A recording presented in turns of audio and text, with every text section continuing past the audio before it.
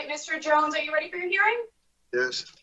All right, we just had to wait till 9 o'clock, so that's why we had to wait a few minutes, okay? Yes. All right. Good morning, my name is Parole Officer Micalizzi. Today is October 9th, 2024, and this is a hearing of the Connecticut Board of Pardons and Paroles.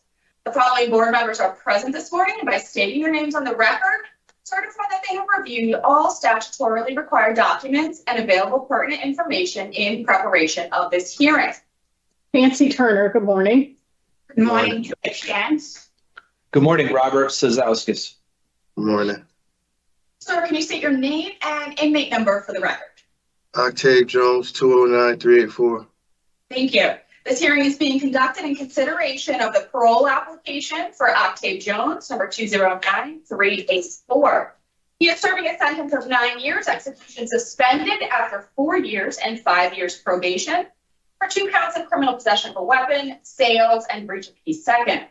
As of today, records reflect a parole eligibility date of March 3rd of 24 at 50%. There is no victim input in this case. There is an offender accountability plan for this offender.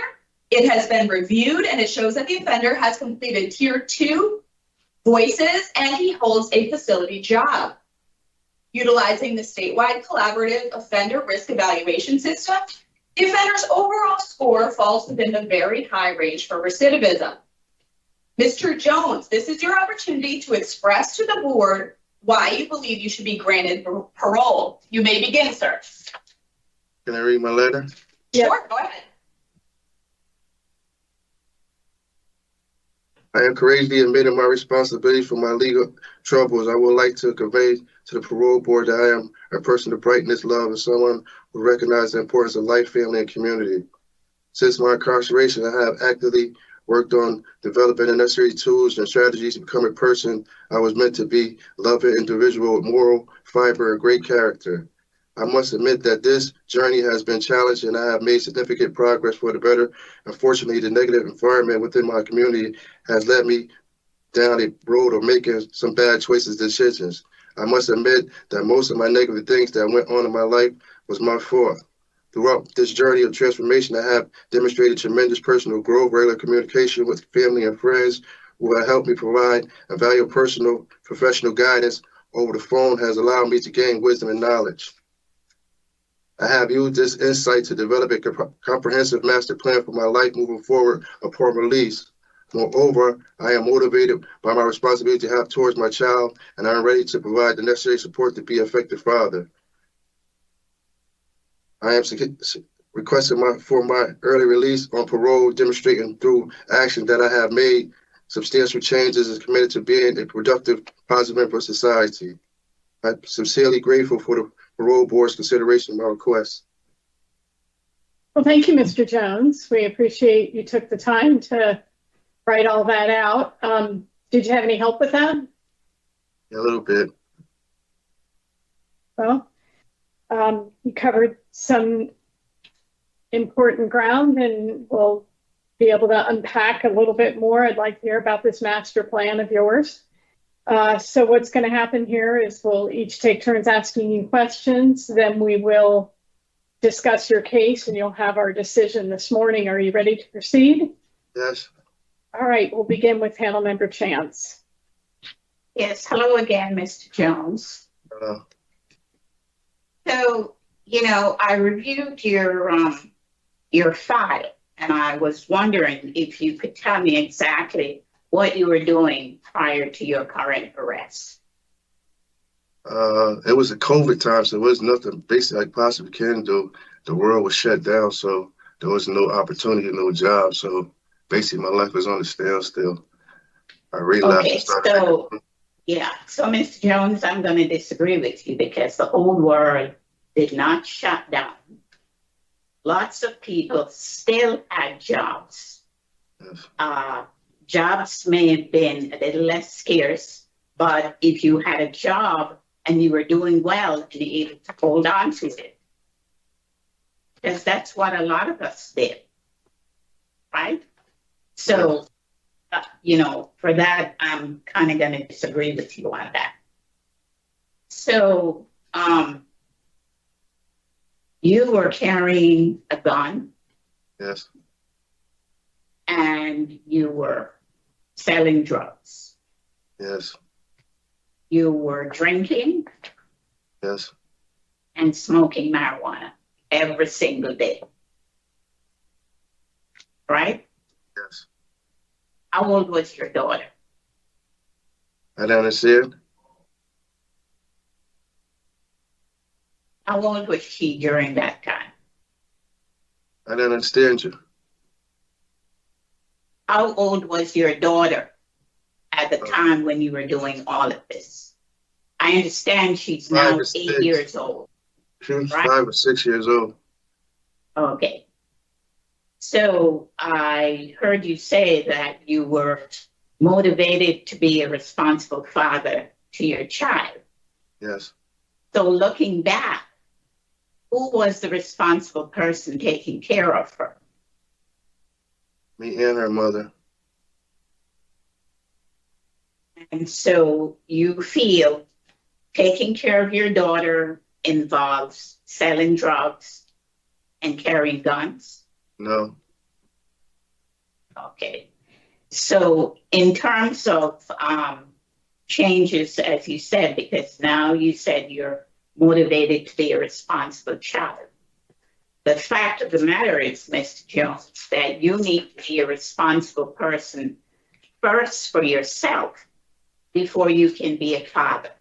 So tell me what you have done to be a responsible person to yourself and to the community and to be a good citizen.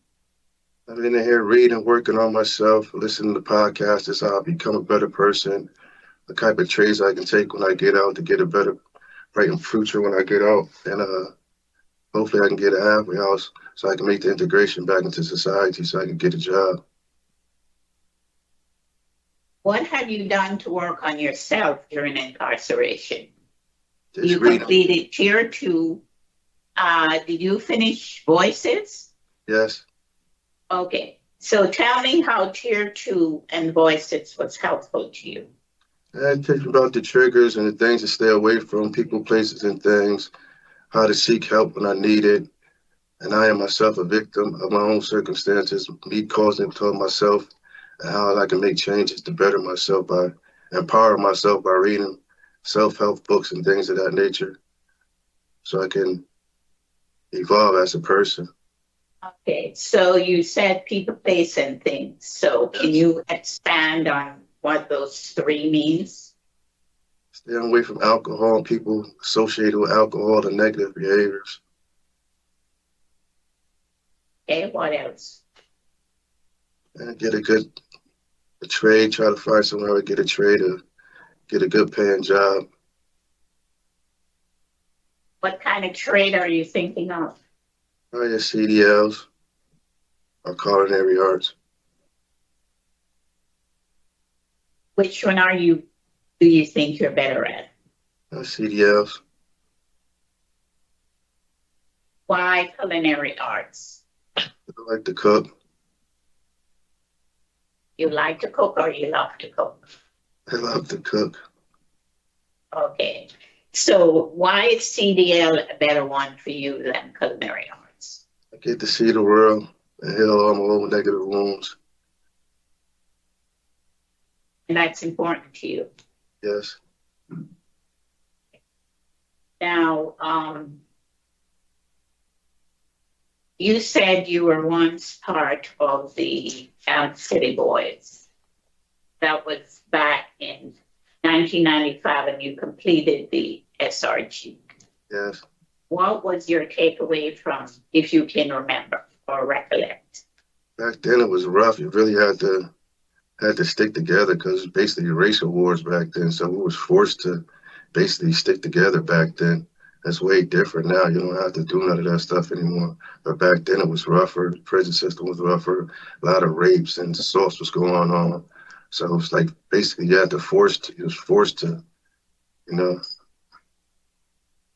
So you went through a pretty serious, dangerous time back then. Yes. And my question is to you, if you've learned from that, Why did you still continue? Because I got PTSD and I go through a lot of stressful situations, deal with a lot of pain and scared a lot of times, relapse, make a lot of bad choices.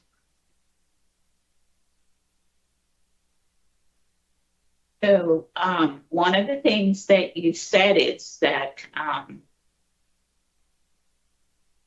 you have your drug score is 4, Yes. and you said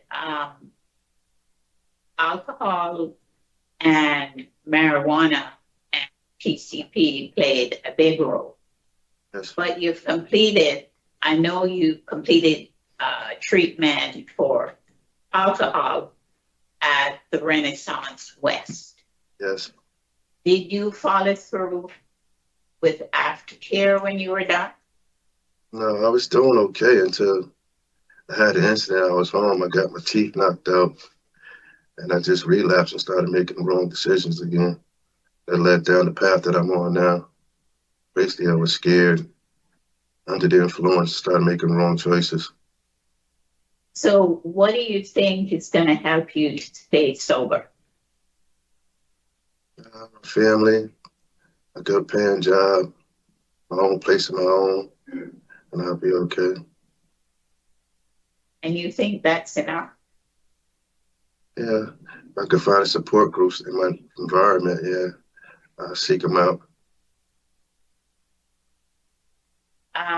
Have you ever thought about any AA 12 steps, a sponsor, any of that? Yes, but it's kind of hard to find an environment. Then when I was just home, it's like, I don't know, I was scared of the COVID because I got asthma. I didn't want to go out, and a lot of things wasn't open. So I don't want to keep blaming it on the COVID, but a lot of things wasn't open. But Mr. Jones, Yes. COVID is back then. We're talking about now and going forward. Yes. So going forward, how are you going to stay sober? You mentioned family, a good job, and a support group. But for me, it has to be more because you've always indicated that drugs is the reason why you've done all of these crimes that you've committed. Yes. So I want to know how you are really going to stay sober. And you talked about not being able to find, a sober community. So I'm going to ask you again, have you heard about CCAR? No. You've never heard of CCAR? No. Do you know if CCAR is at your facility? No, they don't. I got NAAA. We got a couple of groups, but where I'm at, it's like limited unless it's on the tablet. Yeah.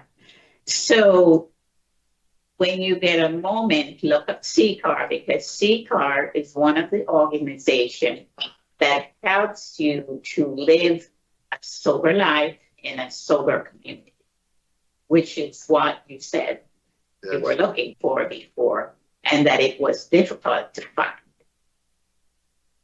Right? Yes. Okay.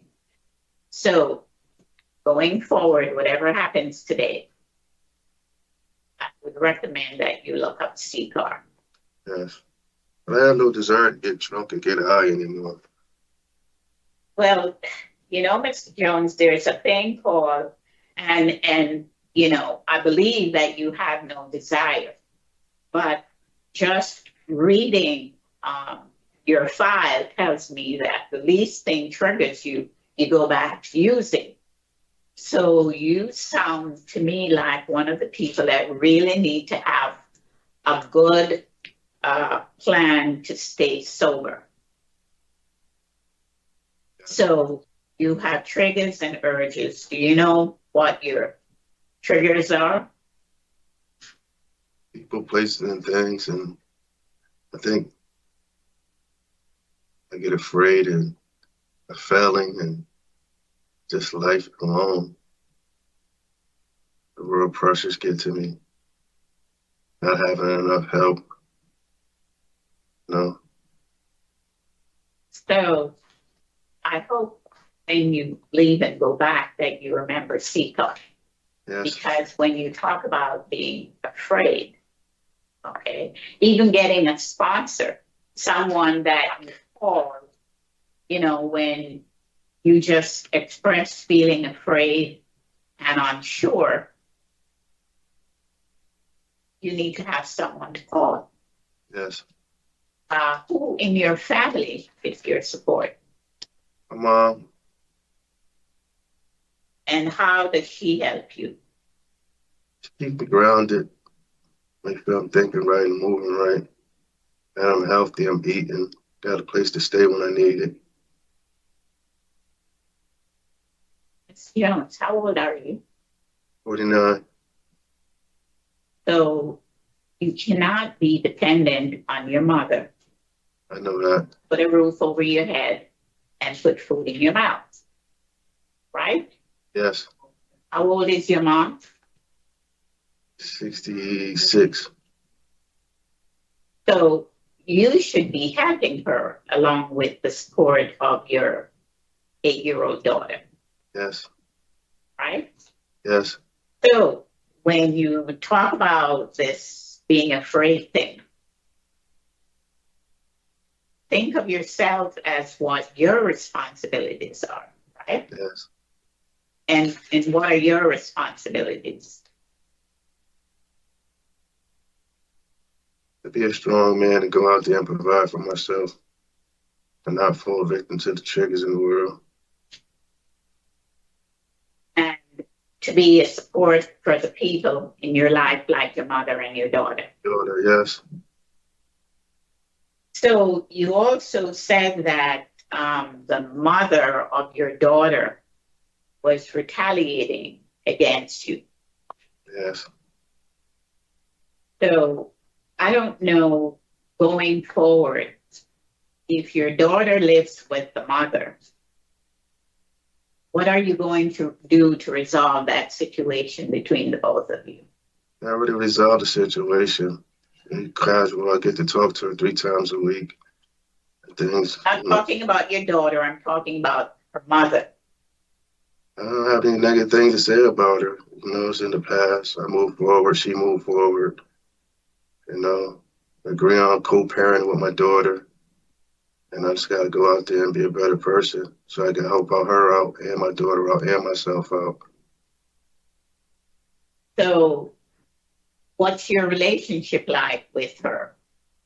I guess it's casual. It's hi, it's bye, that's it. And I get to talk to my daughter.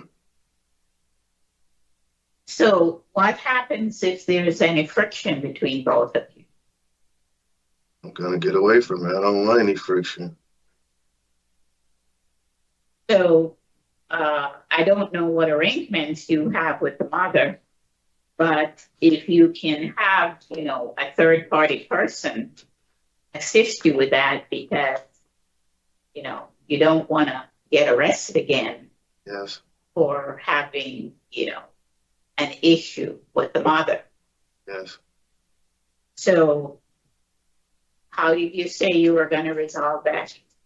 I still have the attorney that represented me at the time, and I still have my mother. She brings my daughter to go by to see her at times. And my daughter has a cell phone. She can call and talk to me. And hopefully everything works out for the better. Okay. So I'm just going to say, going forward, if you have the attorney, your mother should be the third party person until you can figure it out. Yes. One of your charges today is that breach of peace, which is the incident with the mother of your daughter. Yes. Okay. So your release plan is to go live with your mother? No, I'm going to go to a halfway house. Hopefully you can help me because I'm in contact with a program called Hang Time. They said once I go to the halfway house, they help me seek employment, my own place to live in, and every other facilities that I need to be successful in society, make the transition. So you originally wanted to live with your brother. Yes. What happened to that? She told me if I go to the halfway house, they'd be willing to help me out with the things that I need to be successful in society. I want to be successful. I want to make the integration back home. So I'd rather go with the help first, and then if that doesn't fall, then I'll go to my brother's house. Okay. And you are going to pursue either your CDL or culinary arts? Yes. Okay. All right. Well, thank you for answering my questions and speaking with me today, Mr. Jones. Thank you for hearing me. Thank you, Ms. Chance. So, Mr. Jones, listen to this question carefully. The first and last name, initials only, of your child's mother, what are they? A and K. Okay. So you have a standing criminal protective order against you until the year 2099 with this person. Do you understand what that order means? Yes. Is it a full no contact order? I don't think so. You better find out. You're already having contact. That could be in violation of the order. If you want to see your daughter, Mr. Jones, you need to go to court and get a visitation order and do it properly, because you've had domestic violence with this person, and it could, bring you back to prison. Yes. So what I see is someone who has 27-year criminal history, almost constant engagement with the criminal justice system from 1992 to 2015. And your last job, reportedly, when you were interviewed by the parole officer, was 2014. And COVID didn't start till, 2020? Yes. So your first charge for which you're serving is a drug sales and firearm possession from August of 2021. What were you doing between January of 2016 and August of 2021? Since you weren't working and you were using alcohol and marijuana every day. I was doing odd jobs with my uncle. When he gets to clean out a building, I help him out. Studio time with my cousin. When he was at work, I do the studio time and get paid for that. Well, you're going to need something a lot more consistent if you're going to support your daughter. Yes. You score out very high for your risk to reoffend, and you've been unsuccessful 5 of the 7 opportunities you've been given on community release. And here you are back on 2 gun charges. I have to assume you knew as a convicted felon you were prohibited from possessing firearms and ammunition. Yes. And so when they confiscated the firearm and the drugs in August of 2021, your decision was to go out and acquire another firearm. Why would you do that with a case pending? I was afraid. Afraid of what? Getting hurt. I got my teeth knocked out, walked out of a store, and I was just afraid, drinking, making the wrong decisions. I've been shot before. A lot of people out of bad things. When you acquired this gun during COVID, where did you practice handling and discharging and cleaning this weapon? Not to put the blame on anybody, but I roomed in with somebody. He had access to him. And I just felt, that you could just acquire it and carry it. Yes. My question to you is, where did you learn how to handle, discharge, and clean this weapon? I didn't. And why would you think you could keep yourself safe with a gun you didn't even know how to handle? I didn't.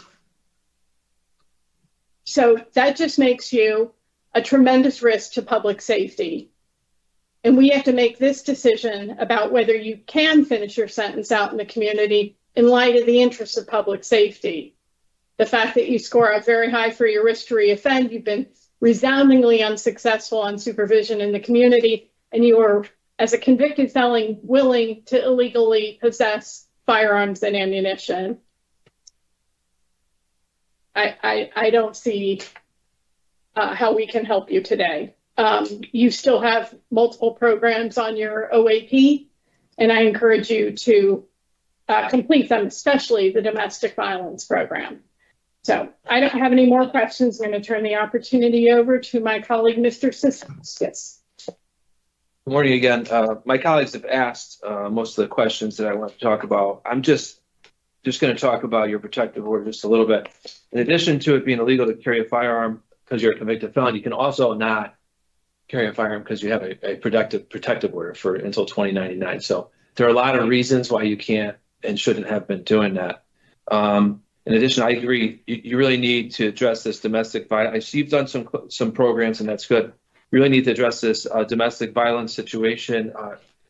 When you get out, you're going to have contact with the mother of your child in some way, shape, or form so that you can have visitation if you plan to do that and all those things down the road. So like my colleagues have mentioned, that's a place where you could end up back in jail. You have to be very careful in that area, and that domestic violence class could help you. So now waiting list for 8 months now. I've been trying to get in that class for 8 months now. Yeah, you need to advocate for yourself, like as much as you can to your counselors, whoever you talk to, about your need to have that program, okay? Because it's important for you to develop the skills to understand how to handle that situation.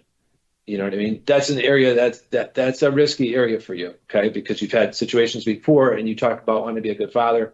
So you have to be able to navigate that without being arrested and violating that protective order. That protective order may stay in place, with some conditions if you seek that out to see, so that may be there forever. So you have to be very careful with that, sir, okay?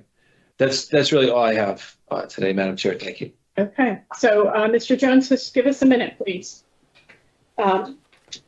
Ms. Chance? So, while Mr. Jones has talked about this incarceration being challenging for him and that he has gained some personal growth and is motivated to be a responsible child. However, I had that he had a 23-year criminal history. That guy's nervous. And, look at him bouncing up his legs. Carrying 2 gun charges. He kept indicating that because he was afraid, but I don't see where he has actually completed the domestic violence, which I thought would be helpful to him. And he was in the Voices program, but really didn't specify how what he learned in there that would affect the people in the community that, he had the guns out and could have easily gone out and harmed them.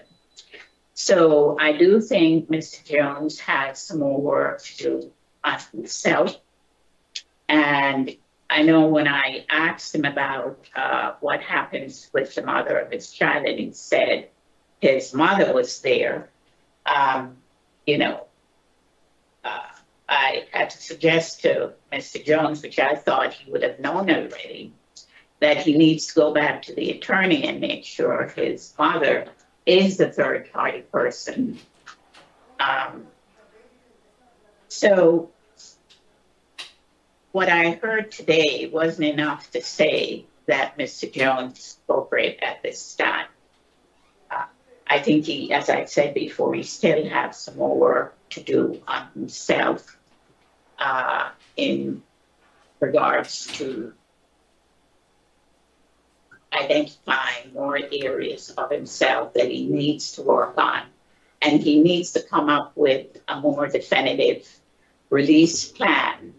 I know he said he wants to go to the halfway house with his brother, but he has the tablet. He should be looking at programs. He should be trying to figure out how he can truly commit to changing himself. So I did not have Mr. Jones going out today. I'm glad to hear he's doing better, but he needs more. I agree.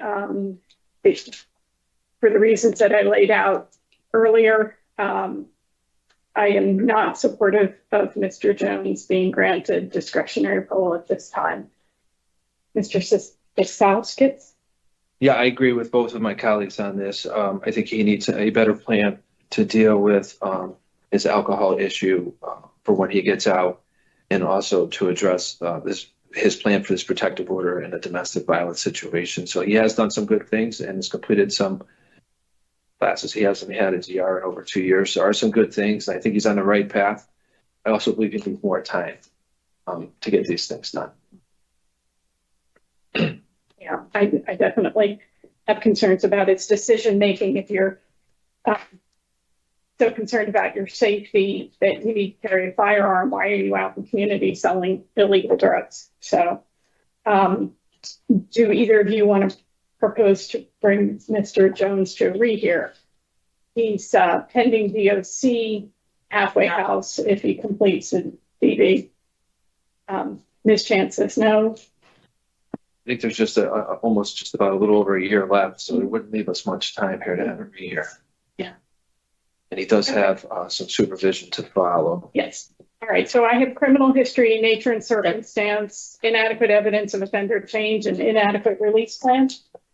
Yes. Yes. Okay. So in the matter of Octabe Jones, inmate number 209384, there's a motion to deny parole for the following reasons: your criminal history, the nature and circumstances of your current offenses, inadequate evidence of offender change, and inadequate release plan. Do I have a second? Second. All in favor? Aye. Motion carries. Parole is denied. This concludes the hearing for Octabe Jones, number 209384. Next. Right, All Mr. right, Jones, all you're right. set. So here we are. Today I'm on the late train. I've been having some Like the issues. CO, please. I've been having some issues, if you will. Well, I was having some issues with my air conditioning system. I was trying to figure out what was going on with it. And I finally figured out what it was. I think that's what's causing issues on my other streams. I think my computers might have been overheating and whatnot. So, and then the cherry on the top was that I ended up getting a 3-day restriction from TikTok. Unbelievable. Hey, you asking for order? Yeah, so can we just go down the list now and see Byrd next? Bird's coming from a different unit, so, Okay, who do you have? all right, so I have Clemons. Okay, you can send Clemons in. Okay, can I give you the order of how we have it? Because a lot of them are coming from the same unit, so I kind of want to run them at the end. Okay, perfect. Go ahead. Okay, What order do you so- have? So I'm going to go Clemons next, Gonzalez, Viganor, Mitchell, Byrd, Parrott, no pun intended, Byrd and Parrott there. Morrobel Yep, and Scott. perfect. We got- Sounds That's good? Yep, Okay. thank you so much. Thank you. I'm going to bring Clemons in right now. We got Perfect, a funny thank you. guy, AC. M Star, what's up? This guy, the last guy, no, he was not. He was no. What? Hold on. You know what? I'm not sure. I'm not. My memory is bad. Is no bueno. Hi, good morning, Mr. Clemons. Good morning, ma'am. Are you ready for your hearing, sir? Yes, ma'am. Perfect. Hey, Ariana, how's it going? Welcome. Where's Mad Max at? Morning, I'm sorry. Parole Officer Micalizzi. Today is Wednesday, October 9th, 2024. This is a hearing of the Connecticut Board of Pardons and Parole. Following board members are present this morning and by stating their names on the record, certify that they have reviewed all statutorily required documents and available pertinent information in preparation of this hearing. Good morning, Nancy Turner. Good morning, George Chance. Good morning, Robert Cizauskas. Sir, please state your name and inmate number for the record. Anthony Clemons, 139105. Thank you. This hearing is being conducted in consideration of the parole application for Anthony Clemons, number 139105. He is serving a sentence of 12 years and 8 years of special parole for home invasion, burglary first, and robbery first. Damn. As of today, records reflect a parole eligibility date of February 12th of 25 at 85%. There is no victim input in this case. There is an offender accountability plan for this offender. It has been reviewed and shows that the offender has completed voices, domestic violence, good intentions, bad choices, and embracing fatherhood. Utilizing the statewide collaborative offender risk evaluation system, the offender's overall score falls within the high range of risk for recidivism. Mr. Clemons, this is your opportunity to express to the board why you believe you should be granted parole. You may begin, sir. Yes, I take accountability for my actions, and due to the process, since the time I've been incarcerated, I used my time wisely to do programs and help other inmates, and I'm trying to get back home to my family and my kids. Thank you, Mr. Clemons. We appreciate that short opening statement. We're going to take turns asking questions of you, and then we will discuss your case, and you'll have our decision this morning. Are you ready to proceed? Yes, ma'am. So you're right. You've taken some good programs, and you've had some behavior problems. Yes, ma'am. So we need to unpack some of that and understand what's going on. Yes, ma'am. So why did you commit this crime? I was on medications and everything, and I hold in my emotions a lot, and then I just react. Recipe for disaster. Okay, I'm not really sure that makes sense. You and your co-defendant pushed your way into an apartment with what appeared to be handguns. You took cell phones and flat screen TVs and fled. Why did you do this? Makes him feel better. Hello. I just, like I said, I was on medication and everything, and I just did it out of impulse. So I take my responsibility for what I did. I can't speak for nobody else, ma'am. Just did it like I Nike. admit what Like I impulse. Okay, so we got that much. So you've completed the Voices program. did. Yes, ma'am. Did you get anything out of that? Yes, ma'am. I learned that. Go ahead, ma'am. Go ahead. Tell us what you learned. I learned how to now basically channel my thoughts and everything more, and learn how to talk with people and voices. That's what they teach you. No, They really, talk. Voices is about the impact that your actions have on other people and, Yes. and the different ways that crime victims suffer. Right, but this is what I'm trying to tell you. That I had to learn how to talk with people. Okay. And take responsibilities for my actions. Okay, that sounds a little bit more like good intention. Yeah, so, ma'am. See, how they did it where the jail I was at is how I'm trying to explain to you. Okay. So you didn't speak at sentencing, No. and you failed to include any mention in your opening statement by way of an apology to the victims you harmed. So is there something that you might want to say to the people you terrorized by breaking into their home? Yes, ma'am. I want to apologize to the victims for what I caused them and their families.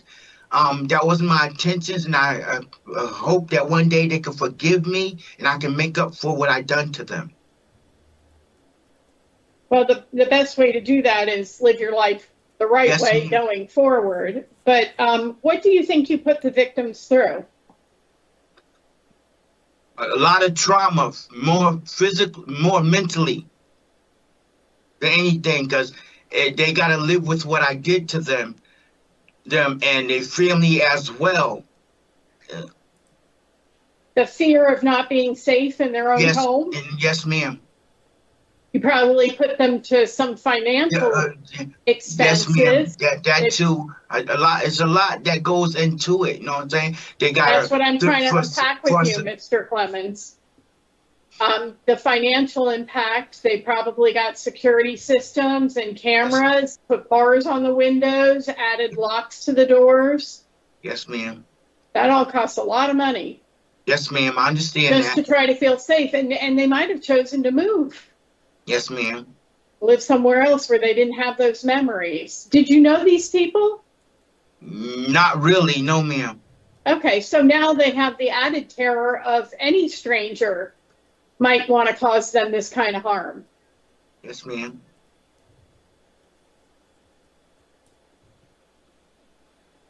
So talk to me about your DRs. You've gotten 8 of them. If 3 or 4 of them were for threatening. Why are you unable to control yourself there in the facility?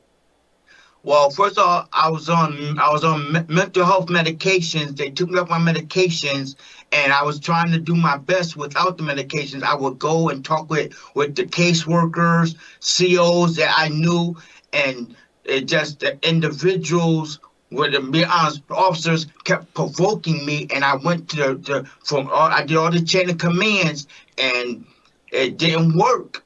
So Okay. I reacted, and I admit to my crime. I admit to my tickets that yes, I did what they said I did. I'm not gonna lie. If I did something, I admit to it. So your reason for threatening the COs is because they provoked you. Well, these officers did, and it was already written that they had problems with me. I had issues with them, and I admit to that. What I did. You had issues with them, or they had issues with you? They had issues with me. Right now, I've been in this jail here. I was in this jail before. I had never had no tickets in the 5 years I was here. I had no tickets until I left this jail, ma'am. And when I got to the other jail, I was doing good. Good. And the Well, you officers, haven't had a DR since December. December 8th, when I came here. Okay. So without getting into any details, are you taking responsibility for your mental health needs now? Yes, ma'am. I was doing that in the first place, ma'am. When I got sentenced, I was told I needed mental health. Okay. Okay. You have a right to your privacy, so Yes, I don't ma'am. want Yes, to ma'am. put Yes, too much yes, so out there yes, in the yes, public ma'am. domain. Yes, ma'am. So here's what I have, Mr. Clemons. You're 57. Yes, ma'am. This is your 6th period of incarceration greater than a year. And your eligibility date is not until February, and then your end of sentence is October. Yes, ma'am. And you have 8 years of special parole to follow, Yes, which I ma'am. think is appropriate. Yes, And you ma'am. have 5 years. So what we're looking at is an 8-month difference between you going out to discretionary parole before you start 8 years of special parole, or you going out end of sentence to your special parole. That's so, keep that in mind. We're talking about 8 months. Well, difference. hold me. I don't understand. Can you say what you just said again? You said Let me try again. yes. You're an 85% designated offender, so Yes, you cannot go out until the middle of February Yes, ma'am. at 85%. But your end of sentence is the middle of October, and I'm Okay. sure you'll earn more days off of that. Yes, ma'am. So what we're trying to decide today is about that 8-month period and whether you're suitable to go out early and then begin your 8 years of special parole at end of sentence. Yes, ma'am. So I just want you to keep that perspective that we're Yes, talking, about 8 months, because you've already done a long period of time. You mentioned when interviewed by Officer Micalizzi that your high risk is your temper. Yes, ma'am. Okay. And I see that you have not yet taken anger management. Do you think that could be helpful to you? Yes. I agree. I agree Yes, fully. ma'am. Because if you had that ability to regulate your emotions and be in charge of your feelings before you act, then maybe you wouldn't be getting threatening tickets and Yes, ma'am. making poor choices out in the community you know, and violating supervision. So I'm going to encourage you to ask the counselors there to put you on the wait list for anger management. Yes, ma'am. Okay. All right. Thanks for talking with me, Mr. Clemons. I'm going to pass the opportunity on to my colleague, Mr. Cizauskas. Hi, good morning. Morning, sir. So, yeah, I have some questions about the tickets also. So you got to imagine, we read all of your reports. I understand. And do you recall, I know you said that you were going through a difficult time when this happened in the beginning of December, but do you recall what you said, the things that you said? Yes, sir. Right, do you still feel that way? No, sir. Okay. So, but you do recall what the threats, they're very serious. Yes, sir. Okay. So I understand that you had issues with them, and I agree with my colleague that you can probably learn in anger management class on some tools to be able to deal with that situation, when you have an issue with someone and you feel your temper. We've all been in that situation, right? Yes, and you sir. you start to feel threatened, you start to feel disrespected, upset, and then how you react to that is what the difference is, right? Yes, so sir. What you did here, you know, clearly was not appropriate the way you reacted to that, you know? Yes, sir. What could you have done differently? Well, sir, let me, excuse me, if I may interject, is that I went and I tried to speak with individuals that I know, officers, about the situation. They go and talk to me, but then you come and target me again. So after I already done tried to, like, say, if I'm in the situation, I'll come and I'll speak with you, right? You say, okay, so now I'm all right. But then as soon as you leave me, that person comes back and targets me. So now you put me back where I was at in the first place. So now I don't have no one to talk to. So I just explode. Yeah. And I admit that. That's why I said all my tickets, if you see, I pled guilty. Because if I did something, I admit to what I do, sir. Mm-hmm. And then I tried I asked for help. And I try to go look for help. But then I see that I don't. Then I don't know, because I never learned how to basically like really talk with people, but I learned how to talk with certain people, to a certain extent. But then if I feel like I have nobody to, basically how you say, I'm not like I don't know how to put it, that I don't like trust a lot of people because how I grew up. But those I do try to trust, if you help me, then you walk away. Now my support system is gone, but then that same person will come and attack me. So I was taught either fight or flight, and that's all I know. I know how to fight. I've never learned how to flight. All right.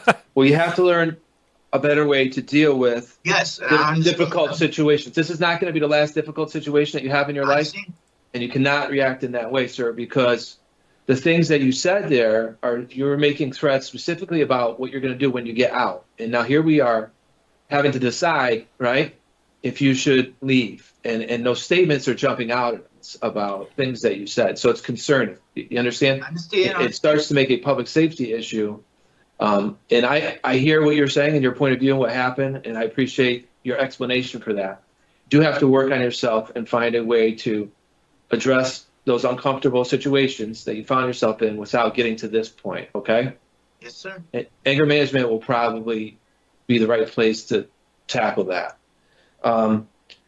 Let's talk about your release plan. You talked about your friend, Mack Young. That's someone that you met. That's someone that you met in when you're incarcerated, right, sir? Yes, sir. All right. Can you talk about? You say that he's going to try to help you get a job. Yes. Can you talk about what kind of jobs you think you can do when you get out? I can do anything, but the main thing I want to do, I told them right now. They said they already have a job for me lined up at Hartford Hospital. He works with the commissioner and the mayor of Hartford with community outreach and stuff like that. Okay. He was incarcerated with you, so I'm going to Yes. make the assumption that he has a criminal record. So you just keep that in mind, that you're going to have to talk to your parole officer and work that situation out. I understand. Okay, because I did read at one point some of the documentation. I know you asked for a halfway house in Hartford to try to stay away from Bridgeport, which is a good idea, sir. But living with him and his wife, while you're No, his mother. His mother, I'm sorry, while you're on special parole, that could be an issue. So just need to think about your release plan and what's realistic. And I'm sure that the organization that he's working with, they sound like they have resources that they can probably help you. Mm-hmm. But you living with him and you... No, sir, I'm not going to live with him. I told them that I want to go to a halfway house so I'll be able to work, get work, make my own money, but I don't want to go to the same, I was taught, not the same people, places, and things. Right. Bridgeport is the same people and things where I did all my stuff. I don't want that life no more, sir. So the only place I know is where I got a support system, which is Mr. Young and his mother. He sounds like he's doing very good things. And yes, so, I talk to them every day and everything. They make sure I call. If I don't call, they call up here to have me call to check on me. I don't. And then I have my sons and my daughter, and I got grandkids, and that's my support system. Mainly is my son. Mm-hmm. Where is he? So now? He's not even in Bridgeport no more, but he's in Connecticut. Okay. And he's in he said that he wanted to be for the thing, but I gave him the site thingy that y'all gave. But he said that he don't know if his phone could do that. But he said that y'all can call him, and he's my support system, my son, and all that. Yeah, it's important to separate yourself from the past and the things that happened when you eventually when you got to make a departure from what happened in the past, from like you said, the people, places, and things, and you start new, fresh with people that support you. Yes, and also, sir, I want to interject to you too. I also told the pro lady that I want mental health and put on meds. So they just recently put me on that stuff here. Yeah, so because I know that I need for mental health, and I asked them if when I told you that I want to do programs if I can out there as well as follow up. Now I'm gonna go try to find places like that anyway, because I refuse to come back into the institution and be another statistic. I'm 57 years old. I've been doing this all my life. Okay. The only other question I had was just about you haven't been successful in the past on community release, so you've had trouble completing like probation and things like that. No, sir. I always completed probation. I never had trouble with probation. Okay. I never had probation. Well, all my probation, my officer tell you, if they tell me to be there at a certain time, if you say 9 o'clock, I'm there at 8:45. I always did probation. I did all the programs they told me to do. I did successfully on probation. I never violated probation or nothing like that. And I came back for a violation. Mr. Clemons, you have convictions for violation of probation in 2008 and 2012. 2008, 2012? Yep. No. So, and that's fine. I never was told that. My question, sir, what I was trying to get to is that, like, considering what I'm looking at your paperwork from the past, what's your plan to be able to successfully complete parole? You have 8 years of special parole. That's a long time, sir. They're going to be, you're going to be involved with parole officers for a long time. They can put a monitor bracelet on me for all I care, sir. I just want to go home and be successful. I'm 57 years old, sir. I don't got no more time to be sitting in jail, and I have basically no family. All I have is my kids and grandkids. I have no parents, none of that. I want to go out there and be successful. I want to work. I want to live the rest of my life that I got. Okay. All right. That's it, Madam Chair, for me. Thank you for answering my question, sir. Thank you. Good luck to you. Mr. Cizauskas. Chance? So I just have one thing to sort of stress with you. You were asked to identify a high-risk situation for you. And you said individuals from your past, and you cannot go back to Bridgeport because of your temper, okay? And you said you need to learn more control and compromise. Yes, ma'am. And you said how you would do that is by going to programs and getting your mental health treatment. Yes, ma'am. So my two colleagues mentioned anger management. Yes, ma'am. Which I feel you need to start before you go back in the community. I just want to emphasize that to you.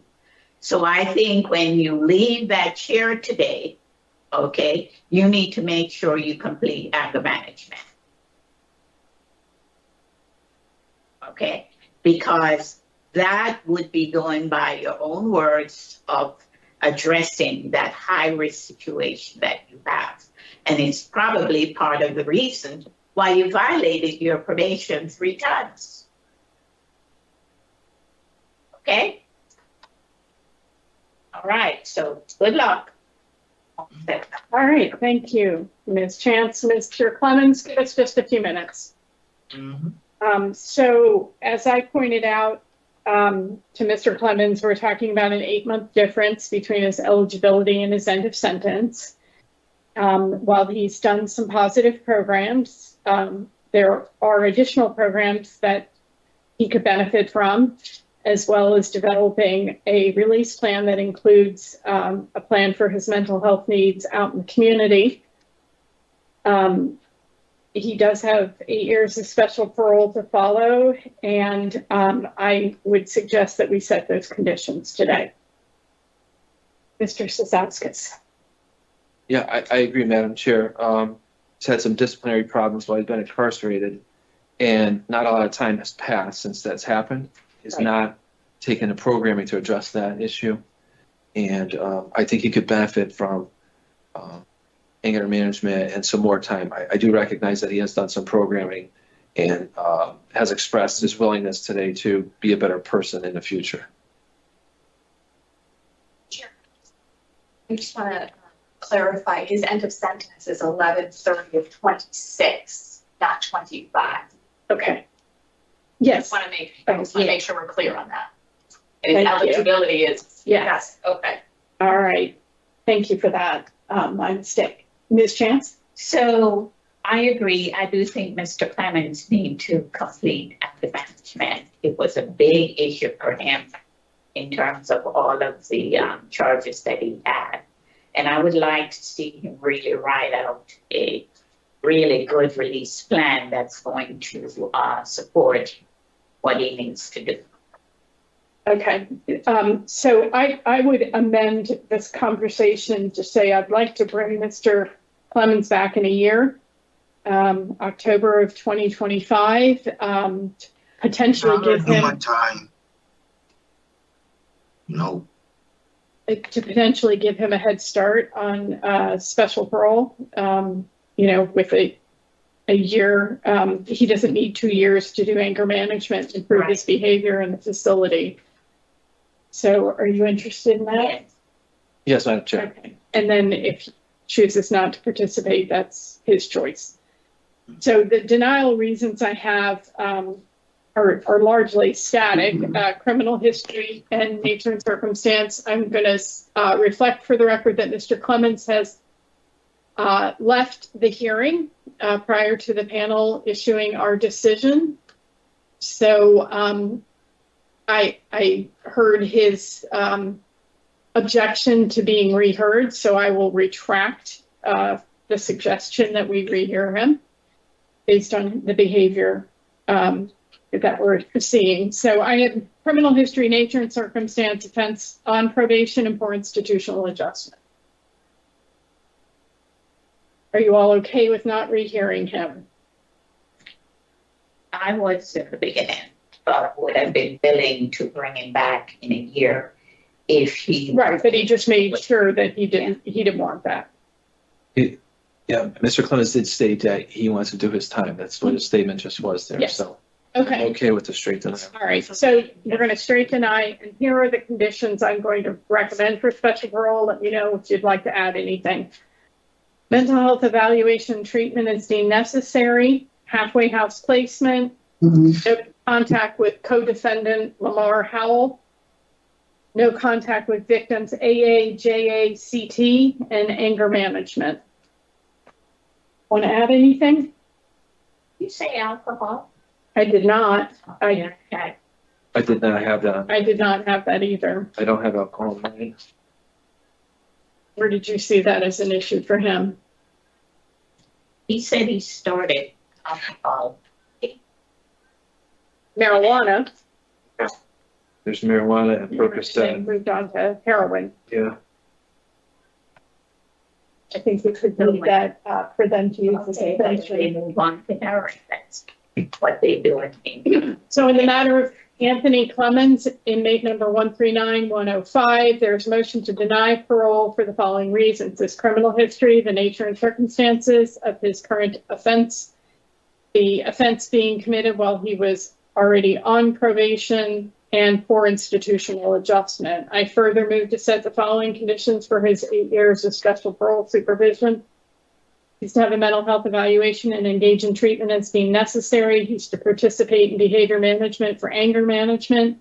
He's to be placed in a halfway house. No contact with his co-defendant, Lamar Howell, and no contact with the victims of his crime, initials AA, JA, and CT. Do I have a second? All in favor? Aye. Aye.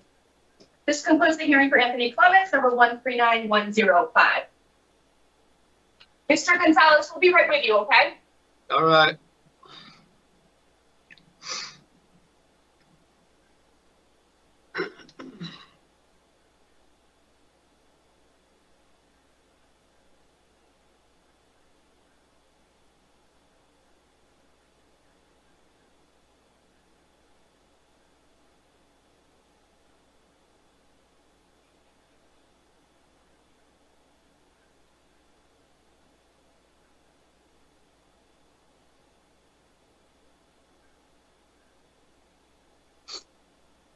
Right, Mr. Gonzalez, are you all set for your hearing? Huh? Are you ready for your hearing, sir? Yes. Okay. Good morning. My name is Parole Officer Micalizzi. Today is Wednesday, October 9th, 2024, and this is a hearing of the Connecticut Board of Pardons and Paroles. Following board members are present this morning, and by stating their names on the record, certify that they have reviewed all statutorily required documents and available pertinent information in preparation of this hearing. Nancy Turner, good morning. Good morning, Joy Chance. Good morning, Robert Cizauskas. Sir, can you please state your name and inmate number for the record? Luis Gonzalez, 219998. This hearing is being conducted in consideration of the parole application for Luis Gonzalez, 219998. He's serving a sentence of 25 months for a violation of probation. The underlying is a violation of a protective order, also burglary third and larceny fourth. As of today, records reflect a parole eligibility date of January 29th of 24 at 50%. There is no victim input in this case. There is an offender accountability plan for the offender. It has been reviewed and shows that Mr. Gonzalez has completed no programs. Utilizing the statewide collaborative offender risk evaluation system, the offender's overall score falls within the very high range for recidivism. Mr. Gonzalez, this is your opportunity to express to the board why you believe you should be granted parole. You may begin, sir. Yes, I just want parole to my federal detainer so I can go to the feds. All right. Thank you, Mr. Gonzalez. Yes. We're going to ask you a question. Oh, something more you wanted to say? Yeah, because when I go in there, when I'm done with them, then I gotta go to that they halfway house for 4 months, you know, and they find you jobs in there. I was working when I was out there, you know. I got messed up. I got stuck getting high, so I messed up big time, you know. But I was doing good out there. I almost finished my probation. I only have my like 6 months left on my federal probation from the 3 years. And from the state, I had from that 5 years, one and a half, something like that, two, something like that left on my probation to done. So, you know, like I say, I messed up because I was using drugs. So because my mother's there, my father's there, you know. My mom died in December. My father just died in January, you know. So. Well, I'm sorry for your losses, sir. We're going to take turns asking questions of you to decide about just what you're asking for. You have a 25-month sentence that ends in February. So we'll begin with the questioning for my colleague, Mr. Cizauskas. Morning again, sir. How are you? I'm all right. Okay, good. Do you know if you have, after this 3 months penalty detainer, do you have probation with them to still Yeah, I serve? got 1 year. Yeah, 1 year probation. So that will start after the 3 months that you have to serve Yes. with them? Yep. All right. You've had 5 failed community releases in the past. So you've not done well on community supervision, like probation, parole, that kind of thing. What do you think you need to do to be crime-free when you're on probation in the future? To tell you the truth, man, the thing that I was messed up is because I was getting high. That's the only reason I messed up all my probations. You know what I'm saying? But now I got my daughter out there. She just have my grandson. You know, and that's changed me a lot. You know, like I got like plans when I go home now this time. You know, to work and do for them, do for my daughter and do for my grandson. You know, that's my first grandson. That's the only daughter I have, you know. So that's my first grandson.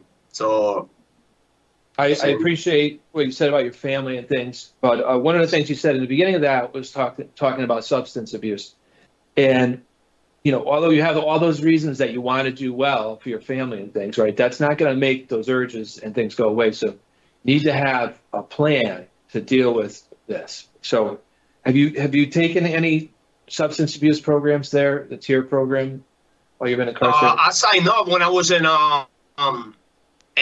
I don't know what they didn't put me in the list, but I told them to put me in the list over there before when I went over there last year. So I don't know why they didn't put me in the list. What about meetings, CCAR, AA, NA? Have you done anything to address that need that you have to remain sober when you get out? You're going to need to remain sober, right? That's the key to this when you get out to Yeah, if I had to do it in the federal halfway house, I'd do it. I don't mind to do that to stay out of trouble, you know, because that's what I want this time. I'm trying to stay out there. I'm tired to be coming to jail all the time, you know, and I really want to do good this time, you know. When you leave the feds and you're out and you're able to be in the community, where do you intend on living? Right now, I don't got no place right now. In Connecticut, though? You want to be in Connecticut? Yes, in Connecticut, yes. You have family, Yes. a town? Is there a town in Connecticut that you'd like to go to? I got my ex-girl right there, Meriden. I got my, that she always there for me, you know what I'm saying? She always helping me. I got my family in New Haven, but I ain't trying to go back over there. Okay. You know? So you need to. I might Go ahead. when I be on the feds, when you go to the federal halfway house, they help you get a job. You know, you start working quick. It's not like the state halfway houses that you got to look for a job. They look for the job for you, you know. So soon that I get there, I'm going to start working. So I'll probably go to a sober house, you know, sign up for a sober house so they can help me with that.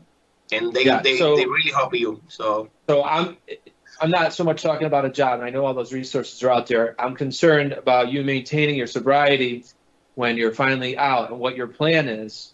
Because, I mean, you know, reading all of these reports, this all has to do with substance abuse, right? That's what's driving all these things. So need to address that. You haven't done it yet, and you've been incarcerated for a while, and you have not participated in any programs or classes or meetings. I'm not hearing anything that you've done. So you need to have a plan going forward based on where you're going to live. Like if you think you're going to live in Meriden, you do some research about where in Meriden that you can get these services and start in your mind having a plan to deal with these things. It's going to be a little while, like you said, before you get out, right? You have some things to take care of with the feds first. And they're going to, you know, you say that they're going to help you get a job. All those things are great. But you really need to advocate for yourself for this substance abuse issue, sir, because this is not going to go away because you want to see your kids and because you're going to get a job in that. You're still going to, those things, you know, just stay with you for life. You've dealt with this for a long time, right? yeah, I can tell my probation officers to put me in a drug program.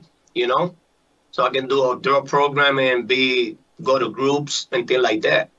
You definitely need to do that. Yeah, those are the things you need to start focusing on. And if you want to get to a place where you can be crime-free and live a life, spending time with your family and all those things like you said, you need to take care of yourself first and address these issues. They're not going to just go away because you're incarcerated for a couple of years. That's true. That's true. It's not going to disappear. Mm-hmm. Do you feel like you've made any positive changes during your incarceration? Can you explain what's changed? Like my mind, you know, like I got plans to when I go home, you know, like I don't be thinking like before I'll be like fighting and, you know, things like that. And now I beating myself. I just go outside, do my workout, you know, come back, take a shower, go inside myself, watch TV, read my Bible, you know. That's stuff that I want to go out when I go home. I want to do, you know, like go to church and be focused, you know, like and got stuff, you know, because I grew up in that when I was little, you know. So when I be in there, it's like I don't get in trouble, you know, because I've been in church, you know. I be keeping my mind busy and all that, you know, working, go to church, go back to the house, be with my grandsons and, you know, my family sometime. So it sounds like having some structure and a schedule, right, and having things to do, not having lots of unaccounted for time might be good for you. So those are the kinds of things you need to think about when you go out, like you said. You work out, you have a plan, you go and take care of that. It's part of your day and your routine. And then you go back and you eat, whatever, you know, later in the afternoon, you're reading the Bible, you're going to church and doing these things. Those are the kinds of things you need to have in your mind, a plan for when you're released so that you can avoid going back to those situations that led you here in the first place. Because you've gone back and forth quite a few times. It's been going on for a while now, right? Yeah. And so you need to have a good plan, sir, so that you don't end up back here in front of us again in another 5 years, whatever. Right? And think about how things are now. The things you're explaining to me, you're very articulate and you're clear-headed. You're explaining things to me and how you want to be and the things you want to do in the future. You have to keep that going when you get out. Okay. Let's talk about what happened with these disciplinary reports. You received 7 disciplinary reports. I understand you said you're not fighting and those kinds of things like you did in the past, but there's some threatening of correctional staff here, and it's concerning. Can you tell us what happened with these? When I was in Cop Robinson, you know, I was watching my soap opera. I was under my blanket, you know. The lady said I was supposed to be looking at her, that I show her my private part. How am I going to show you my private part when how I have the blanket on me? I have mad people around me. That don't make no sense, you know. So then when the CO came in and grabbed me, they told me, put your hand down. So I put my hand down, you know, cooperate with them. So then the lieutenant came out kind of slick and told me, yo, what you think if I put your head all over to the wall? I said, what? Oh, you ain't gonna do nothing, bro, because I'll never respect you. So they grabbed me, they put me to the wall, they pull my hand backwards, they raise my wrist, they twist my wrist up. So I got mad. So, you know, they bring me to SAG. So I threatened them because they have my rib, twisting my rib, like they're gonna break my rib. My rib already hurt. So, you know, hey, I cooperate with y'all. Y'all want to abuse out of your power, you know? So.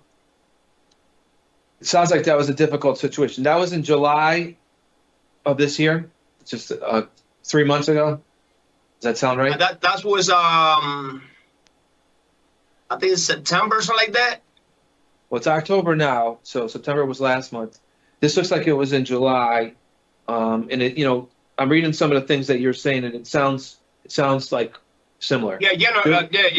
That's the one, like January, February, around there. Okay. Well, Yeah. I mean, there's a threat in here specifically about a knife and things like that. And I understand you were upset, sir, but I mean, do you recall saying something along those lines about a knife? Yeah, I say that, but I don't, I don't mean to do that. You know what I'm saying? Because Okay.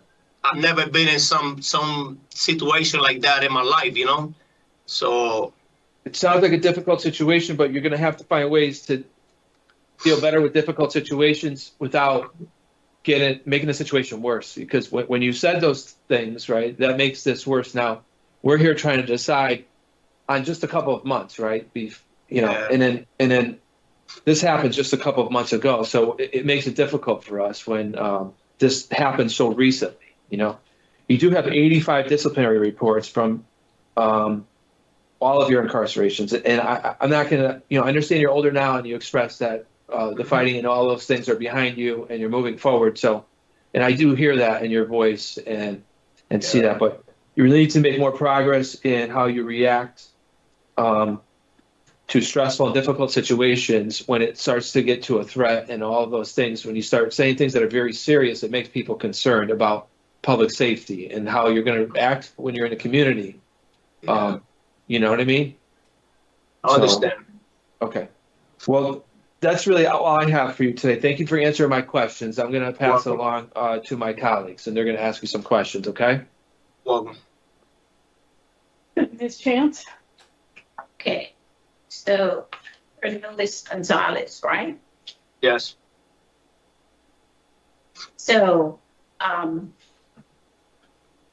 I listened to the conversation. Your opening statement was you want to be released to your federal detainer. Mm-hmm. And you want to go there because they're going to put you in programs and help you get a job. Mm-hmm. But you forgot a couple of things, Mr. Gonzalez. You have a drugstore form, which is second to the highest, and you have not been able to take the programs on your OAP.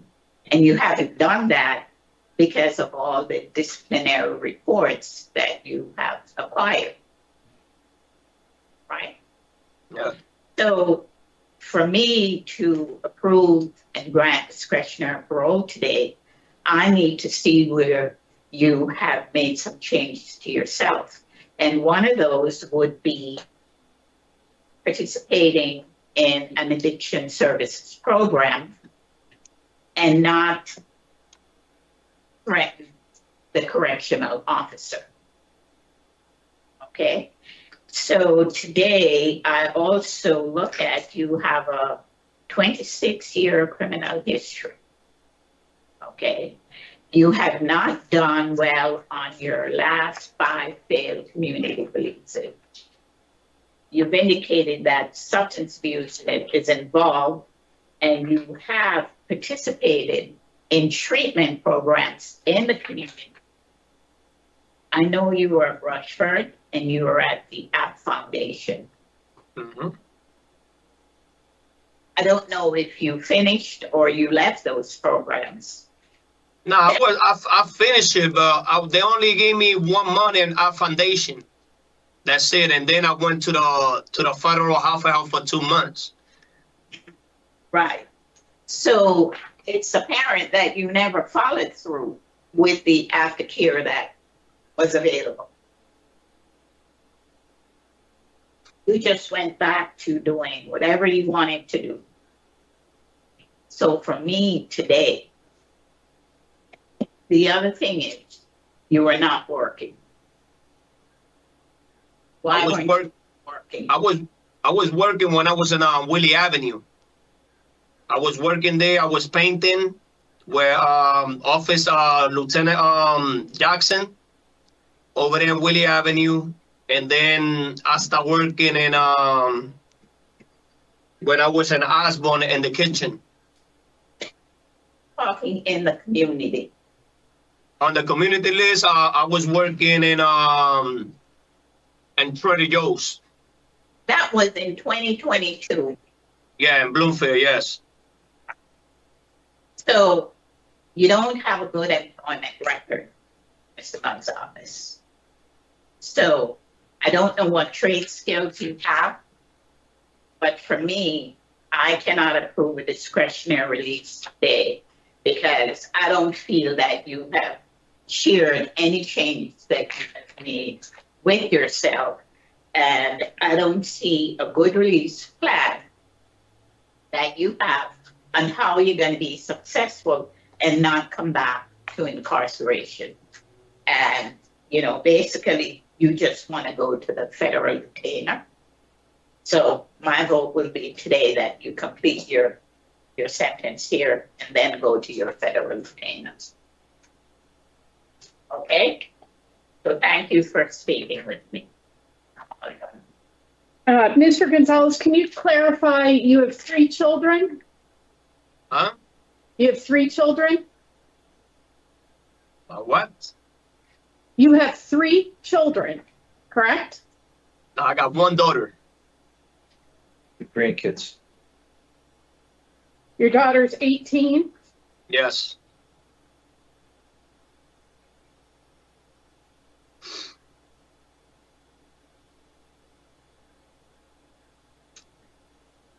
All right, that's it for questions, Mr. Gonzalez. If you'll give us just a few minutes, we're going to discuss your case.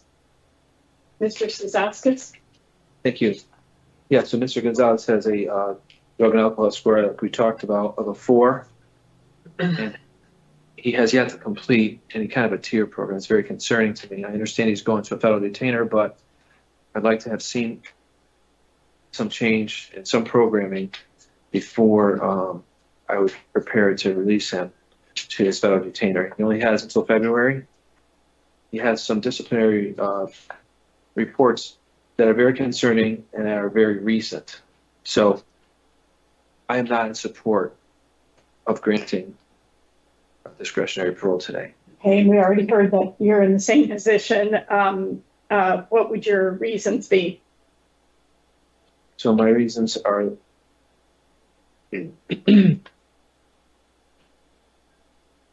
his criminal history, his current offense was committed while on probation.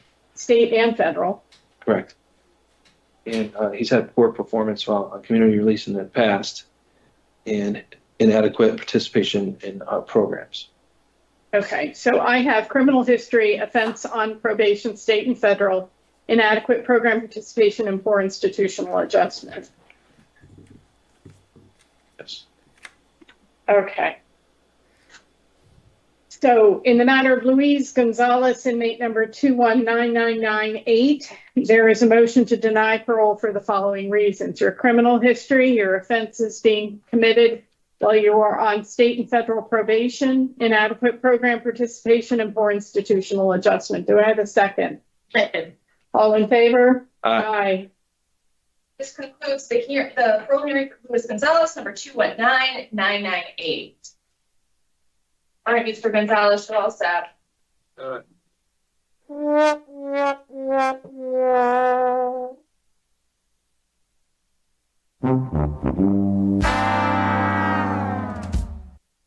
be home for every so, you know, I'm mad.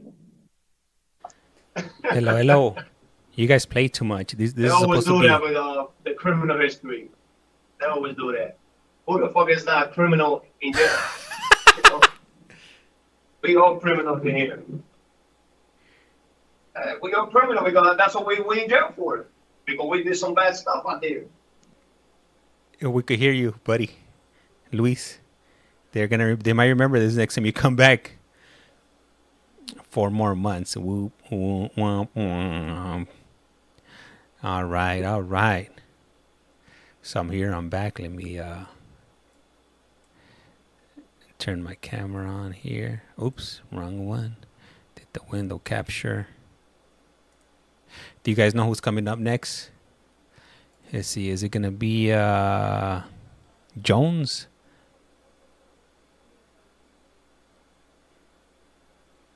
Mitchell? Barrett? Scott? Who's it gonna be? I don't know, we'll find out right now.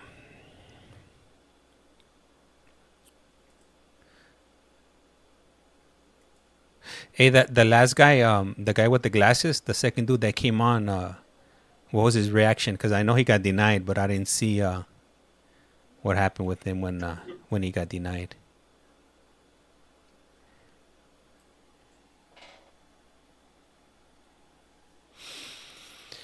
All right, up next, let's see who it is. Let me check out the names again.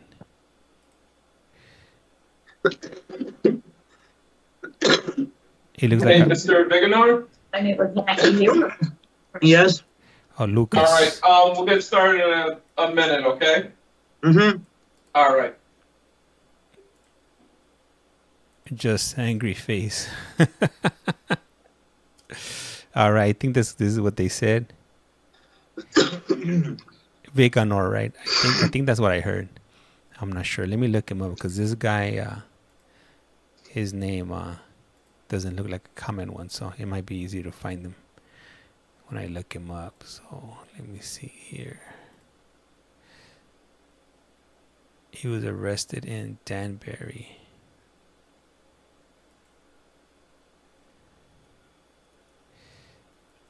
Good morning, Mr. Viganor. Good morning. Are you ready for your hearing, sir?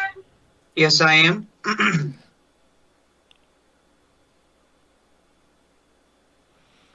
Good morning, my name is Parole Officer Micalizzi. Today is Wednesday, October 9th, 2024. This is a hearing of the Connecticut Board of Pardons and Paroles. The following board members are present this morning and by stating their names on the record, certify that they have reviewed all statutorily required documents and available pertinent information in preparation of this hearing. Nancy Turner, good morning. Good morning, George Terrence. Good morning, Robert Cizauskas. Sir, can you please state your name and inmate number for the record? Lucas Viganor, inmate number 369507. Thank you. This hearing is being conducted in consideration of the parole application for Lucas Viganor 369507. He is serving a sentence of 12 years, execution suspended after 4.5 years, and 3 years probation for sales. As of today, records reflect a parole eligibility date of May 8th of 24 at 50%. There is no victim input in this case. There is an offender accountability plan for the offender. It has been reviewed and shows that the offender has completed Tier 2. Utilizing a statewide collaborative offender risk evaluation system, the offender's overall score falls within the very high range of risk for recidivism. Mr. Viganor, this is your opportunity to express to the board why you believe you should be granted parole. You may begin, sir. Dear Honorable Board, first and foremost, I want to say I'm not really too good with my words, so I wrote stuff down, and just bear with me. I'm not the best with my words. Take your time reading it, sir. All right. Dear Honorable Board, first and foremost, I would like to thank you for the opportunity to be here today. I believe to be considered for parole today would be a reasonable decision for a number of reasons.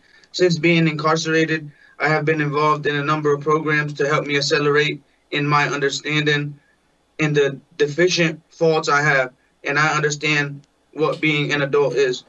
I have recently completed programs of Tier 2 and Smart Recovery to understand my faults and not to relapse. I now see addiction as a disease and a behavior disorder that can be addressed and corrected.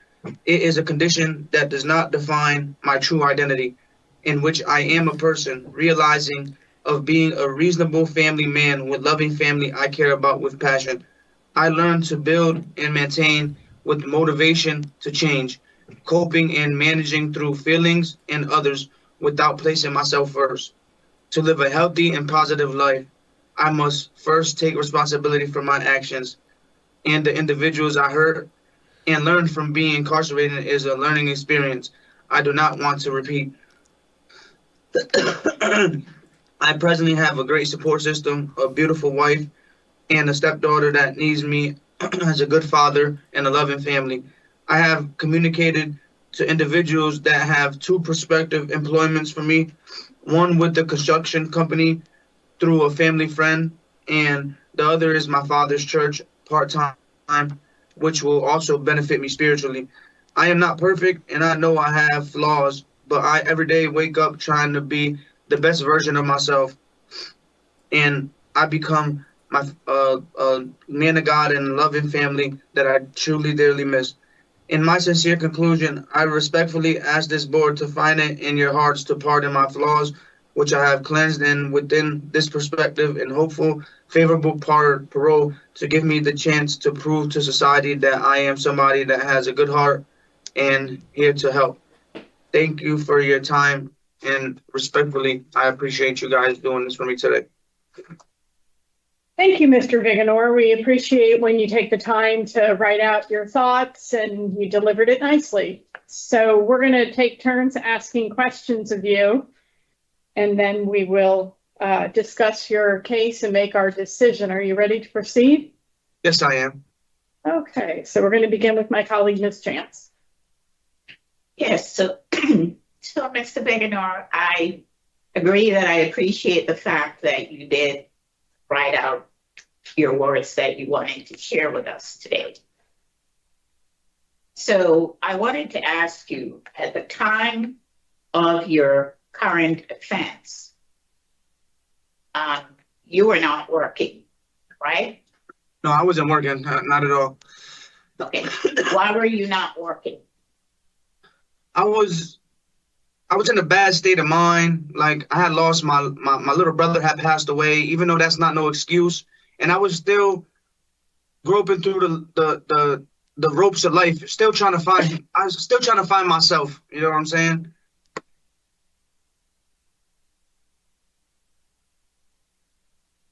And then, you were selling drugs. And you said that was to support your drug habit. Yeah, I was doing real bad.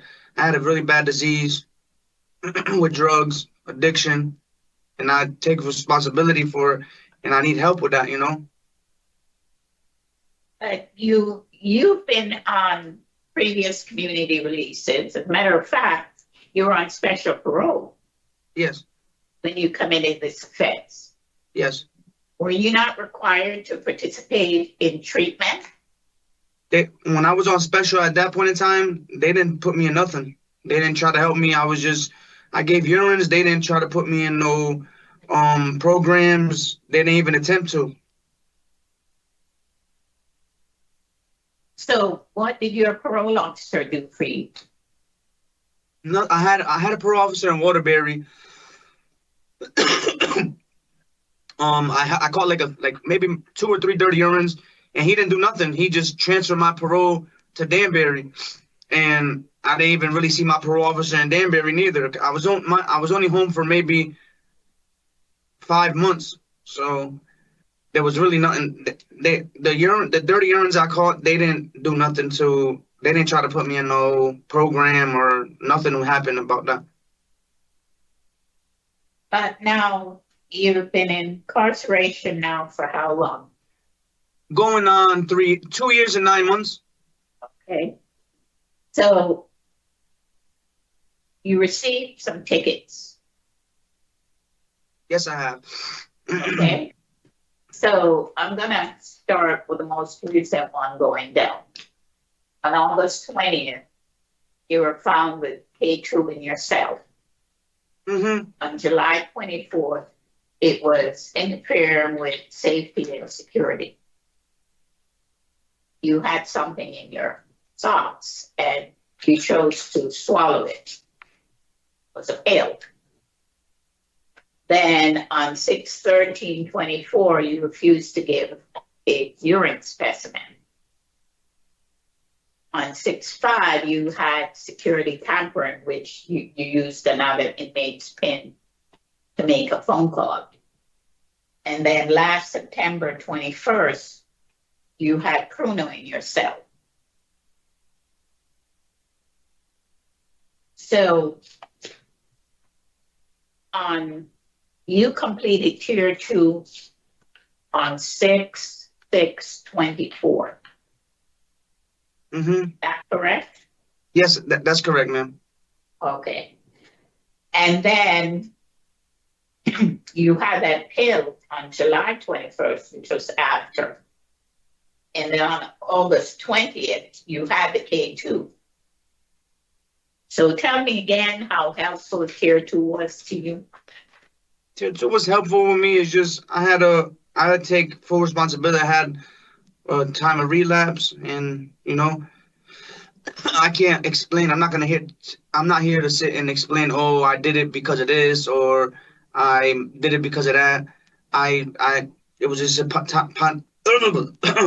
time in my life that I relapsed, and I don't want to go through that no more. I'm trying to stand up and really fight for what I have to fight for. And it's not this. I'm tired of doing jail.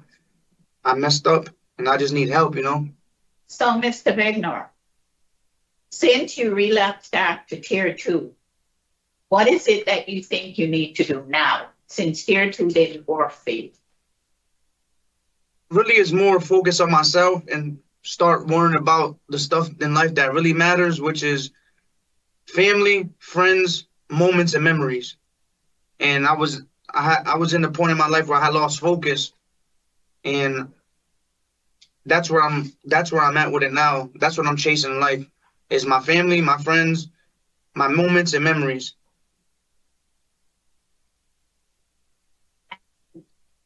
You think they're going to help you to stay sober?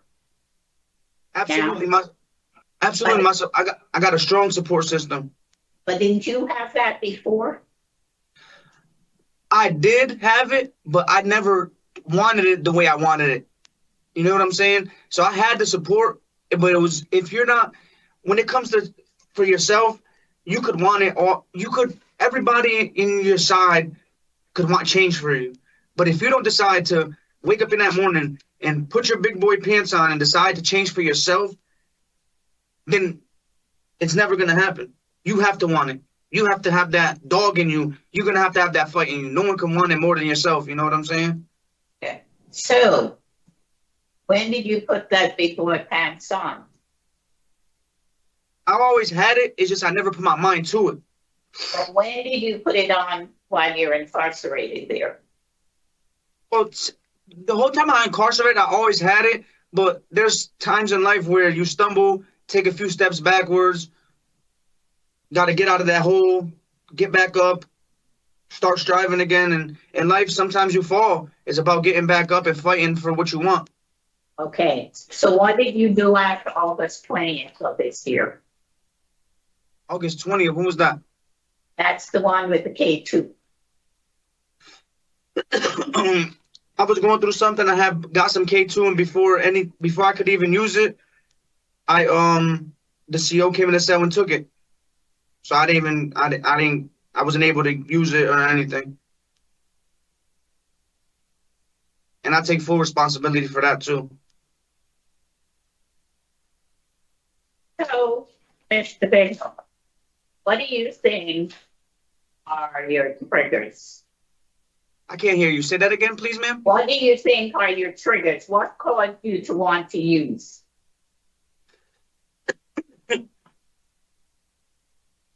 It's more or less like sometimes I feel like I'm not. There's times where I feel like I'm strong enough, and there's sometimes where it comes like the doubt in me, like, damn, I've been going through all this my whole life. I'm never going to change. And sometimes I have that self-doubt, or don't have that.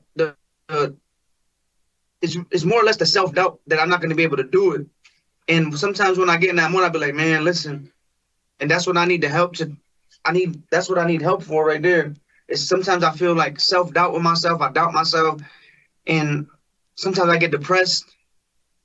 I lost my mother this year. Well, 18 months ago, my mother got deported to Brazil. So like, I don't know. It's a lot of different stuff that goes through my head. You know what I'm saying? So it sounds to me like, and from what I read, you're very dependent on your mother.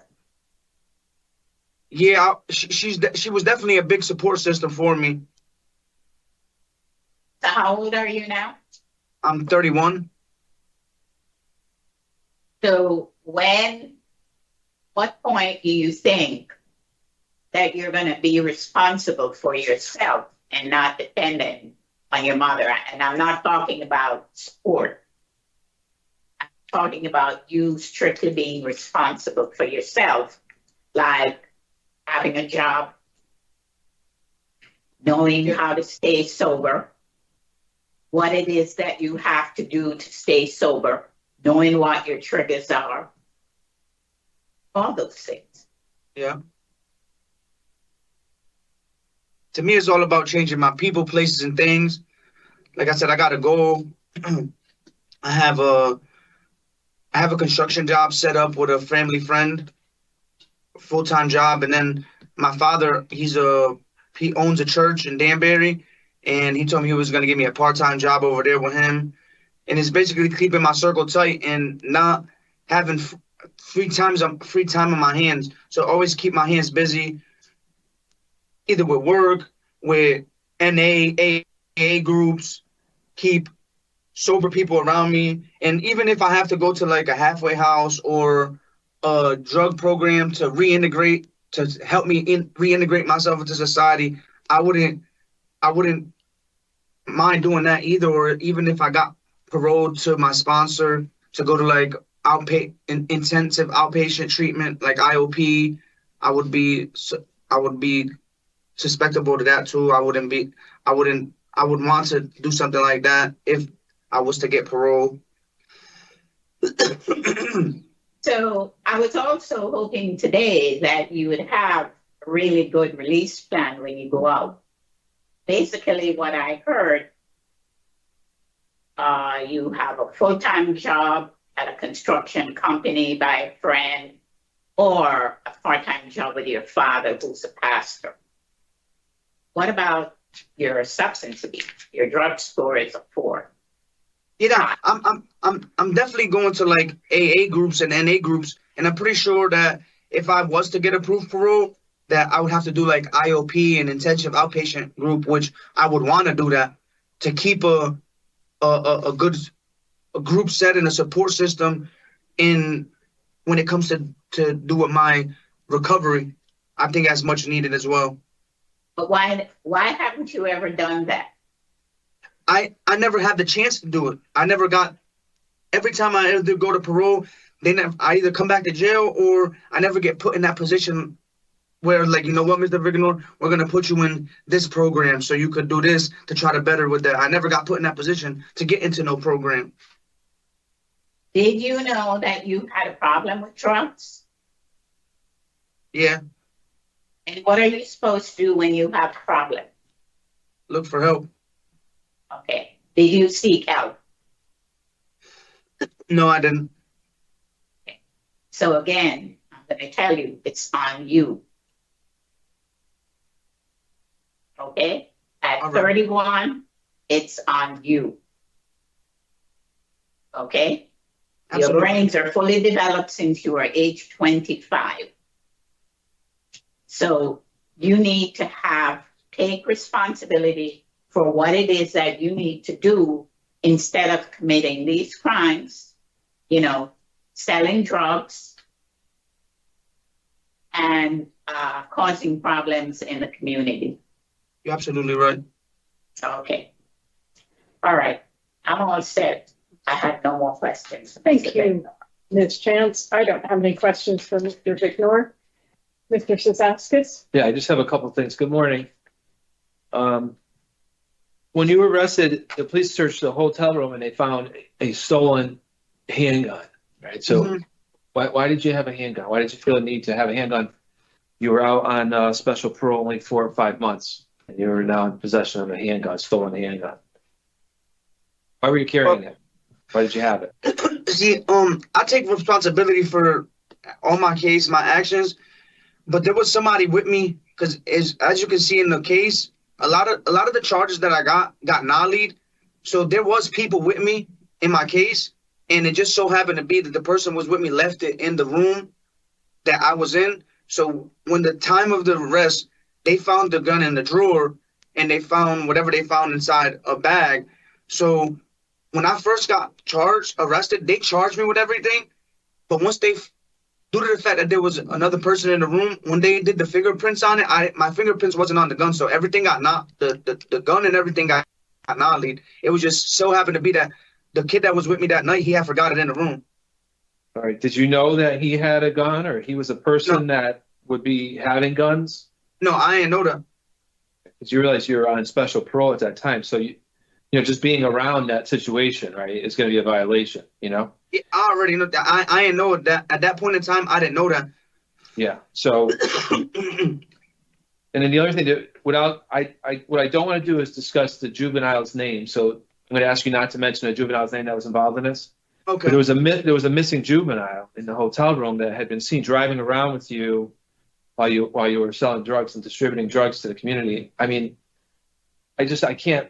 Did you know this person was a juvenile? I can't make sense of why a person on special parole would put themselves in this position only 4 or 5 months out, and you're driving around with a missing person in your car selling drugs. It's underage. It's a child. Did you know that she was a missing person? Nah, see, I didn't know that she was a missing person, and I didn't know that she was at underage, because I know it was my friend's sister. So that family, I know them my whole life, and that was the sister, and I didn't know that she was that age at the point in time. She was 17. All of these things, sir, all this behavior, they're all violations of special parole. You know what I mean? So just, it goes beyond crimes. There's just all kinds of problems with what happened that day. You've had 4 failed attempts at community releases. You know, this last one only lasted 4 or 5 months. I mean, I know we've talked about it a couple of times already, but I'm just trying to understand what it is that you need. Like, you know what I mean? You've taken tier 2 twice now, it sounds like. And then after that, you've had substance violations inside. You're not even out. You're still having violations. And they were recent. And here you are today. And it's just, you know, I'm concerned that you haven't fully addressed the substance abuse problem. You know, I mean, I really think you need to be in a higher level tier program. I think you need to take it more serious, have a better release plan, how you're going to handle these urges and these circumstances when you get out, so you don't find yourself back in this situation again, only a couple months after being out the next time. Do you understand that? Yes. You need to get more serious and you know, and correct your behavior and try to find a way to address your issues, like my colleagues have said.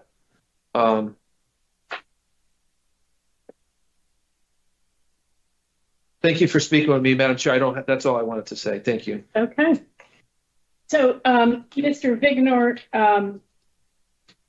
we're going to discuss your case at this time and ask you to sit quietly. All right. So, Ms. Chance? So, Mr. Viganor asked failed community releases, that it was the parole officer's fault why he was in programs. Okay, he's on special parole, and a couple months after, he's arrested again with a new charge of selling drugs, the handgun, or being around a handgun. He's incarcerated, he completes programs, and then he's found in possession of drugs. He has not been able to explain to me what he learned in tier 2 that's going to help him. So for me, I would like, he needs to, his EOS data, I think is June of next year. I have 8/7 of 26. Oh, you're using the discharge date, okay. August 7th, 2026.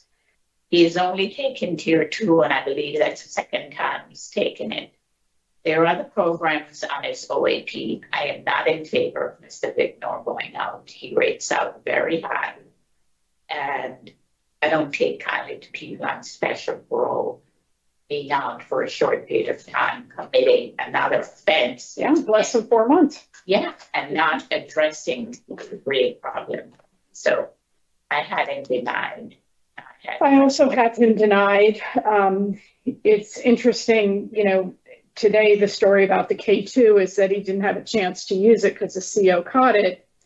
When he met with the parole officer for his interview, it was planted in his cell by the CO. So, I'm reminded of the adage, if you stick to the truth, you only have one story to remember. Where are you, Mr. Cizauskas? I agree. Just these disciplinary reports, his poor institutional adjustment, his poor performance on supervision, including his latest offense. He was, at least around a handgun and a missing person and selling drugs. It's too much. It is too much. And I don't think he's ready yet. I think he needs to take more serious his substance abuse problem and find ways to advocate for himself to address that and not rely on other people to solve his problems. Yeah, even his reference to NA and AA came across as a real afterthought, as opposed to a really detailed relapse prevention plan. So his special parole runs till October 18th of 2026, and his end of sentence for this offense is 6/18/26 as estimated. So that would afford him about 4 months on special parole while his probation is running. And I think that's a reasonable plan. Would you agree? I agree. Okay, so I have reasons the offense was committed while on special parole, poor institutional adjustment, and inadequate evidence of offender change. Anything to add? Good for me. Okay, so in the matter of Lucas Viganor, there, inmate number 369507, there is a motion to deny discretionary parole at this time for the following reasons. Your offenses were committed while you were on special parole. You have poor institutional adjustment and inadequate evidence of offender change. So you will go out end of sentence to your special parole, which is running through October 18th of 2026. And do I have a second? Second. All in favor? Aye. We should set his special parole conditions for that brief period of time, referring to what his previous conditions were. So I have no co-defendant Gustavo Fernandez Pacheco, a general no contact with Nathan Souza, who is underlying co-defendant for the larceny, and no contact with EP, who was the juvenile that you referenced in your questioning, Mr. Cizauskas. Anything else you'd like to add to his conditions? Do we talk about the driving? The operating motor vehicles, we go over that now or no? You want to stipulate no driving without VO's permission? Yeah, these offenses occurred. He was driving around with this juvenile in the car, and they were selling drugs from the car. Do you have a valid license, Mr. Viganor? No. Okay. He got another 2 years. Selling out of the hotel, which was brought the police to the hotel. I wasn't leaning towards a no driving step. I didn't have that. Okay, that's fine. I thought they were driving there. Any other conditions? Has So in the anybody? matter of Lucas Viganor, inmate number 369507, I make a motion to set the following conditions for the remainder of your special parole supervision. You're to have no contact with your co-defendant, Gustavo Fernandez Pacheco, a general no contact with Nathan Souza, and no contact with initials EP. Do I have a second? Second. All in favor? Aye. Aye. All right, Mr. Viganor, you'll go out at the end of this current sentence, finish your special parole while you do 3 years on probation. We wish you much success, sir. Hey, Miss, let me ask you a quick question. So, Wait 1 minute. This concludes the hearing for Ms. Viganor, number 369507. What's your question, sir? So I'm not gonna see you guys again. It's just, so all right. So I basically gotta finish my sentence or go to a halfway house. You're not going to be eligible for a halfway house, sir, because you're serving a special parole sentence. Also, on special parole, there's no halfway house? No, you can't apply for, you're not eligible for community release since you're serving a special parole sentence. Oh, okay, so I just got a discharge. You'll just EOS, correct? Oh, okay. So I don't got nothing to look forward to, just discharge? The probation. And your 4 months of special parole that will pick up when you walk out the door, end of sentence for the sales. Oh, okay, so I won't be seeing you guys no more, right? Correct. But you should still work on yourself, sir. No, because I just thought I was gonna get like a 6-month Denny or something like that. All right. Benefit.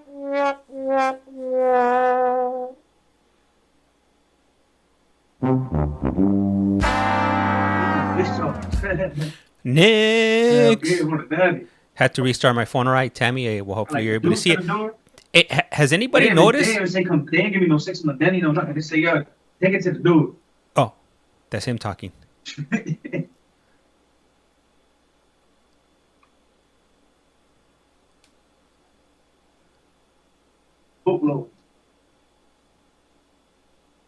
Has anybody noticed that this room is a padded room? Do you guys think they have it like that because the hearings, or he got 2 more years yet before he's able to go home? All right, who's this right here? Let me look him up real quick. Let me see. So, Terrence maybe? There's 2 Terrences. There's Mitchell Terrence and there's Jones Terrence. He's not a Pablo. Well, I don't think he is. What do you guys think? Does he look like a Pablo to you?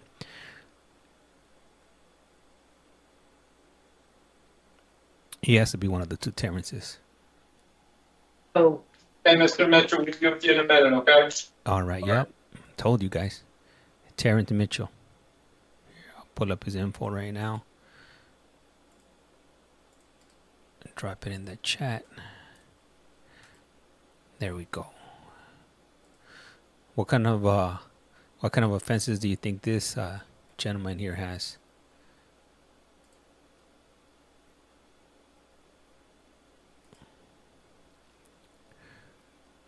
Mitchell Terrence.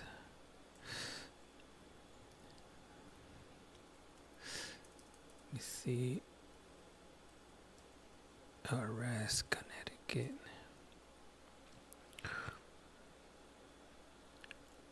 Oh, former football captain sentenced to 12 years in prison. This was back in 2015. 19-year-old Terrence Mitchell sentenced to 12 years in jail for stabbing to death 27-year-old Ronald Taylor. Is this him? Let me see. Let's see. They should have a picture. Let me check. Let me not. Oh no, I couldn't open it. Let me try one more time. Nope, it's not opening. Let me see here. Facebook. Let's see. Hopefully we're able to see something. Let me see.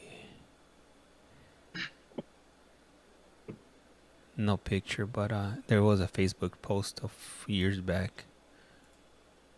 Let me check. All right, Mr. Mitchell, we're going to get started, okay? Okay. Ex-captain gets, let's see. Is this him? Oh. Good morning. My name is Parole Officer Mack. Today is Wednesday, October 9th, 2024. This is a hearing of the Connecticut Board of Pardons and Paroles. The following board members are present this morning by sticking their names on the record, certified and have viewed all statutorily required documents and available pertinent information in preparing of the hearing. Nancy Turner, good morning. Good morning, Joy Chance. Good morning, Robert Cizauskas. Also in attendance is Offender Victim Services Advocate Vazquez. Sir, please state your name and inmate number for the record. Terrence Mitchell, inmate number 400413. Thank you. This hearing is being conducted in consideration of the parole application for Terence Mitchell, number 400413. He is serving a sentence of 12 years to serve with 8 years special parole to follow for manslaughter in the first degree. As of today, records reflect a parole eligibility date of March 4th, 2025. There is victim input in this case. There is an offender accountability plan for the offender. It has been reviewed and shows the offender has completed the following programs: job assignment, anger management, alternatives to violence, basic and advanced, voices, unlock your thinking, good intentions, bad choices, people empowering people, true choices, and advanced life skills. Utilizing the statewide collaborative offender risk system, the offender's overall score of recidivating falls within the low range. Mr. Mitchell, this is your opportunity to express to the board why you believe you should be granted parole. You may begin. Is it all right if I could move closer to the table? Because I have paperwork on the table. So, yeah, that's fine. Thank you.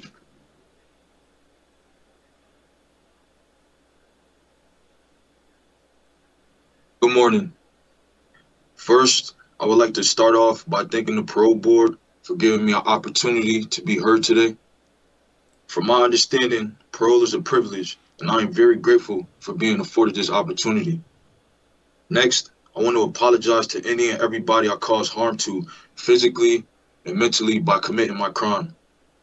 I have had almost a decade to self-reflect and fully understand how my actions cause harm to my victim's family, my family, and my community. Fueled by anger and fear, in November of 2013, I made a reckless and impulsive decision that resulted in me taking the life of Ronald Taylor. 2 years later, I was convicted of first-degree manslaughter, sentenced to a 12-year prison sentence. For my actions on that night, I am truly sorry to the family and friends of Mr. Taylor. I humbly ask for your forgiveness. There is no justification for taking a life. I take full responsibility, and I am remorseful for my senseless actions. Every day I spent incarcerated, I've regretted my decisions and wish I handled the situation more civilized. Again, I am truly sorry for the hurt I caused to the Taylor family. I believe I should be granted parole because during my incarceration, I took this time to really reflect and analyze what I want for my life. As a teenager, I only cared about my reputation and being recognized as the cool guy. I played football for Bloomfield High School and had college scholarships offered to me. Even though I had such a good thing going with football and a promising future, I associated with the wrong crowd. My mother and my grandparents did everything in their power to prevent me from going down the wrong path, but I was disobedient. Every day after football practice, I went to the streets to try and fit in with people that was living a criminal life. This led me to developing an ego that did not fit my character. The worst of all was my pride. However, the time I spent incarcerated helped me realize the life I was trying to portray was going to lead me to constantly harming myself and others and up in prison for the rest of my life or killed.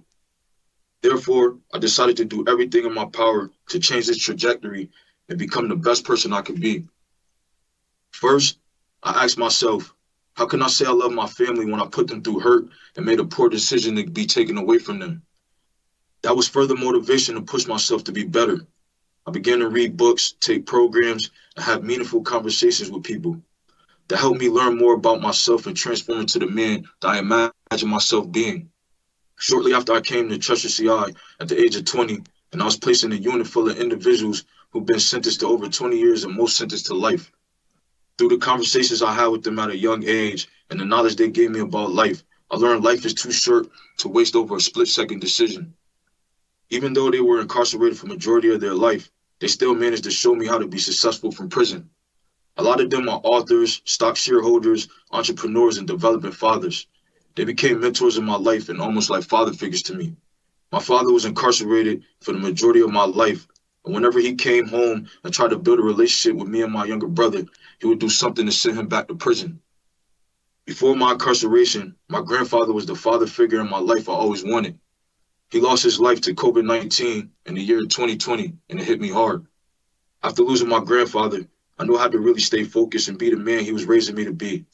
I have 3 younger siblings who look up to me, and seeing the discomfort in their face when they come visit me in prison made me disgusted with myself for setting such a bad example for them.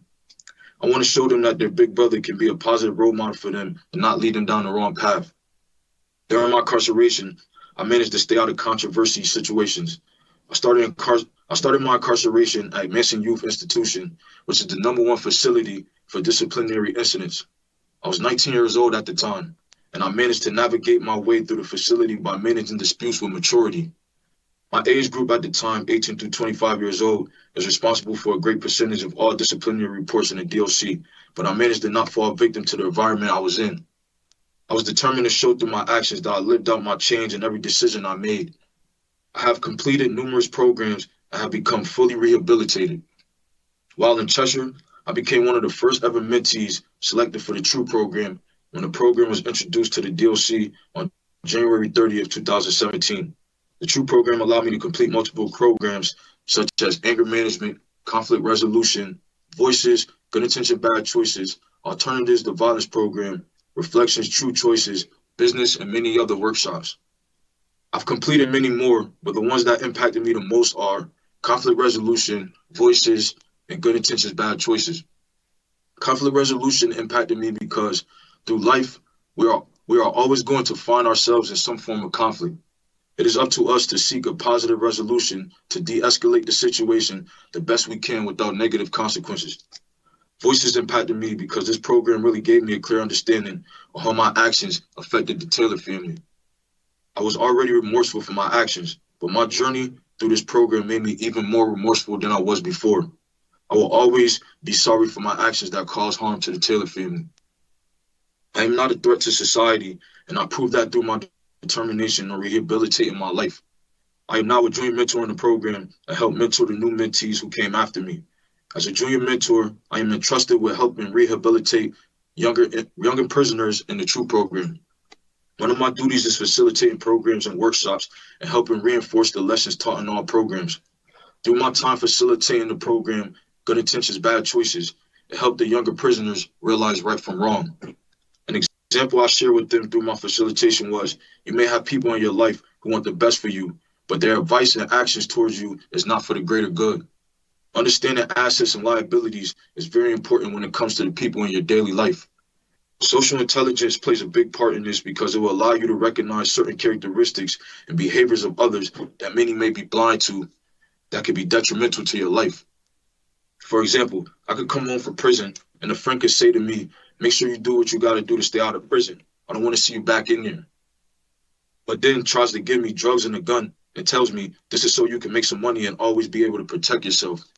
Me being socially intelligent, I would realize that he might think he's looking out for me, but in our reality, he's giving me a better chance of getting locked up again. Therefore, he is a liability and I can't have him in my life like I used to. I have maintained employment for over 9 years during my incarceration. From October 2015 to September 2017, I was a laundry worker for Cheshire Correctional. And from October 2017 to present day, I have been employed in the industry market shop. The market shop coexists with the Department of Motor Vehicle, and I press Connecticut registered license plates. Through my years working with the license plates, I learned how to operate a variety of machines and develop a healthy work ethic. This work experience developed me into a great employee and entrepreneur for future businesses I'll be working with. My reentry plan is to work for A&M Renovations on renovating residential and commercial properties who offer me a job. I am OSHA 10 certified from completing a 3-day course as of August 2024.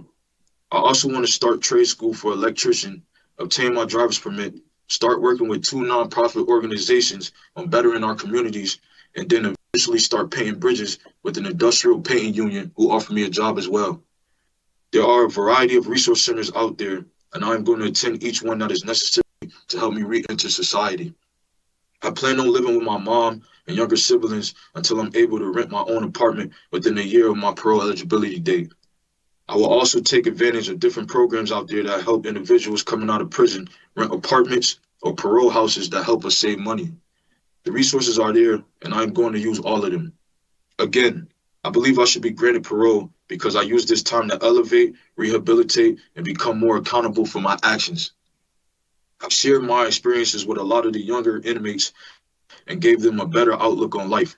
I plan on doing the same with the young adults and youth in my community. I'm not proud of the negative actions that got me here, but I am grateful that I've got to turn that negative into a positive and learn everything I did to be successful and not recidivate. If possible, I am asking the board to please allow me to parole and transition to my mother's house because of the different locations my reentry plan consists of. I have a variety of employers willing to hire me around Connecticut. If this is not possible, I am willing to transition to a halfway house in the meantime. Thank you for taking the time to give me a hearing. I appreciate it. Well done, Mr. Mitchell. Thank you. I hope you'll hang on to that and read it from time to time. Yes. You covered a lot of ground for us, and I appreciate the effort that you put into it. I appreciate you. Thank you. So, having done a deep dive into your case, it's really tragic. And it's really appropriate to hear you offer the apologies that you did. I know when you were before the judge at sentencing, you also offered an apology to Mr. Taylor's family. And I think that goes a long way. They didn't have to wait, 10 years to hear you say it. And it also, I think, is a strong indicator of your character. You didn't avoid the responsibility for your acts that took someone else's life. I read how complicated the relationship was that you had with Mr. Taylor. And I know that you were 18 at the time that you reacted with stabbing him and resulting in the injuries that ended his life. So what we're doing here today is making a decision about whether it's appropriate for you to finish the 12-year sentence you have to serve out in the community on discretionary parole before you begin 8 years of special parole. And what I see is about a 5-month difference between your eligibility date, which is next March, and your end of sentence date, which is in August. Yes. So whatever happens here today, just keep the perspective that we're talking about 5 months, okay? Yeah. So we're going to each take turns asking you questions. I've obviously started, and I'm going first. And after we finish with questions, we'll hear the input from the Office of Victim Services, and then we'll discuss your case and make a decision. Okay. So, I've been on the board just over 7 years. And one of the things that I dislike at these hearings is when the person before us describes themselves as a model prisoner. It feels like an oxymoron to me. Do you know what that word means? I got it, kind of. Can you elaborate more on it? Sure. It just seems that the two terms contradict each other. Yeah. If you were a model, you wouldn't have been a prisoner. And as a prisoner, how can you be model? But honestly, Mr. Mitchell, I would readily apply that label to you. You have had no disciplinary issues your entire incarceration. We expect to see that. We don't see that often enough. And when we see it in someone's situation such as yours, you really are to be commended. You came in as a young person, and that emotional self-regulation is much harder to have a handle on before your brain is fully developed. So you were to be commended for that. And then your involvement in programming, the fact that you sought out mentors and then educated and developed yourself with knowledge, skills, and tools enough to be able to play that role in the lives of others in the True Unit is really to be commended. Thank you. Appreciate it. Well, I don't say words of praise like this too often or very easily. So I am most sincere in what I am conveying to you. How long were you involved in the True Unit? Well, the True Unit is coming on their 8th year anniversary, and I have been there since day one. I was the part of the first group, which is A group. So I've been there. Did you go into it as a mentee? Yes. And then at what point did you become a mentor? The beginning of last year, I became a junior mentor, but they had different roles from mentee. Like if you graduate the program, you have 4 phases. So you graduate the program, you become a graduate, and the True program, they keep you in there to see if you own businesses or own programs, facilitate programs. So you have to, you're not just staying there and not doing nothing productive with yourself. So after you graduate, it became an influencer. They had an influencer role for guys who still who wanted to stay in the program and help out with the younger inmates. But then that role became the junior mentor role. And I was already an influencer, so I just transitioned to a junior mentor. So I have one-on-ones with the young mentees. And basically, it's like helping out the certified mentors that's already there, like giving them more like help on navigating and helping these younger guys out, because it could be a lot of work. You have how does one become a certified mentor? Is that the next stage after junior? Yes, that's the next stage after junior mentor. So you have like a panel. You have the captain of the unit, the 2 lieutenants, and then counselors and correctional officers. And it's basically like a job interview. They're asking you, what can you contribute and help. So do you have to be invited to this panel, or can you apply and ask to be considered?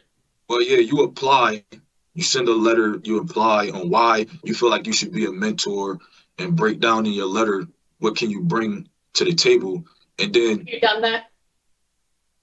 Well, no, because I have been in there in the program since day one. So everything transitioned with me through my relationships in there, and they just like, I definitely had an interview, but I just didn't like write the letter because I'm already in the unit. So I just had an interview with the captain and the lieutenants, and they gave me basically an opportunity to present why I should be a junior mentor.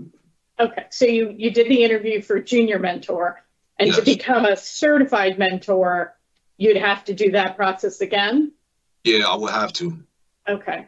Is that something you've given any thought to? I did, but seeing how close I am to going home, it would have been a process to transition into the certified mentor. So with my role as a junior mentor, I just basically have been doing what I can do in the meantime until I discharge, because the whole process would be like, it would have been like for just a short amount of time of me being a certified mentor. I understand that. You were being realistic. Mm-hmm. So when you tried to obtain a commutation and the criteria wasn't waived for you, how did you feel about that? I kind of felt a little devastated, because it's just like, I tried numerous of times with sentence modifications and I got denied every time. And the commutation. How many times were you denied a sentence mod? 3 times.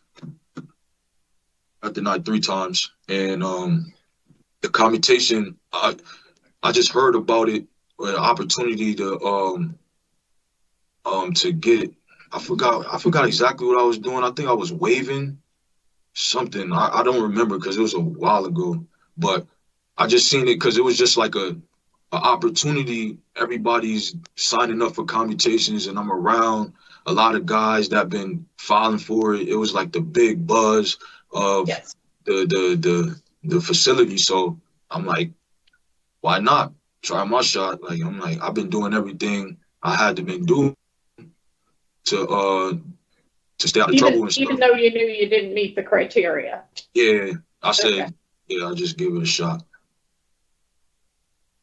I'd say little devastated is probably another oxymoron. Or I'm not sure the two words go together, but I can appreciate your disappointment in that.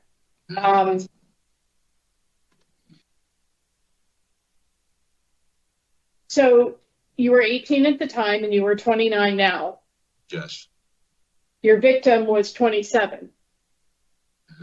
So now you've officially outlived him. Do you have any thoughts about that? Well, first, like, I still, like, want to apologize, like, for my actions that caused that. Like, for me to sit back and, like, go through daily life and thinking about the actions I did on taking a life, it's just, like, it's just really, like disappointing and hurts me because I didn't mean for any of this to happen.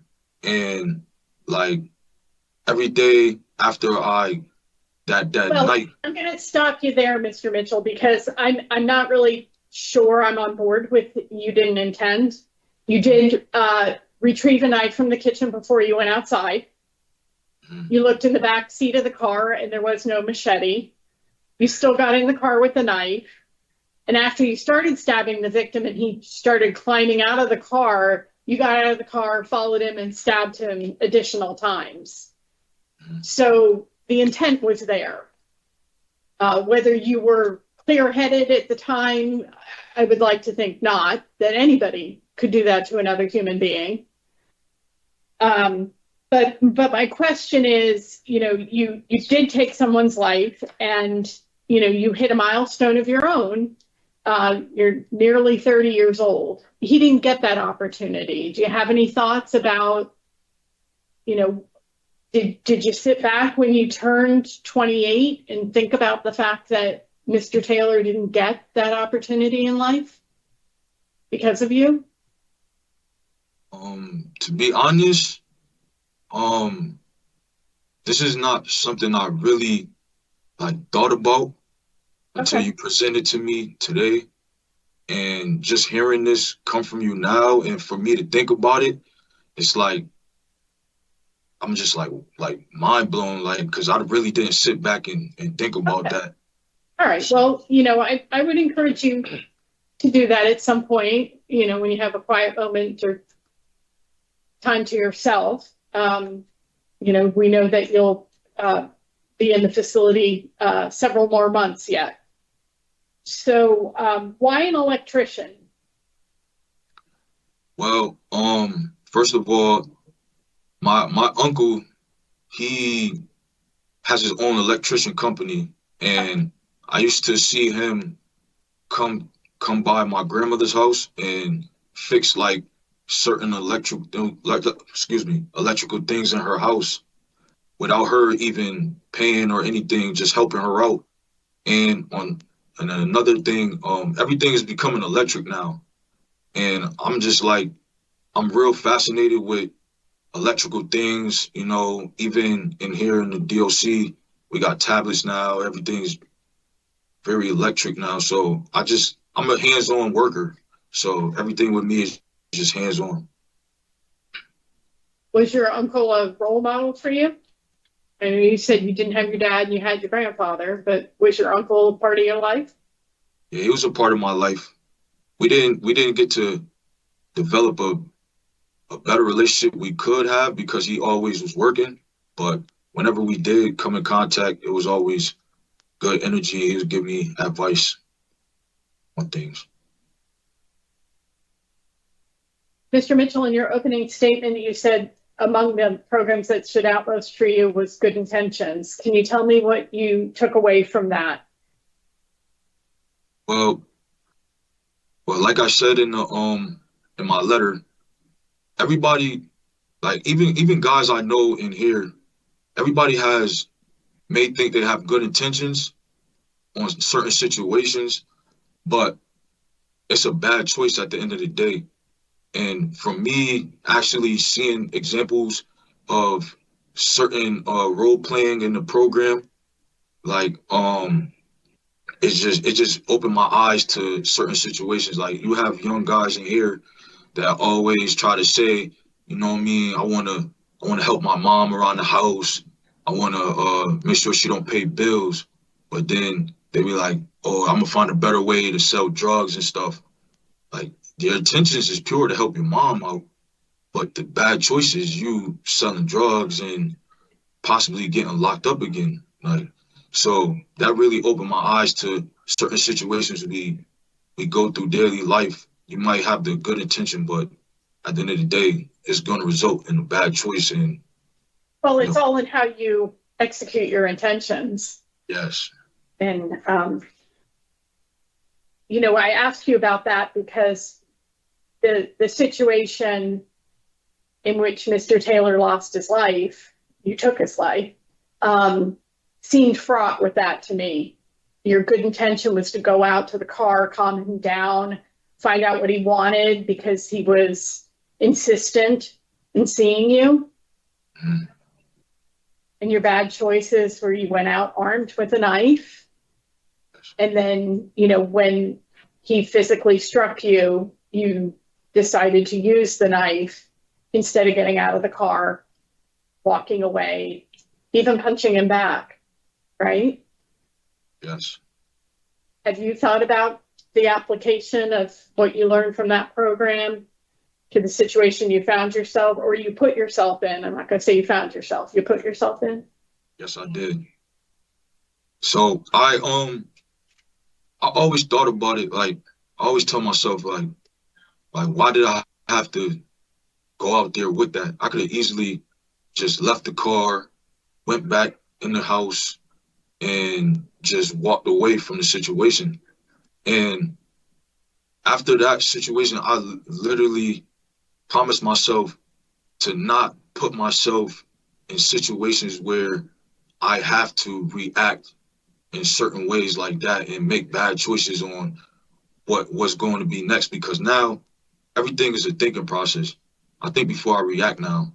If I'd have just sat back and thought, like, not bringing that with me outside, I would have never been here. Mr. Taylor would have still been here.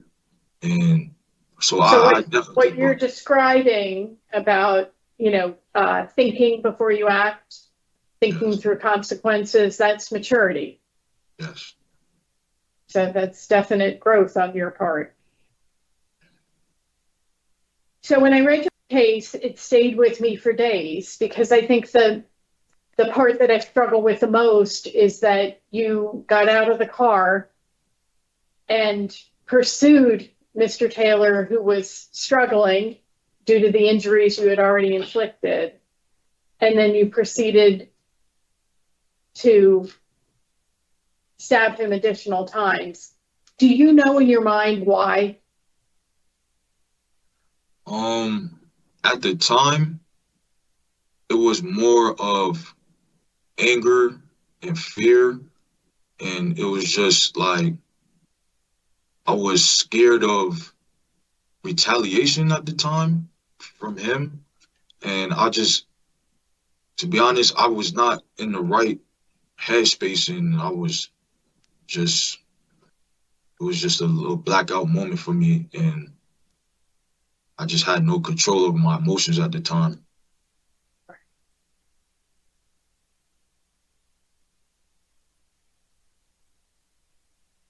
And it was a complicated relationship, wasn't it? Yes. And I understand the anger coming from some of the things that preceded this particular encounter in the car. Mm-hmm. So have you reconciled yourself to some of that, those circumstances? Yes. Yes, I have. Well, Mr. Mitchell, thank you for speaking with me today. Whatever the outcome of today's hearing, know that I wish you continued success. I know that you have a solid plan. We don't always see people come before us who have a job offer in the form of a letter. We wish that for people, but you did it, and you have a sponsor, and you have a lot of potential. So I hope you'll do good things out in the world. It's one way to give back, isn't it? Yes, thank you. Mr. Cizauskas. Hi, good morning. Morning. You've answered most of my questions in your opening statement and through responding to my colleague, but I do have a couple things. Did anyone help you with that statement? The opening statement was very good. I actually wrote the whole opening statement, but I had one of my mentors look it over, and he just just changed certain words. That was it. I really wrote this myself. Just got okay. And I know that you said you're a mentor in the True Unit. Mm-hmm. So I would encourage you to use what you've learned on making that statement to help others that you're a mentor to. When they make the opening statements, you've touched on all of the things that we look for when someone makes an opening statement. Mm-hmm. So I'm hoping that you can use that information and help other people so that they can articulate themselves as well as you did. Definitely. Okay. Have you taken, I mean, you appear to be a very intelligent person. You're articulating yourself, answering these questions very easily. Have you taken any college courses when you're in there? I know you graduated high school, right? Yeah, I graduated high school. I applied for the Wesleyan course. Right. I made it to like the second round, but then I didn't make it to the third round. So, and I think it comes every 4 years. So I tried twice and got denied both times. So I tried, but no college courses. And I understand you want to be an electrician. Have you thought about what school you want to go to, or how you're going to make that happen? Well, yeah. My uncle, like as I said, he has an electrician company, and he was teaching classes at Porter and Chester. Okay. So I was gonna try to apply for Porter and Chester and see if any other colleges give that course. So. Okay, good. Yeah, I would encourage you to take business college classes also if you plan on being having your own electrical company at some point. You know, you appear to be able to handle that type of education. You know what I mean? So I would encourage you to further your education, sir. I really don't have a lot of questions. You've answered everything for me. So thank you for talking to us today. I'm going to hand this back over to the chair. Thank you. Thank you. Ms. Chance? Mr. Mitchell, I think I have maybe 2 questions. Excuse me. Have you ever thought about why you couldn't confide in any of your family members? I thought of that, and I don't know if it's in my report, but I actually reached out to one of my cousins that I look as a brother, and his reaction to like just brushing me off, it was like, I read what he said to you. Yeah. But talking about, for example, your grandfather, who you had a very, very good relationship with, or your coach at the high school, who you had a very good relationship with, and who even came to court and spoke on your behalf. Yeah. So I just wondered why. Maybe, I think for me, it was more, I thought I could handle the situation. And I feel like I just let the situation go too far without saying anything. Like, I could have easily said something to my grandparents that I see every day, but it was just something in me that I'm not even gonna lie. My communication skills back then was not that good. Like, even with my family, even though I loved them a lot, I just didn't communicate with them when I was going through stuff or things like that. So I had problems with my communication skills at a young age. So you kind of felt more comfortable with your cousin. Yeah. How old was he? My cousin was about 25, 26 at the time. Okay, so you have 200 hours of community service that you have to do. Have you thought about where you're going to do them and what you're going to do? This is news to me. I didn't know I had 200 hours, but I'm willing to do. You can just go back to the transcript for what the judge said. Yeah. And I think it was his way of making sure you give something back to your community when you go back out. Well, yeah. Well, right now, I'm in contact, like I said in my opening statement, with 2 nonprofit organizations that work on bettering communities. They work with Boys and Girls Club, do book bag drives. I know my mom, she works for CREC, and I know they be having book bag drives and different things for kids in the community, and just getting my hands involved with as much as I can to help give back and using my resources. Okay.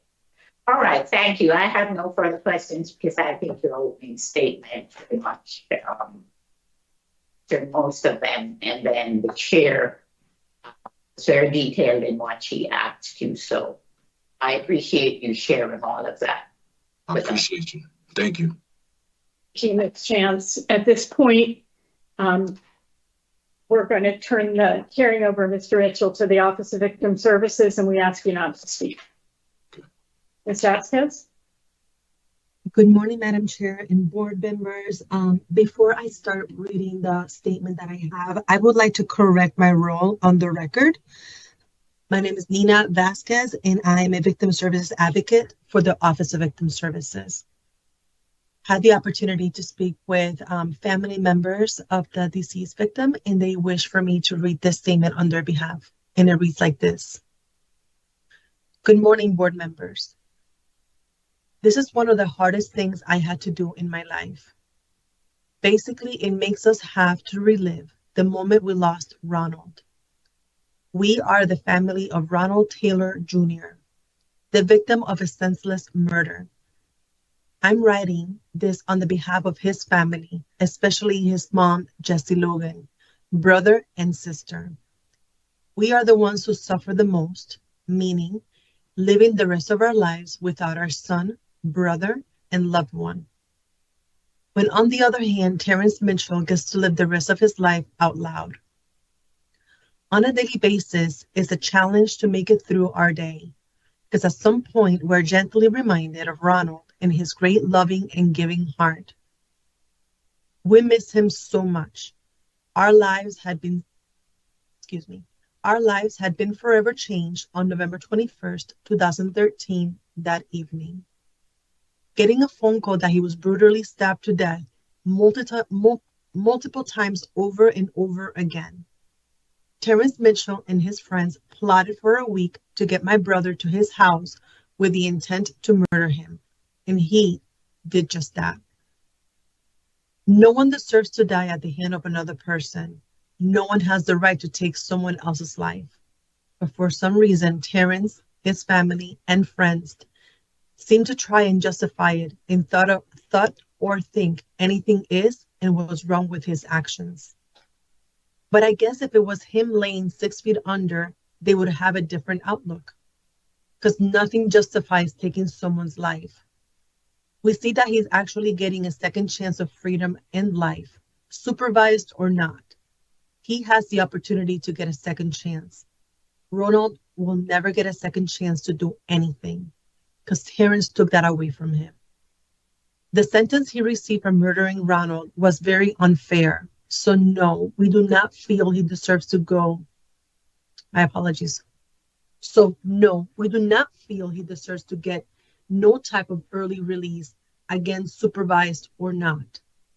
If for nothing, 12 years is the least he can do in prison for taking our loved one's life.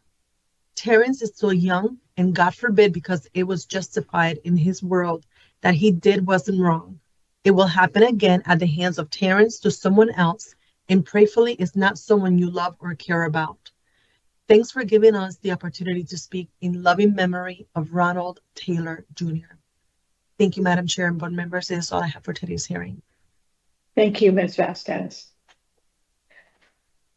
We appreciate that input from the family and respect their feelings, as well as appreciate their pain. So we have a decision to make about granting of discretionary parole. And as I pointed out as we began, it's about a 5-month difference for Mr. Mitchell between his eligibility and the end of his sentence before the 8 years of special parole begins. So with the efforts that he's made at rehabilitation, ownership of responsibility, the maturation and growth that he's shown through vocational training, through programming in the facility, through mentoring, and the fact that he has had behavior without issue, I am going to vote to grant early release to Mr. Mitchell. Mr. Cizauskas. Thank you, Madam Chair. I first want to just recognize the victim's statement. It's a very tragic incident. And, you know, I listened to every word that the victims had to say about this. Mr. Mitchell raced low for recidivism. Thank you for pointing that out. Yes. He's completed all of the programs asked of him and some. Like everyone's pointed out, he has not had any disciplinary reports over a very long stretch of time. And at a very young age, when making this transition is very difficult into the situation. So I also agree with you, Madam Chair, that I have him granted for parole today. Okay. Ms. Chance, your thoughts? So first, I want to acknowledge the family of the victim. And as a mother, I just cannot. I know how she feels about the loss of her son and other family members. It was very tragic. And, my condolences to the victim's family. I listened to Mr. Mitchell today, and I have to agree with both of you in terms of what he has done during the 11 years that he's been incarcerated. And looking at his age at the time, I do agree he completed 7 programs and has not received any disciplinary report. He's got tons of letters of support. He has a good release plan, and he's a low risk to recidivate. So I'm in favor of a grant. Okay. So the only condition I had was no contact with the family of the victim, initials RT. Did you have additional conditions you wanted for his discretionary and special parole supervisions? I do not. And Officer Mack, it's 3/4/2025. Yes. Okay. So in the matter of Terence Mitchell, inmate number 400413, there's a motion to grant parole on or after your earliest eligibility date of March 4th, 2025, with the condition that standard parole conditions and the addition that you are to have no contact with the family of the deceased, initials RT. Do I have a second? Second. All in favor? Aye. So, Mr. Mitchell, we hope that you will see your parole officer as a resource and a support as you transition from a very long period of incarceration and into a world that's changed a great deal since you were 18. And understand that they have access to programs and services that can help you be successful, because that is what they want for you, as it is also what the board wants for you. Good luck, Mr. Mitchell. Good luck. Thank you. This concludes the hearing for Terrence Mitchell, number 400413.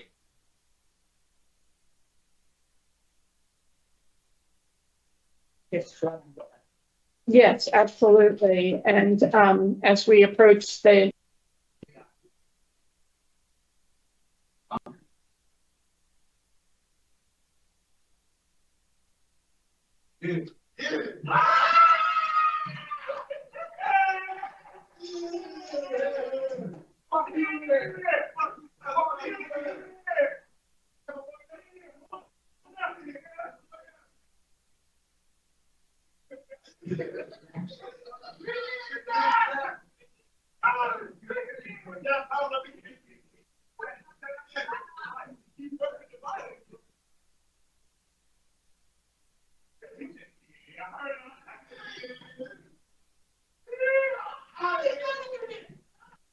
Byrd is next.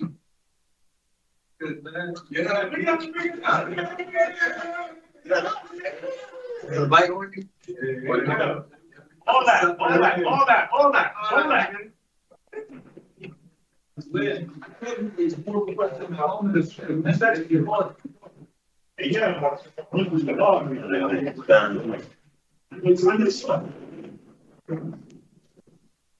Hey, Mr. Byrd, how you doing? I'm all right. All right, we're gonna start this in a couple minutes, okay? All right. All right.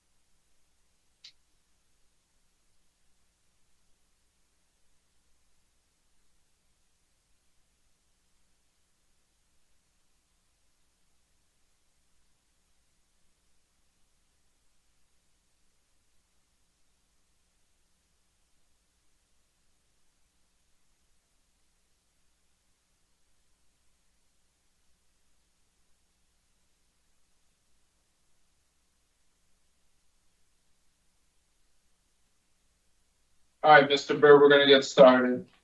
All right. Good morning. My name is Parole Officer Mack. Today is Wednesday, October 9th, 2024. This is the hearing of the Connecticut Board of Pardons and Parole. Following board members are present this morning by stating their names on record, certified they have reviewed all statutorily required documents and available pertinent information in preparation of this hearing. Nancy Turner, good morning. Joy Chance, good morning. Robert Cizauskas. Sir, please state your name and inmate number for the record. Craig Byrd, 399341. This hearing is being conducted in consideration of the parole application for Craig Byrd, 399341. He is serving a sentence of 4 years with 6 years special parole to follow for criminal possession of weapon, violates probation with the underlining of violation of protective order, 2 counts, violates probation with underlining assault 2, robbery 2, larceny 3, threatening 1, assault 3, and illegal operation of motor vehicle under the influence of alcohol or drug. As of today, records reflect a parole eligibility date of August 4th, 2023.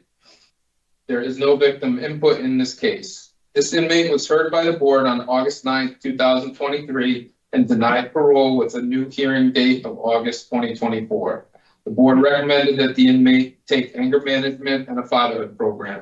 The panel also recommended that Mr. Byrd remains disciplinary report free. Since his last hearing, per disclosure and review of the RT shows he completed Tier 2 and currently attends AA and NA meetings. He participated in 1 domestic violence session when he was transferred to another facility for 1 day. Upon return to Cheshire Correctional Facility, he requested to re-enter the domestic violence program. He also submitted requests showing his attempt to enroll in anger management and fatherhood programs, which were added to his waiting list. He has remained DR free since the last hearing. Mr. Byrd, this is your opportunity to express to the board why you believe you should be granted a parole. You may begin. First, I want to Before you begin, Mr. Byrd, I believe his sentence is 6 years with 6 years special parole to follow. And I have indications that he has incurred additional DRs. 2 more. 2 more. So why don't we move on to Mr. Byrd's decision while Officer Mack consults the record. First, I want to say I take full accountability of my actions. I want to say I apologize to my victim, to all victims. You know, I'm a father at the end of the day. I got 3 children. They're attending schools. You know, they got upset but bad behavior. So I need to be there so I can help, so they can do better, so I can help them go forward. You know, I got support in the community. I got a few jobs lined up. You know, if I knew what I knew now back then, I wouldn't be sitting here in front of y'all today. That's it. Okay, Mr. Byrd, thank you for that. You know how this rolls. We're going to begin with questions with Mr. Cizauskas. Hi, good morning. Yeah, good morning. You mentioned in your statement that you have a few opportunities for employment in the community. Can you just talk about that specifically? Yes, in the family business, my brother owns his own landscaping called the Good Yard Guys. And then my cousin, she owns a restaurant called George's Kitchen. So I got 2 opportunities for employment. You've spoken to both of them? Yes, sir. Okay. You know, like we were just talking about, in August of 2023, you were here for a hearing with a different panel, and they asked you not to receive any additional disciplinary reports. And I'm sure you expected us to ask you about this. And they asked you to complete anger management and the fatherhood program. You know, domestic violence that includes some anger management. So that would have also probably been satisfactory before your next hearing. You know, so here we are today, a year later, you've done none of those things. You've had 2 disciplinary reports and have not completed either of those programs. I understand the situation with the domestic violence, you were transferred. And the problem is that the disciplinary reports, you know, they lead to this situation of you having a hard time to get programs, you know. Those DRs happened only a month after that last hearing. Can you tell us what happened? They found contraband in the cell. And there were 2 people living there, and neither one of us said it was ours. So they ended up taking us both to SAD. But they also took a your analysis, right? Yes, sir. And then you tested positive. Yes, sir.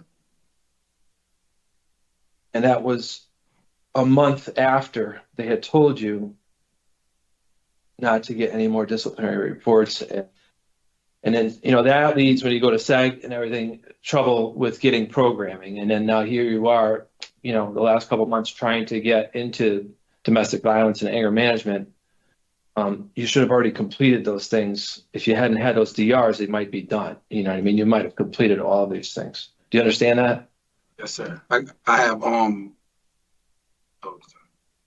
You did tier 2, right? Yes, sir. And with the other 2 programs, I wrote, but they was like short of staff. So I read that. Yeah, I read that. But you put yourself in a situation with those DRs. You have to understand that if you had not gotten those 2 DRs a month after that last hearing, it would be more likely that you would have completed those programs by now. Because that interferes with, as you know, being in SAG and having DRs and all that interferes with your ability to move up on the wait list and to get, programs. Let's move on. Let's talk about your release plan. Where do you plan to live, and how do you plan? What's your plan to remain crime free when you're out? Like I said, I got a good support system, and the goal is to go forward and not go back. Learn from my mistakes. Whatever got me here, don't do it. Do better, so I can be a better example for myself and mainly for myself and more for my kids. A change. I gotta walk a different path than the old path. So I gotta take my old shoes off and put the brand new shoes on. Where did you live before when this incident happened? Where were you living at? Torrington. All right, and where do you plan to move to? What town? East Hartford. Sorry. It's okay. Just trying to understand where you're physically going to be located at. So East Hartford. Okay.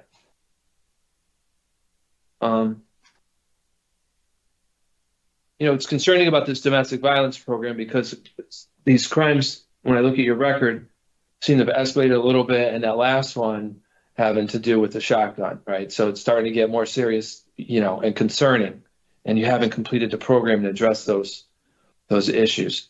Can you talk about how you're different now since the last hearing? Is anything? Can you point to any changes you've made since that hearing? I could say a lot. Being my own leader, following myself, not letting myself bear off to the left to be around people and hear them laugh and hear them accept me for what they doing. So I'm my own person now, and life is about growing. If you stay in the same place, you can get the same results. So in this position I'm in, I'm trying to go forward. So what I did before I came here, I ain't doing that again. You know what I'm saying? It ain't gonna do nothing but keep me in the same position that I'm in right now. Trouble. I'm glad to hear that you're recognizing your past behaviors and the problems it's led to that put you in this situation. I think that's important. You were on probation at the time of the offense. Yes, sir. Yeah, so, now we're in a situation, you're rated at very high to recidivate. And what can you tell us about how you plan to navigate being outside with strict rules from parole? You're going to have special parole regardless of what happens here today. So you're going to have you been in special parole before? No, sir. Okay. So there's going to be a lot of rules and things and reporting. It's a little bit different than probation. So have you thought about that? And what's your plan to successfully navigate through special parole? Sometimes having rules and strict circumstances, it'd be good to keep you forward and let you know that if you do go to the street that you're not supposed to go to, it is consequences behind it. And with that, having somebody like watching over me is kind of good, just in case if a hiccup do come, I can know, like, hey, you got supervision behind you. You got people behind you that you can go back to the place that you just came from, which I don't want to come back to this place. So with that saying that, I say that to say, I need somebody to watch over me so I can watch over myself. Okay. All right, Mr. Byrd, thank you for answering my questions. That's all I have right now. I'm going to pass it along to my colleagues to answer, to ask some questions. Thank you, Mr. Cizauskas. Ms. Chance? Yeah, so, Mr. Byrd, you said you have good support system, Yes, ma'am. but during your interview with the parole officer, you said some of those family members, okay, were not good people in your life. So have you been able to distinguish which family members are good and the ones that are not good? Yes, ma'am. I said that. Yes, ma'am. How have you done that? By separating the good to the bad. But I sat down one day, I wrote on a piece of paper the people that helped me, the positive people in my life, and the negative. And the ones that became out negative, I kept them on that same sheet of paper, and I started building a relationship with the ones that helped me go forward. Okay. You also said that when you were asked to say what you learned, because you've taken tier 2 twice, and you said that it's other people's action that makes you do the things that you do. And I said, yes, ma'am, because I was a follower. Growing up, I always was a follower. I never led myself. If somebody else did something, I was quick to follow that. You know what I'm saying? So that's why in that statement, I said, other people's action be my downfall because I choose to follow the negative route. When I'm like under the influence of something. Okay. So was your brother and your cousin always good support for you? Yes, ma'am. How come you didn't follow them? I was being a follower. I was being a follower at the time, but following the wrong crowd. They were bashing in my head over and over. That's the wrong crowd. That's the wrong crowd. And at the time, I wasn't ready to grow. I was still stagnant. I was still stuck at the time, not listening, think I knew all the answers. In reality, I didn't know nothing. So, okay, you have 3 children with 3 mothers, and you have issues with all 3 mothers?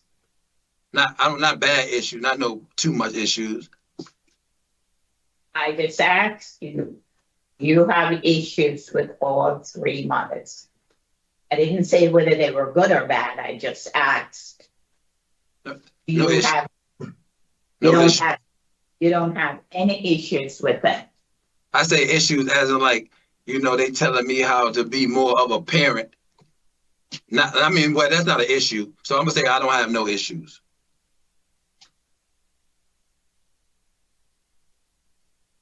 And so you don't feel you were on to take anger management. Why do you think that is? To help control my anger, to help me think before I react. And who is the anger? I got anger coming from like childhood trauma, like stuff that I seen in my past. And who do you take this anger out on?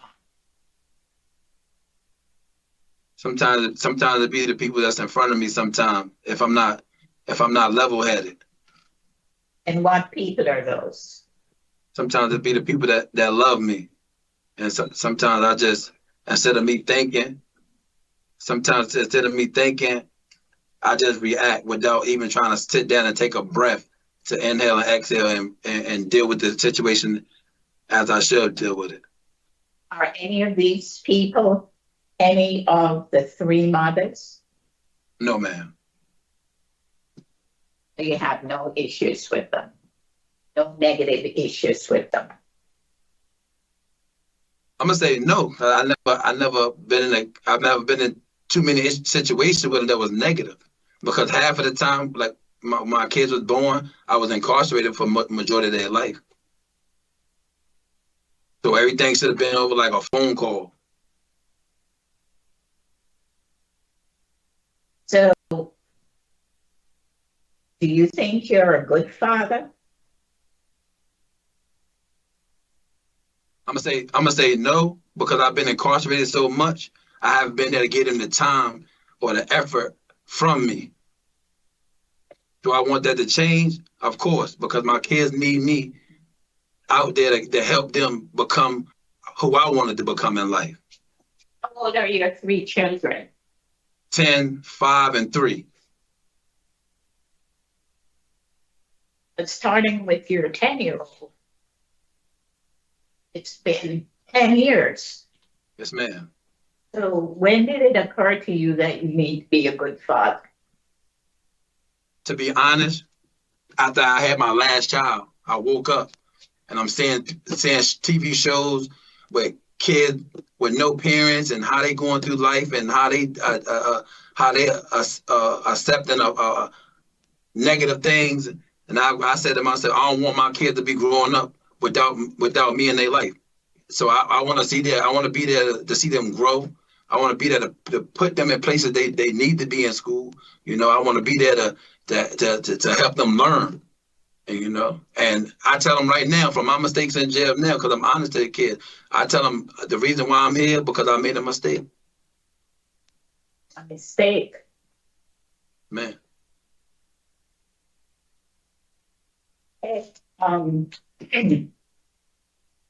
So your drug score is a 4, which is pretty high. Yes, ma'am. And you took tier 2 and you used again. So where do we go from here? Forward. We go forward, because the second time that I used it, still, you know, it was still that was in the past. So now after I did it the second time and got in trouble, I put everything down. No more negative things. No more seg trips. No more using. It ain't about me no more. It's about me growing. I got to be a father, so I got to grow from my using habits. But Mr. Byrd, I think you have it a little upside down there. First of all, you have to be a good man for yourself first, and then you can be a good father to your children. So it is about you, because you're the ones that's committing the crime and have a substance abuse problem that has not been addressed. You completed a program in the community in 2017, and you never followed through with the aftercare. You now have 6 years of special parole. What are your intentions to do when you do go back in the community? To walk every line the way I need to walk it. To go the right way. How are you going to stay sober? Stay away from them, the areas that the alcohol is in. Stay away from the people that drink. Stay away from the areas that I don't belong in. I think you need to do more, Mr. Byrd. What about working on yourself? Yes, ma'am. That's I didn't hear you say you're going to think about going to meetings, maybe get a sponsor, maybe try to work the 12 steps since your drug score is so high. You know, do some things, learn how to live a sober life in a sober community. I didn't hear you say any of that. I mean, I want to live a sober life. I'm gonna take them steps. I started taking the steps from where I sit in this seat now, and behind these doors, I start taking AA, trying, participating. So now when I get to the other side, as you said, I got to take responsibility for myself. Yes, as in me, I need to find a good sponsor. I need to take myself to all types of programs and drug programs and be around people that fell down and pick themselves up. I fell down. Now I need to be around the company that picked themselves up, that learn from their mistakes. So I'm in the middle right now. So the bigger picture is it's here, but more bigger when I get out the gates, because now that's when the real lifetime situations that affect you. Okay. All right. Thank you for answering my questions. Thank you, Ms. Chance. I just have one issue, Mr. Byrd. When you were before the board last time, a year ago, you wanted to sponsor to Miss Frazier's house. She was your girlfriend? That was my baby mother. Okay, and now you are proposing a different sponsor who is also listed as your girlfriend, Ms. Leach? Yes, ma'am. The other address, they moved, they relocated. Okay, so how did you become the boyfriend to Miss Leach in the last year while incarcerated? We was friends. We built over time. We conversate and we built over time, and then. Well, where did you meet her? Through the tablet? No, man. I know it from the outside. Okay, so you're going to step out of prison, move into a house with a woman you never dated, but now is your girlfriend, and she has 3 of her own children. Yes, ma'am. Is that a good plan? No, ma'am. I don't think it is. I think you need a period of adulting in a halfway house, being responsible for yourself so that you can turn your focus to your own children. You don't need to distract this woman from raising her kids and the responsibility that she already is shouldering, but that's just my opinion. So I really have some concerns, Mr. Byrd. I'm glad you have some insights that you're working with. I'm especially glad you've got 6 years of special parole ahead of you, and that you're receptive to the guidance and the structure that your parole officer can provide as you work towards some of the goals that you have for yourself. And I sincerely hope you'll be successful. It's about time you turn this all around. I lost count at how many victims of domestic violence you have. I stopped at 5. It's unacceptable, sir. And I hope you will participate in that program before you walk out those doors. Okay, we're done with questions. Where are you, Mr. Cizauskas? So yeah, Mr. Byrd rates out very high. He's not completed what they asked him to complete from the last hearing. And I do hear in his voice that he wants to change, but in my opinion, he's not ready yet. And he needs to complete these additional programs. So for today, it's a deny for me. Okay, so when you say he wants to change and he's not ready for release, not that he's not ready for the change, because that's long overdue, right? Mm-hmm. Okay. Yes. All right. So, and we support him making the important changes that are necessary.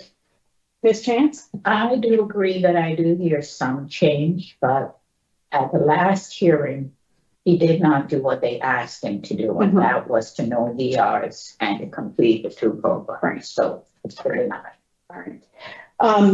Officer Mack, did you have anything to clarify before we move to decision? No, you were correct. It is since his 6 year special parole, and he did get the 2. Okay, thank you so much.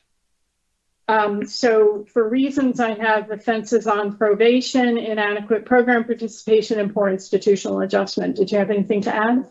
I did not. Okay. The list for special parole conditions I have, no driving without parole officer's permission, no consumption of alcohol, behavior management for domestic violence. I think halfway house placement is important because we're looking at him not going out for almost a year, and that relationship and the sponsor's circumstances could change. And then I have no contact with victims, initials SO, KS, KM, and PC. Do you have anything to add? Is there an MP victim in here? I did not have that. That's the 5th one? No, my 5th Dairy one. Queen? No, okay, we can. No, MP. I didn't have that. I had a JH that I was going to forgo because that was 2013. I Okay, had so- KH. Okay. Want to add JH? Is it before Well, this? that was 2013, and that's not even for his underlying, so I was going to let that one go. Okay. Okay. So, Okay, so In the matter of Craig Byrd, inmate number 399341, there is a motion to deny parole for the following reasons. Your new offenses were committed while you were on probation. You have had inadequate program participation and poor institutional adjustment. I further move to set the following conditions for your special parole supervision in addition to standard conditions. You are not to drive without your parole officer's permission. You are not to consume alcoholic beverages. You are to engage in behavior management for domestic violence in the community. You're to have halfway house placement if needed, and you're to have no contact with victims' initials SC, MP, PC, KS, and KM. Do I have a second? Second. All in favor? Aye. Aye. We wish you much success, Mr. Byrd. This concludes the hearing for Craig Byrd, number 399341. Would it be helpful to you if I wrote out those names on a Post-it? Yeah, so we just make sure we're.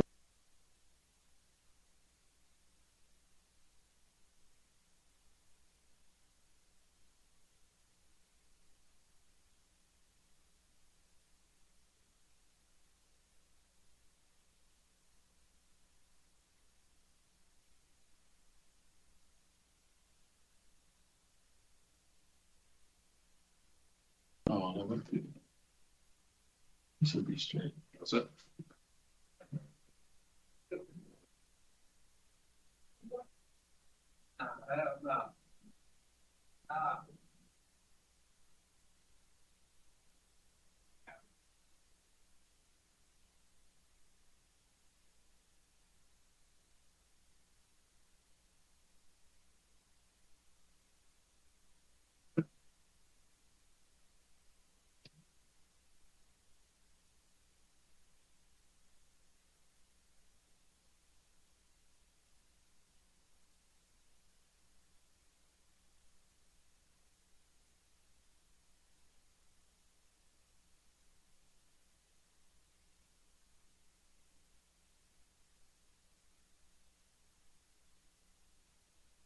Mr. Parrott, we'll be right with you, okay?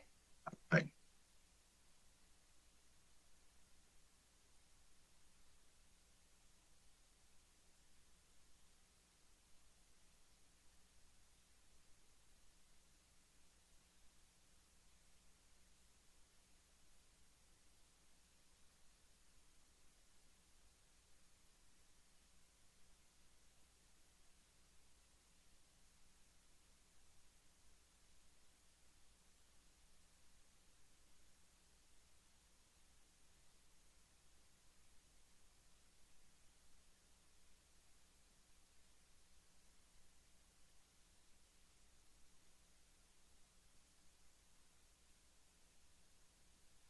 Thank you. All right, Mr. Parrott, you ready for your hearing? Yes. All right.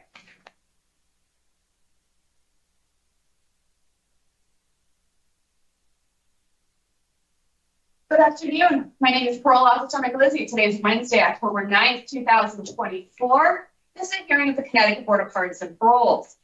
Board members are present this morning and by stating their names on the record, certify that they have reviewed all statutorily required documents and available pertinent information in preparation of this hearing. Nancy Turner, good afternoon. Good afternoon, Joy Terrence. Good afternoon, Robert Cizauskas. Good afternoon. Sir, can you please state your name and inmate number for the record?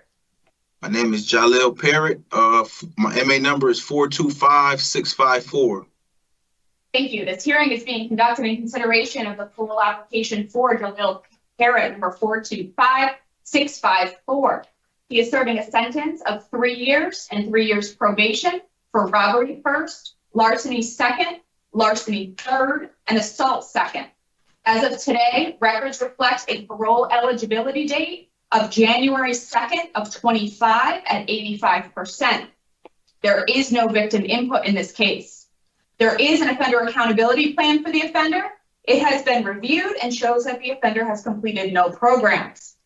Utilizing the statewide collaborative offender risk evaluation system, the offender's overall score falls within the very high range risk for recidivism.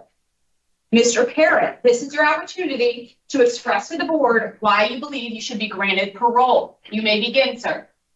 Oh, I believe I should be granted a parole because to start, I wasn't even in the state for these whole 3 years. So they moved me for 16 months of it. I was unsentenced, so I couldn't take programs.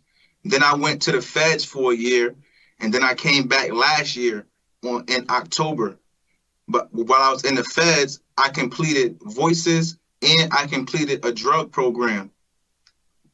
Now, on another note, I would like to say that I am sorry and I take full responsibility for any crimes that I committed, and I want to apologize to the victims or any victims in any similar crimes. And why I deserve parole? Because, you know what I'm saying, you learn as you get older. When I was out there, I was young. I was misled by an older group of people, and I shouldn't have been there. And I shouldn't have been doing those things that I was doing. And I take full responsibility for that too. But all we can do is change and move on. Each day is a new day and it's a fresh start. You know what I'm saying? We can't dwell in the past. We got to move forward.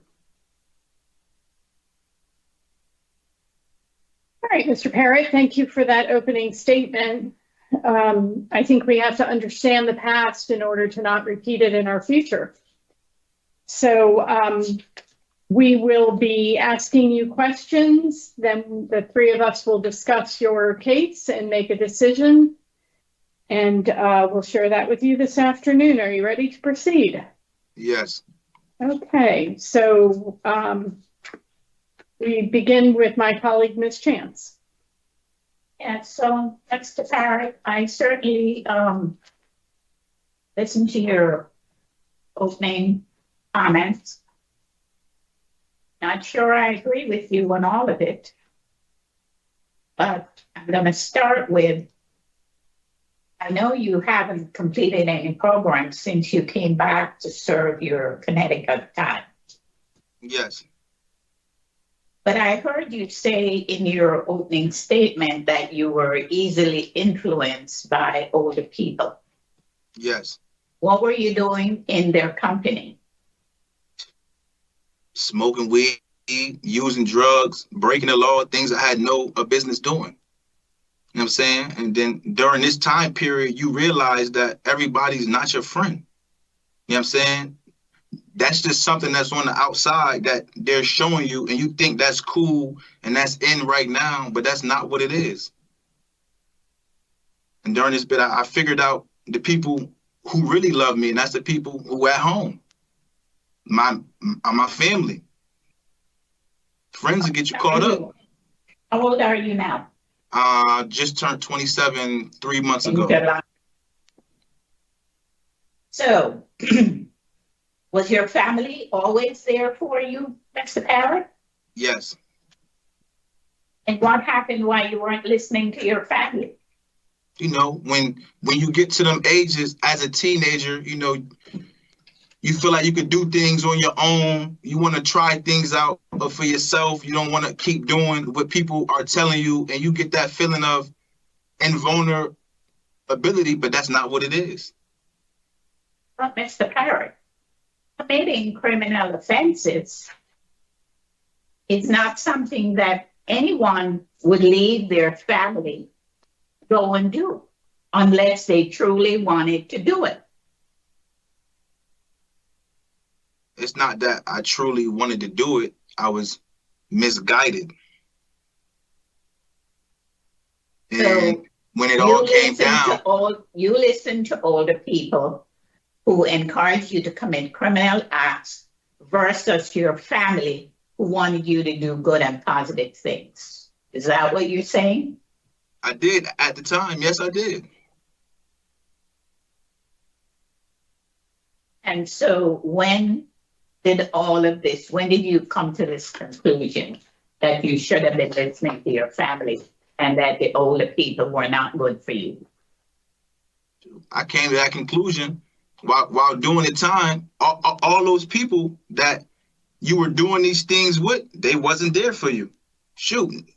And they threw me under the bus. So how is anybody that's not there for you in your time of need and that throws you under the bus gonna be anything good for you? You gotta come to some realizations. I can't even pick up the phone and call these people. So they're the ones that caused you to fail those other 3 times you were in the community? No, well, when it all comes down to it, I made the final decision to do whatever was done. So it all comes back on me. I can't really put it on nobody else. I gotta take responsibility for my own actions. I can't blame nobody else. Right. But they were they were influences. That's all I can say. I can't say it's their fault. No, it's 100% my fault. Yeah. So you were out on bond, federal custody at the time, and then you had your GPS bracelet on, right? Yes. And what happened?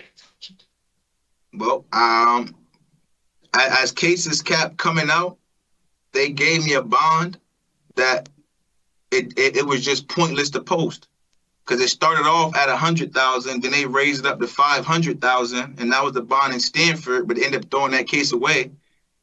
And so it was no point to keep bonding out of jail when I had to come to jail anyway. I just wanted to hurry up and get this chapter of my life over with so I could start a new one.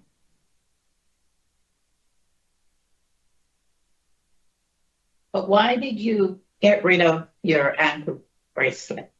I never got rid of my ankle bracelet. They cut my ankle bracelet off when I went to the county. They cut it off in the court. I ain't get rid of my ankle bracelet. I did the whole 9 months from November to August of 2021 on the bracelet at home. No hiccups. Okay. And then when you went into federal custody, you said you completed Voices and a substance abuse program. Yes. So you did that, and then you came back to Connecticut. And here I am looking at 6 tickets that you received. The most recent being there, January, June. And one is for fighting. You refuse housing, security tampering, theft, and then last October was interfering with safety and security. So what's been going on? Well, look at this place. This is not normal. You know what I'm saying? So sometimes I acted out sometimes. I don't want to be here. I don't want to be in jail. And sometimes it's hard to cope. But as days you start to learn to cope, it's never going to be easy to cope with jail because it's not normal. Just to be in here and deal with the stuff that goes on, that already shows that that's a mental health issue right there, just to deal with the daily lifestyle of jail. This is not normal society. You put people in a place where all the criminals is at, and you want them to flourish around where everything is bad. Right. Let me stop you right there. What are you serving time for? A crime. What's the crime? Robbery. And what else? Well, larceny and assault second. Yes, it's robbery first, larceny second, larceny third, and assault second. And you're there saying that incarceration are for criminals. Yes. So where do you fit in? I don't fit in. I made a mistake. I'm not a criminal. I made a few mistakes. I committed a crime. That doesn't make me a criminal if I made a few mistakes. Okay. So in your eyes, you just made a few mistakes and everybody has it wrong and you shouldn't be incarcerated. No, and that's so not true.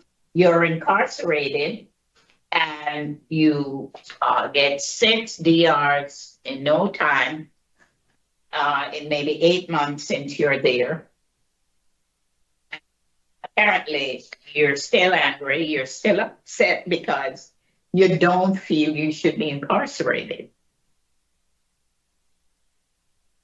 Maybe that was a miscommunication. It's not that I don't feel I should be incarcerated because I did what I did. So clearly I have to face the consequences that come with that. You know, I made the bed, now I have to lay in it. I have to deal with that. That comes with it. You know what I'm saying? I can't say I feel like I don't belong here because I got to do what I got to do. I got to finish it up. I can't leave it until I finish it up. Yep.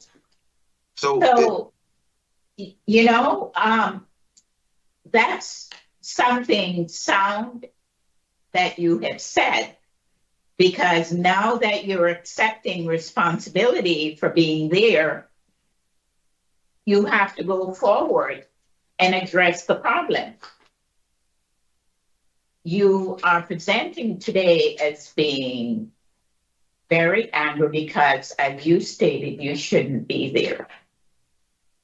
But now that you said that you're accepting responsibility for what you did, then you have to figure out how you're going to move forward. You need some help. yes. Okay. What kind of help do you think you need? Structure. I need structure in my days. Programs, work, go back to school. I need structure in my days because free time is bad time. Right. So in order to get those programs and the structure, you have to start getting the DRs. Yeah, That's absolutely. what's preventing you from getting the programs that you really need. But the programs that's on my OAP, I did voices and a drug program while I was in the feds. And none of that carried over because I can't bring my certificates. I couldn't bring nothing. When they came to get me, I couldn't bring nothing with me to show proof that I already did these things. Because the program that's on there, I had to do that because if you didn't do that there, they send you to the box for that, for not taking your programs. What about threshold or good intention, bad choices, or anger management? Do you think you need anger management? I don't think, me personally, I don't think I need anger management, but if it's something that would please the Board of Pardons for me to do, I would have no problem with taking it just to show that I'm capable. So it's not pleasing the board, it's what's going to make you a better person so that when you go back in the community, you don't commit any more offenses.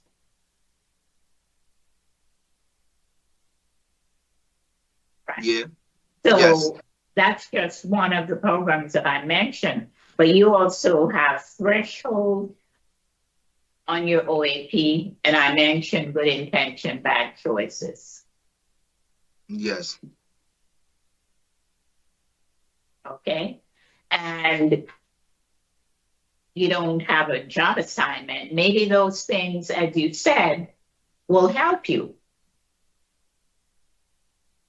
So for me, I just think you need to do those programs. And you know, you also have a non-extraditable warrant out of Massachusetts. Well, now I do. Yeah. Okay. And you know that you're going to have federal probation once you're released from Connecticut. Yes. Okay. Well, Mr. Parrott, I'm the federal sentence runs concurrent with the state sentence. So it runs at the same time. Okay. All right. So you know what you have to do. And so I wish you the best of luck. All right. Thank you. Thank you, Ms. Chance. Mr. Parrott, you were convicted on the federal charges in May of 2022. Yes. When did you commit those crimes with the stolen property? All in 2020. Every crime that I am convicted of now all happened in 2020. Okay, so you committed the federal crimes, and then you committed the various robberies at the pawn shops and the jewelry store in 2020. And then you got sentenced by the feds in 2022 and sentenced by Connecticut in 2023. I have that correct? Yes. And so your 3 years of probation for Connecticut will run concurrent to your 3 years of federal probation. Yes. Okay. So you're going to have a lot of people in your business. Yes. And a lot of people to answer to, and I hope you'll take those responsibilities seriously, because it'll, you'll be, back here in your mid-30s for the same issues on probation violations. So when you say you made mistakes, were the mistakes going into the pawn shops? Was it when you stomped on an employee, or was it when you maced another employee? What part of the mistakes? Mistakes would have been a bad terminology. Those were bad choices. So I can't say mistake, because mistake is when you mess up. That's all bad choices on my part. Yep. Terrible choices. Yep. Mistakes are minimization of the harm that you were doing out there to people who were hardworking, running a business, the jewelry store probably make a minimum wage. And for all their effort, they get maced in the face because you were trying to make a getaway. So honestly, you score out very high for your risk to reoffend. You've never been successful on community release, and you got a mere 3 years for all the mayhem that you were doing out there in the community back in 2020. So I'm glad you've got supervision to follow, and I hope you'll be successful when you're back in the community. Mr. Cizauskas, any questions? Thank you, Madam Chair. I have no questions. Okay, so we're going to discuss. Give us just 1 minute, Ms. Chance. So, Mr. Parrott is rated very high. And, first in the opening comments when he talked about mistakes, but later on corrected himself as bad choices. He's failed his previous 3 community releases, and since the short period of time that he's back from federal incarceration, he has 6 disciplinary reports. They're not good. He has not been able to take any of the programs on his, during his Connecticut time because of the DRs. And I know he keeps saying he took voices and the substance abuse program while he's in the feds. But I just feel Mr. Parrott, in his own words, says he needs structure and he needs programs. And I would have to agree with him. I do think he needs to, his 85% is in January. I just think he needs to stay there. Yeah, it's a 4 months difference. Yeah, and see whether he can do the threshold that's on there or good intention bad choices if they have. Okay. Mr. Cizauskas? I agree. Okay, so for reasons I have nature and circumstance, poor performance on community release, inadequate, and we'll go with poor institutional adjustment. How about those 3? Yeah. Yes.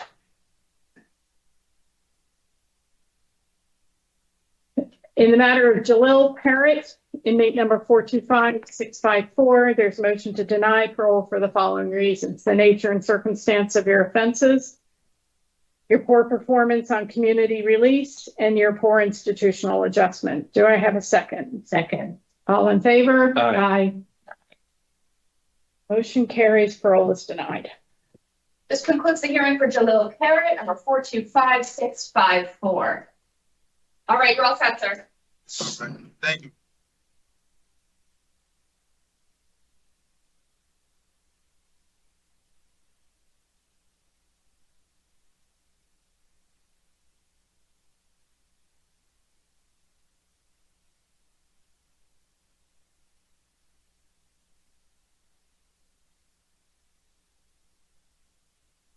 Yeah, who called me? What's up, Pablo? All right, hey, girl, what they told you? Been high. What? I ain't get no program for jail performance. No, is it?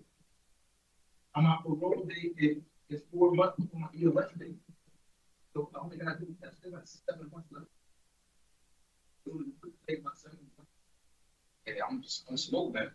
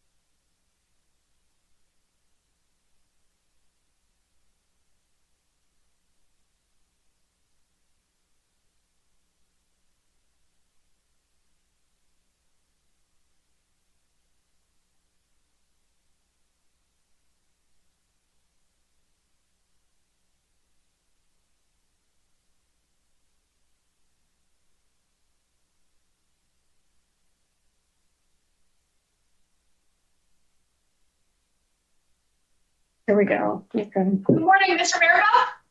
Good morning. Good afternoon, I'm sorry. Good afternoon. Good afternoon. Are you ready for your hearing, sir? Yes. Okay.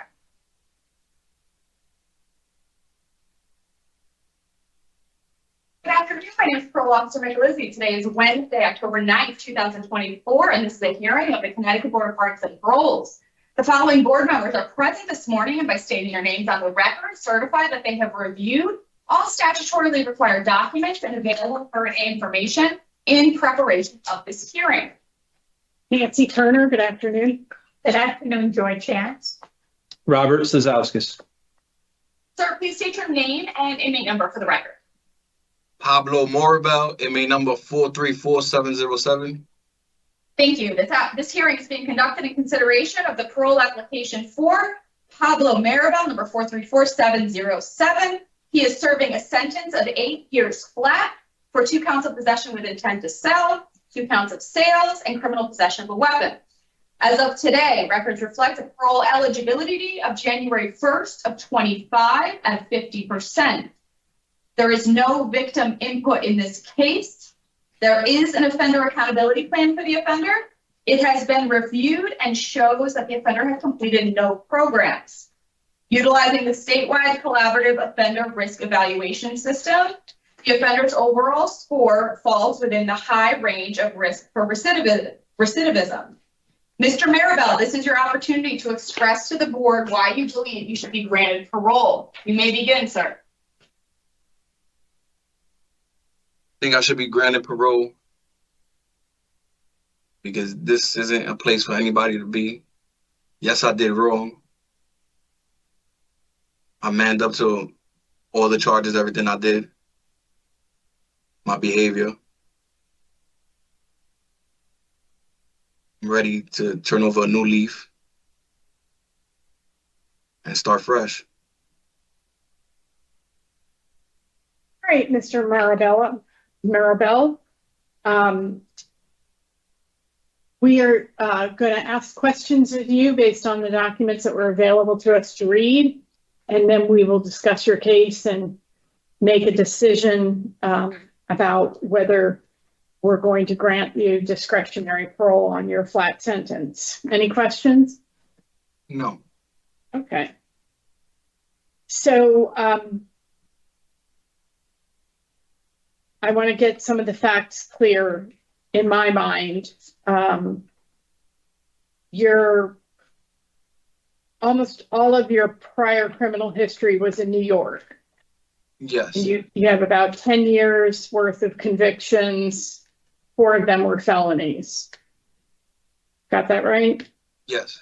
Okay. So then you're here in Connecticut, selling drugs and carrying a firearm.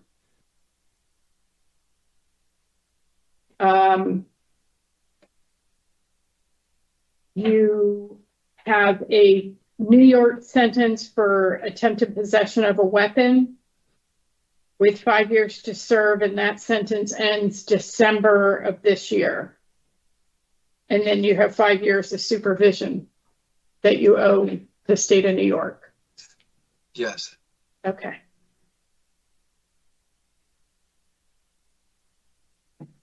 So, were you here in Connecticut, and why were you selling drugs? I came to Connecticut at the end of a family problem that I was having, to start new surrounding, new area, everything. And I came out here, it was during like COVID. So there was no jobs or anything. So I started selling drugs.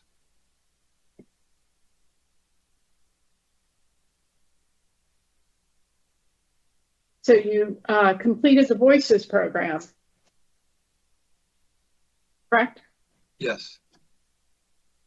So when you talk about turning over a new leaf, this is version 2, because you came to Connecticut and apparently it was the same leaf, because you went back to what you know to do to provide for yourself. So in the Voices program, did you learn anything about the harm you were causing the communities here in the state by peddling poison in order to line your pockets with money? Yes, I did. Okay, so talk to me about what you learned about the harm.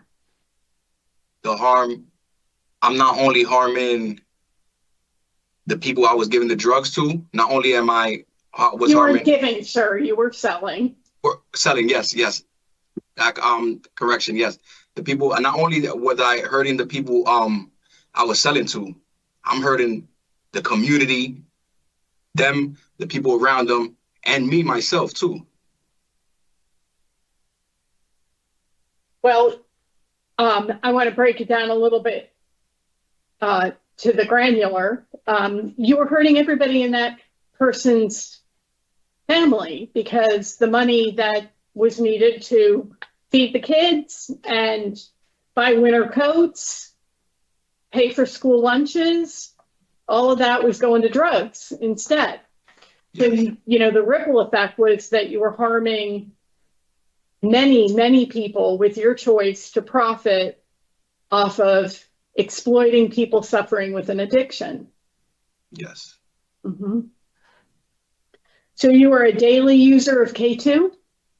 How long has that been going on? Since about 2019. 2019. Okay. And that brings us to your disciplinary issues there in the facility. August, you got DR, need K2. Not the first time there in the facility. You also had a Pruno ticket. Yes. Why are you doing this inside the facility? That is no place for anyone to be. Correct.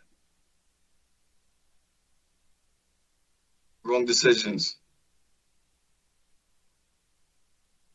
You have nothing more to offer me. No, yes. Wrong decisions. My mind wasn't in the right place. Bouncing back and forth from different states. Not knowing when you're going home, it messes with you. And so your way to cope is to go back to your old strategies of using. So I'm not really seeing the leaf changing here, to use your analogy.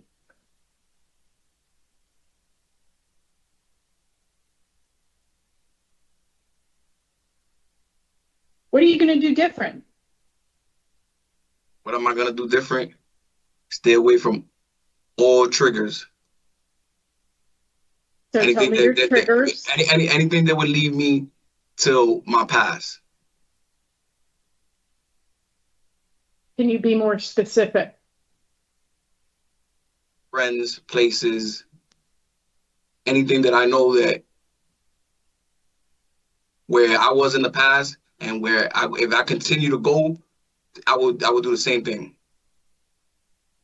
But see, here's where it doesn't make any sense, Mr. Morrobel, because you came to Connecticut to start a new life, but you did same old, same old. And now you're talking about you're going to get out and you want to turn a new page in your book, and you're going to avoid the same things. But that seems to be what you fall back on. Why? Yeah, the reason I started selling drugs in Connecticut, when I came to Connecticut, I couldn't find any job. I had a job in New York. Go ahead. I had a job in New York. I was laid off from that. I came because of COVID. That's when I came to Connecticut. When I came to Connecticut, I tried to find a job. It wasn't happening.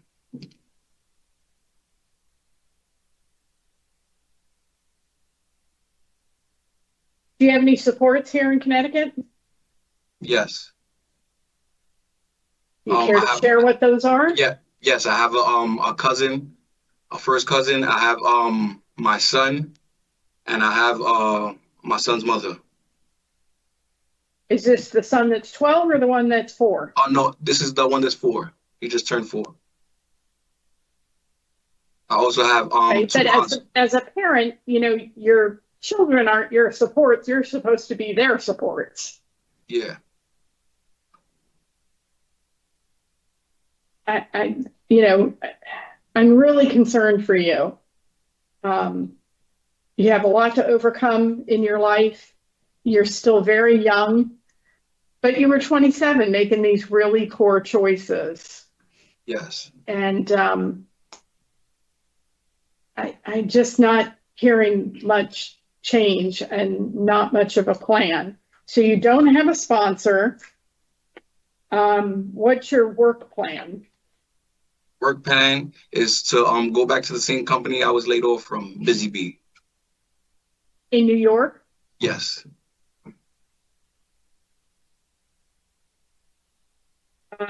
And you haven't earned a GED. Why is that?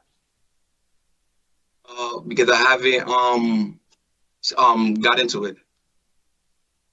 So you failed to make it a priority in your life. Is that what you're saying? Yes. The last time I was almost gonna make it, I didn't complete it. So that counts for nothing, sir. Yeah. Yes. You have 2 children who need to know that you value an education so that they stay in school and get theirs. And a GED or a high school diploma is a foundation on which you can build the rest of your life. There are very few jobs that you're going to be able to secure without a high school diploma. Are you always going to resort back to selling drugs to support yourself? No. I hope not, because, you got this sentence because you were peddling heroin and cocaine in the midst of an opioid epidemic where we were seeing people overdose and die at rates we'd never even conceived of. And you made the choice to come to my state and do more of that. So that's why you got 8 years. Not to mention, where was the gun? It was ammunition. I know. Well, you had ammunition. You're going to tell me you didn't have a gun? No, it was just bullets. That you got charged with. Why would you have bullets if you didn't have a gun? There was no gun. It was just a box of bullets that was on top of the refrigerator. This was in a hotel, sir. Yes, on top of the refrigerator, there was a box of bullets. That's where it was found. There was no pistol found. Ammunition, yes. But the actual pistol, there was no. I know it wasn't recovered, sir, but don't make me out to be a fool. Why would you have spent money to buy a box of bullets if you didn't have a gun for them? It was given to me. Okay. And was it ever recovered? Do you know where it is now? Oh, no. And you had the gun because you were selling drugs and you wanted to protect your drugs and your money. Is that correct? No, I didn't have the gun. All right, I'm done. Thank you, Mr. Morrobel. Mr. Cizauskas. Thank you. Yes. Thank you. I'm just trying to understand, what's your long-term plan, your release plan for where you're going to live? You know, when this is all said and done, when you are out, what state are you planning to live in? And where are you going to work? Where is this at? All right, I'm planning to stay in New York. Okay. And you mentioned a company that you were laid off from in the past. And why have you talked to them? Why do you believe that you can get a job there again if you've been laid? I'm in contact with them. And they said although you were laid off in the past, that they would take you back despite all this happening. Yes. Were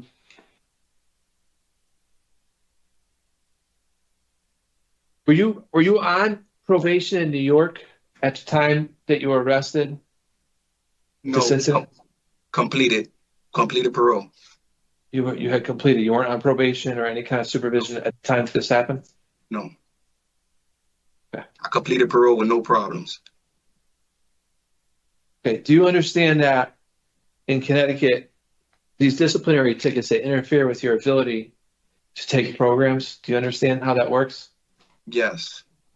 So you're going to have some time without disciplinary reports happening for you to be able to get yourself in a position to take the programs that you need to address, your needs, so that you can be rehabilitated. Do you understand that? Yes. All right.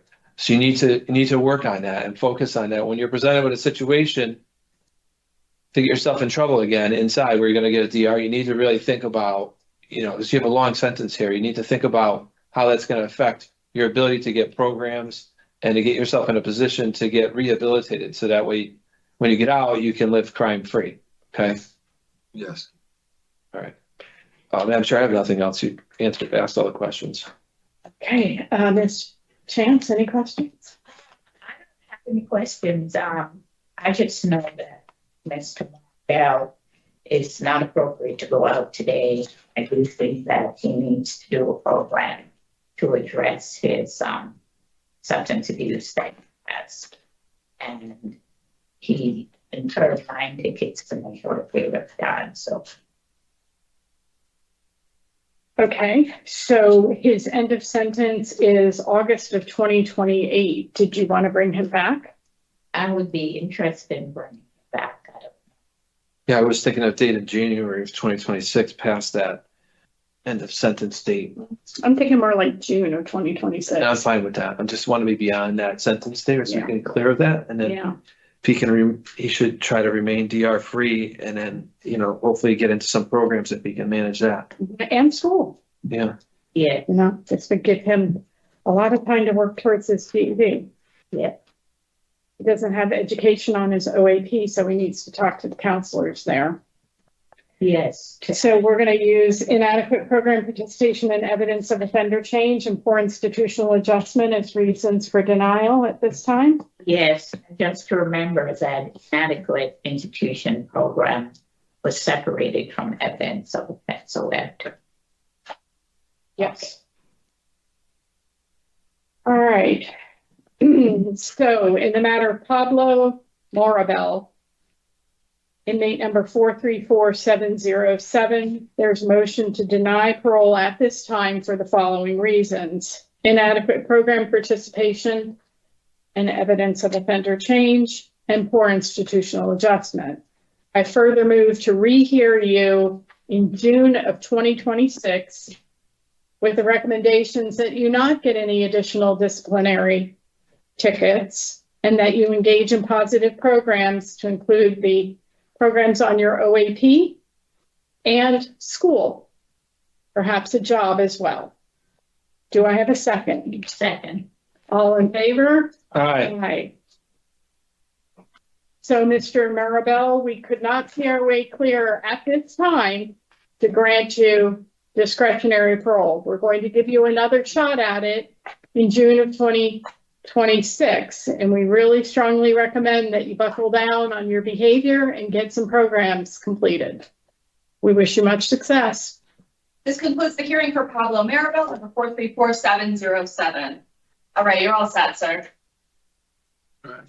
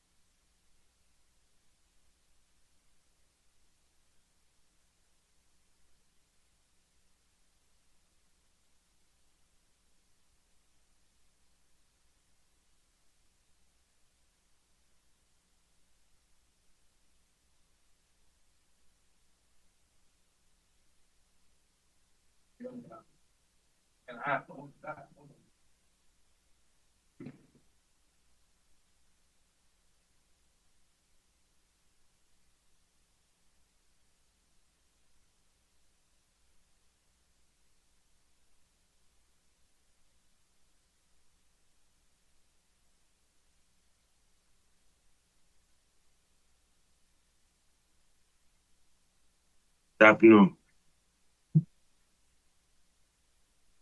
Good afternoon, Mr. Scott.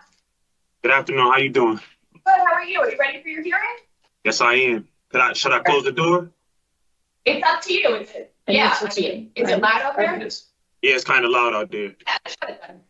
All right.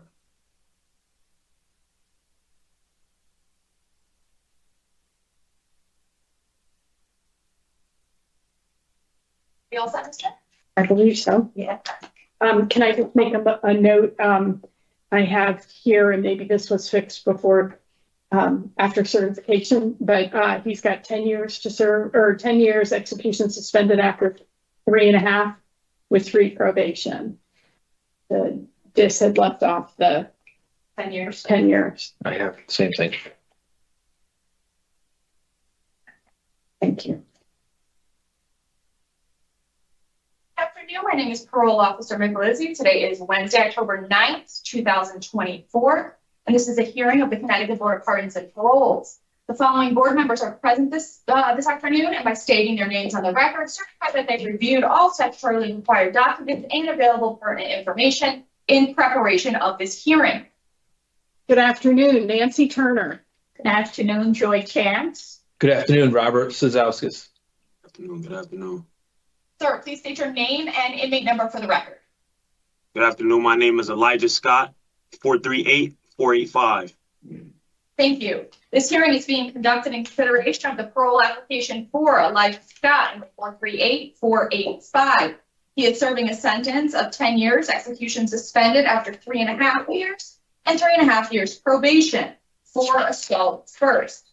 As of today, records reflect a parole eligibility date of November 8th of 24 at 85%. There is no victim input in this case. There is an offender accountability plan for the offender. It has been reviewed and shows that the offender has completed the SRG program. Utilizing the statewide offender risk evaluation system, the offender's overall score falls within the high range of risk for recidivism. Mr. Scott, this is your opportunity to express to the board why you believe you should be granted parole. You may begin. I believe I should be granted my parole because, number one, first and foremost, my daughter needs me out there. I just received a message on my e-messages that my baby mother wants to give me custody of my daughter for some reason because she can't handle the responsibility anymore. So that's number one on my list of priority, and it serves me to do more out there in the community than being in here, sitting in here. And second of all, I believe that I learned my lesson. I take full accountability for my crime, and any DR that I caught while incarcerated. You know, this is my first time in jail, so I had a learning curve in the beginning, you know, catching a lot of tickets and stuff like that, you know, going through the hump of, you know, learning how to do jail time and stuff like that. So, but that's no excuse for catching any tickets that I recently caught in the beginning. So, you know, and I did for school, I did score the highest in writing in the DOC history. I got a 6 out of 6 on my writing test. So that's documented as well. I've been seeing mental health for the last about 3 years now, trying to get my mind right. You know, I didn't see mental health in the world, you know, and my mother just started working in mental health. So they have a plan for me when I get out there to continue seeing mental health. And I just got diagnosed with PTSD last week. So they had me on medication, Lexapro. Okay, Mr. Scott, this hearing is live streaming and I want you to have your privacy. So, you know, be careful what you share out in the world about, you know, your medical and mental health issues, because you have that right to your privacy. Okay, all right. My apologies. It's not a problem. I'm just looking out for you, sir. All right. Well, I have been seeing a mental health twice a month to work on to help me work on my behavioral and just, you know, just help me vent and, you know, help me get through certain things about life. I did mention about my GED. I have 1 test left. I've been denied school here since I've gotten here. I've been denied school even when I didn't have the DR. Prior to the DR, I've been denied school. I've signed up several times and that's documented. I have no clue. I've spoke to the principal and all of that. So I have no clue why they haven't put me in school yet. But I have 1 test left. I have math left and I could do that in the world easily. I have a stable home. My mom and my dad live together in Hartford, so I can go to them. I can live with them and have a stable household. I wasn't living with them prior to me being incarcerated. And as far as programs, I did serve the SRG program. I go to Talim every Tuesday. I go to Juma every Friday. So with voices, as far as voices and AA, I haven't been able to get into those programs due to the DRs and all the transfers. As documented, I've been transferred about 5 or 6 times in the last 3 years. That's a lot of times for the last 3 years. So I haven't really been able to settle in any jail except for Corrigan when I got to the SRG. And you can't do any programs other than SRG when you get to Corrigan. So I have a plan for when I go home. Essentially, my plan is to go home, stay at home with both of my parents, get into GED, the night school, get a part-time job, and take custody of my daughter and be there for my daughter. She just recently turned 3. So I'm trying to be there as soon as possible, especially after the e-message that I got. I wish I could bring it down to show you guys, but I can't bring my tablet down here. So that's just number one of my priority, you know. But Mr. Scott, that's really a reason why you want parole, not a reason why you deserve it. So is there anything else you want to add as far as, you know, why you believe you deserve parole? Yes, because I've seen a change in myself since I came into prison. I started off hot-headed. I didn't listen to anybody. I wasn't listening to the correctional officers, my parents, any authority. And, you know, as time went on, I realized I had to bite my pride. I had to humble myself. I had to sit in here, really think and humble myself. With me, everybody's different, but with me, I started getting into Islam a lot, Muslim. I became Muslim, and that helped me through a lot of times when I seen myself could have gotten a lot of situations. I had to bite my pride, bite my tongue, and turn the other cheek, and, you know, do my best to avoid those situations, which actually helped me make it out of SRG program, which is a really oppressing and depressing program. It's hard to make it out of that program. So I see myself, I grew as a man. Oh, wow. What's the matter? What happened? It just went out. Can you see us? Yes, ma'am. And you obviously can hear us, so we're going to continue. You Yes, ready ma'am. for us to ask the questions we've prepared? Yes, ma'am. Okay, we're going to begin with my colleague, Mr. Cizauskas. Hi, good afternoon. Good afternoon, sir. So Scott, I went through your case and, you know, I read about what happened, but in your initial statement, I'm not hearing anything about the victim and the remorse about the injuries and so forth with the victim. You know, how do you feel about what happened? I'm very remorseful for what happened about my case, and I'm very remorseful to the victim, which I sent my word to him when I first became incarcerated. I sent my word through a friend where we were residing with that victim when the whole incident occurred. And my apologies for not mentioning that in the beginning, because my daughter was the only thing on my mind, and I apologize. But I did that all goes into what I was saying. I grew as a man, because when the situation first happened, I was looking at it like, you know, I did make bail after that instance. So I looked at it like, no, I don't really care about the victim or this, that, and the third. But as time progressed, I realized what I did was wrong. And that was an avoidable situation for me. But I didn't realize that at 20 years old. At 24, I could see that I messed up, and I feel very remorseful for the whole situation and the victim as well. And that's my apologies go out to him and his family if they are on watching this right now. So thank you.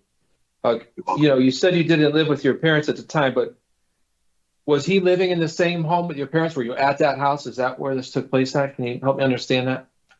No, my parents lived off of Blue Hills. I was living closer toward Edgewood and Enfield Street.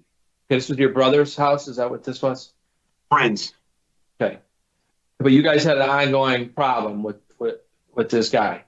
Yes. With the victim here? Yes. Okay. And at the time, he said something to you when you were passing by. Is that true? Did you feel disrespected? Like, how did you feel when that all took place? I felt hurt and I felt disrespected at the time. Okay. And you also said you were drinking alcohol and smoking marijuana, using Oxycontin pills during that time in your life. Is that correct? Absolutely true. Yeah. Did you normally carry a gun when you were doing those things? Is that something you did? That is what I did during that time, sir. Because, matter of fact, there's no excuse for it. I'm from Hartford. It's a lot of stuff that goes on in Hartford, but there's no excuse for me having a firearm. And I mean, what was your reason? What's your reason for carrying it? You must have thought it out and gotten in possession of it. What were you carrying it for? The fear of my life being taken from me, living on the North End. I lived in Hartford my entire life. I never lived nowhere but Hartford on the North End. I lived in the North End my entire life. And I see a lot of murder. I lost friends. I seen things that somebody my age shouldn't have seen. I experienced things that people my age shouldn't have experienced. If I was living with my parents, not making an excuse for my things, because like I said, I take full accountability. But if I was living with my parents in the household that we were at off of Blue Hills in a more safer area, I highly doubt these things will happen. Mm-hmm. I highly doubt it. Okay. You mentioned your disciplinary reports a little bit, and it's probably interfered. You're saying that you're not getting schools and things like that, but you understand those disciplinary reports that you put yourself in that situation, and those are interfering with your ability to get programs and into schooling and all of those things. You understand that? Yes, That's all part of this. Okay. Yes, sir. There was one in particular disciplinary report incident that I just wanted to talk to you about. It was in July, early this year of 2024. It was a fighting incident while you were incarcerated. Do you recall what happened? You were in a fight? Yes, sir. Yes, sir. Okay. I recall being spat at, and I recall being called a certain name and being spat at.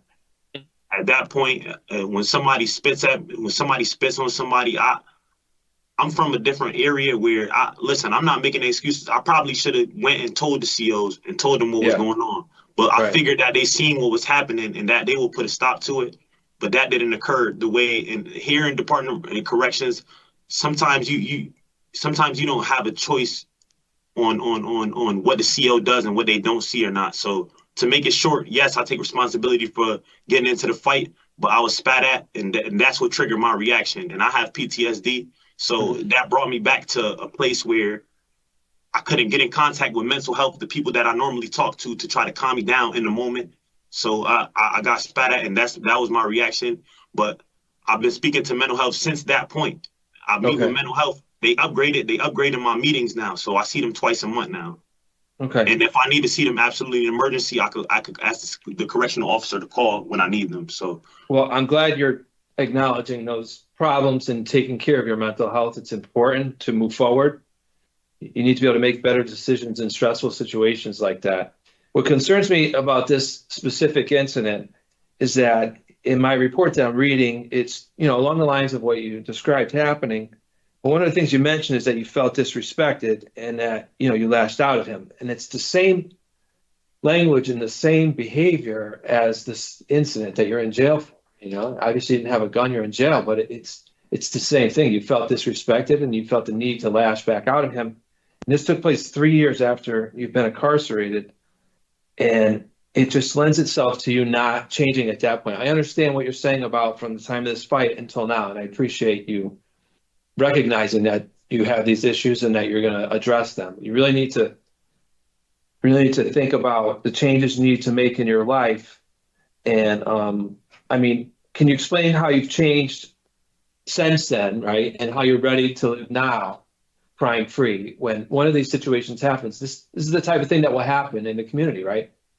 Where you're going to have disagreements with people and you're going to feel disrespected by people, and you can't react the way you reacted while you're incarcerated in this incident or what happened before. Okay, so how will you handle these situations moving forward?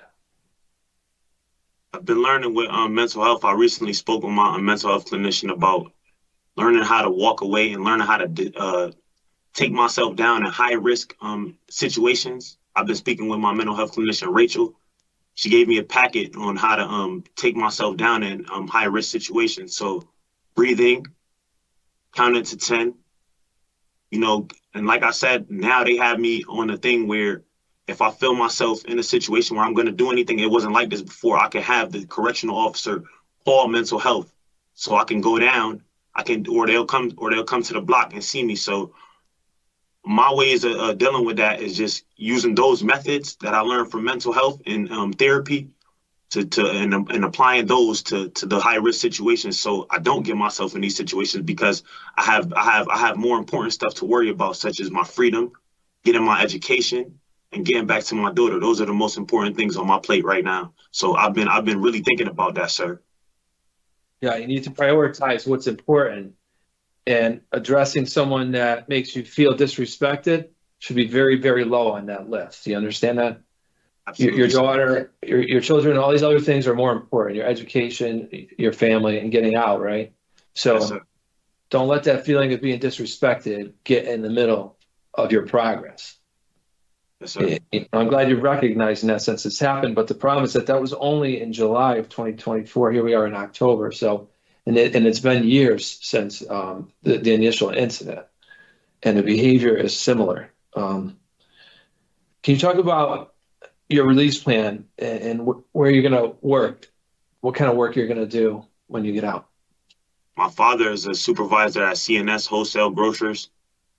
He can get me a job in CNS Wholesale Grocers as soon as I go home. And I'm going to be living with both of my parents off of Blue Hills. And I could get another job as a flagger. My friend has a job as a flagger in Avon. Does that answer your question? Yes, it does. You spoke to your father and your friend, and they both have agreed to this plan. They can help you. Absolutely.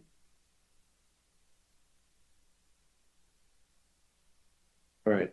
You, at the time that all this stuff was going on in your life, when this incident happened, you were abusing alcohol and pills and marijuana before you were incarcerated, but you haven't participated in any programming to address that, and we understand why, right? The DRs. Yes, yeah. How are you planning to address that part of all this and be successful when you're out in the community? Do you have any plan to address that? It's not going to just go away on its own when you leave. No, it won't. And I do have a plan on addressing that, sir. I'm going to go to a drug program when I go home. My mother has it somewhere. She has a friend somewhere where she can get me into a drug program. She just recently switched fields from the medical field to the mental health field. So she has different connections to put me in. First, I'm going to start therapy, and then I'm going to get into the drug program to help me with my prior problems. But I've been doing real good with it since I've been incarcerated. Like, you know, I haven't been around any drugs or drink any alcohol since I've been incarcerated. So I don't feel the need to do it because I work out a lot every day as much as I can. I participate in a lot of sports. I'm in flag football, different things like that. So, you know, I don't really feel the need to have those things. And believe me, they are available in the DLC. They are here. And they are available, and I don't feel the need to be around those things or use and abuse those things as I did once before. But I do have a plan with my mother, if that answers your question, sure. Yeah, it does. You know, it's different though. I understand you're saying there are things available there, but it's not the same. Can you hear me? Yeah, I can hear you now. Okay.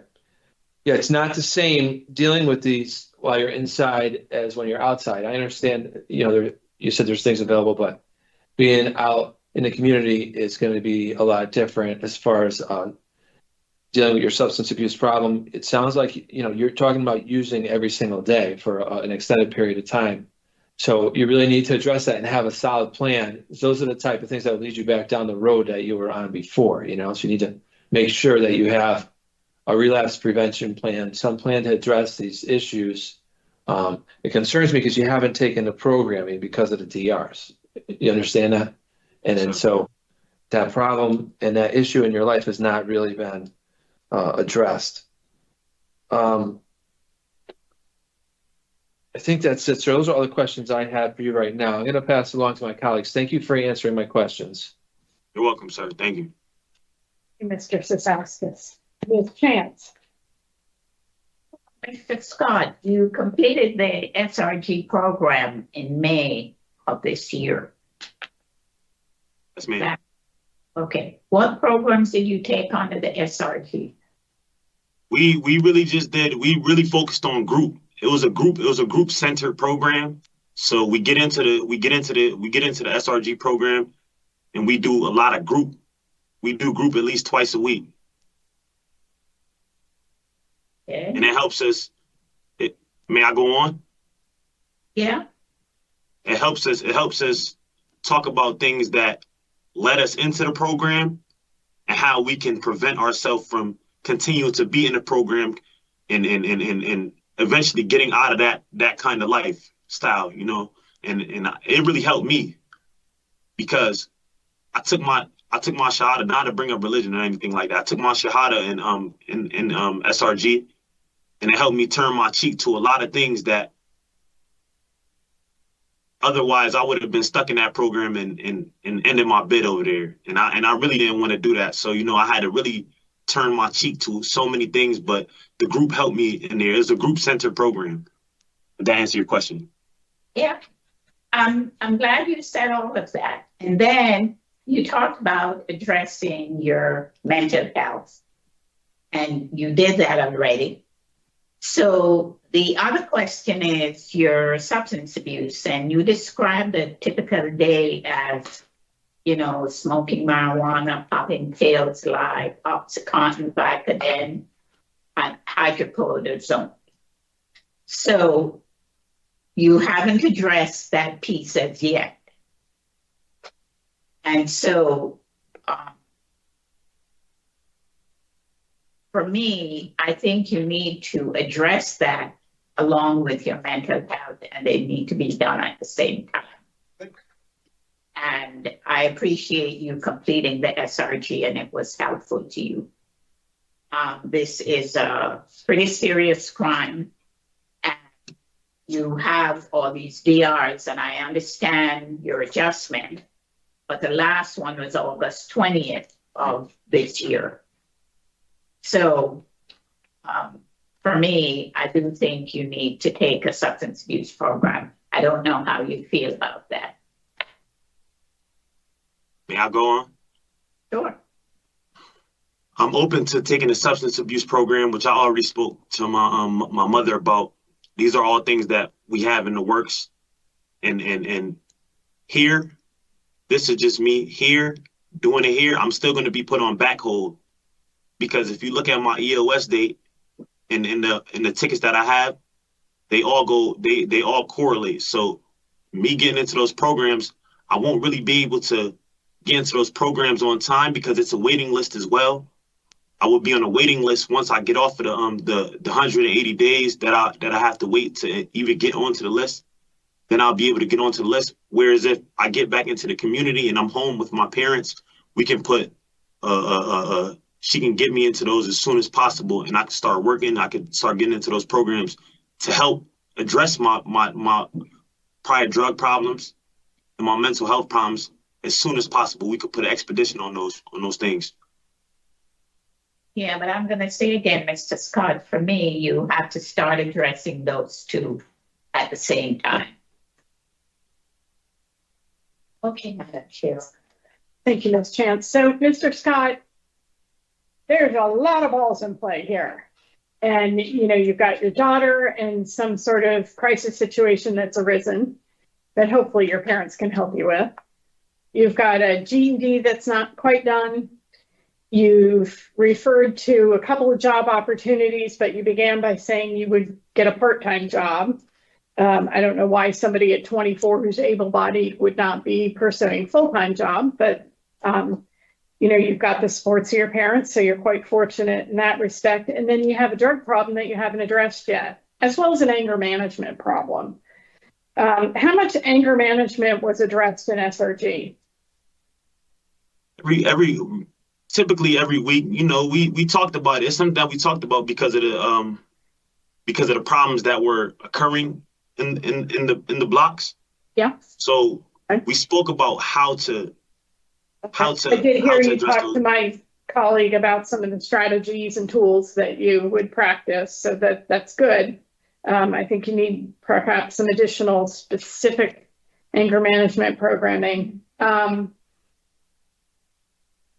So you're a very young person, and this is your first adult crime, and it is pretty horrific. I mean, where did you get the gun?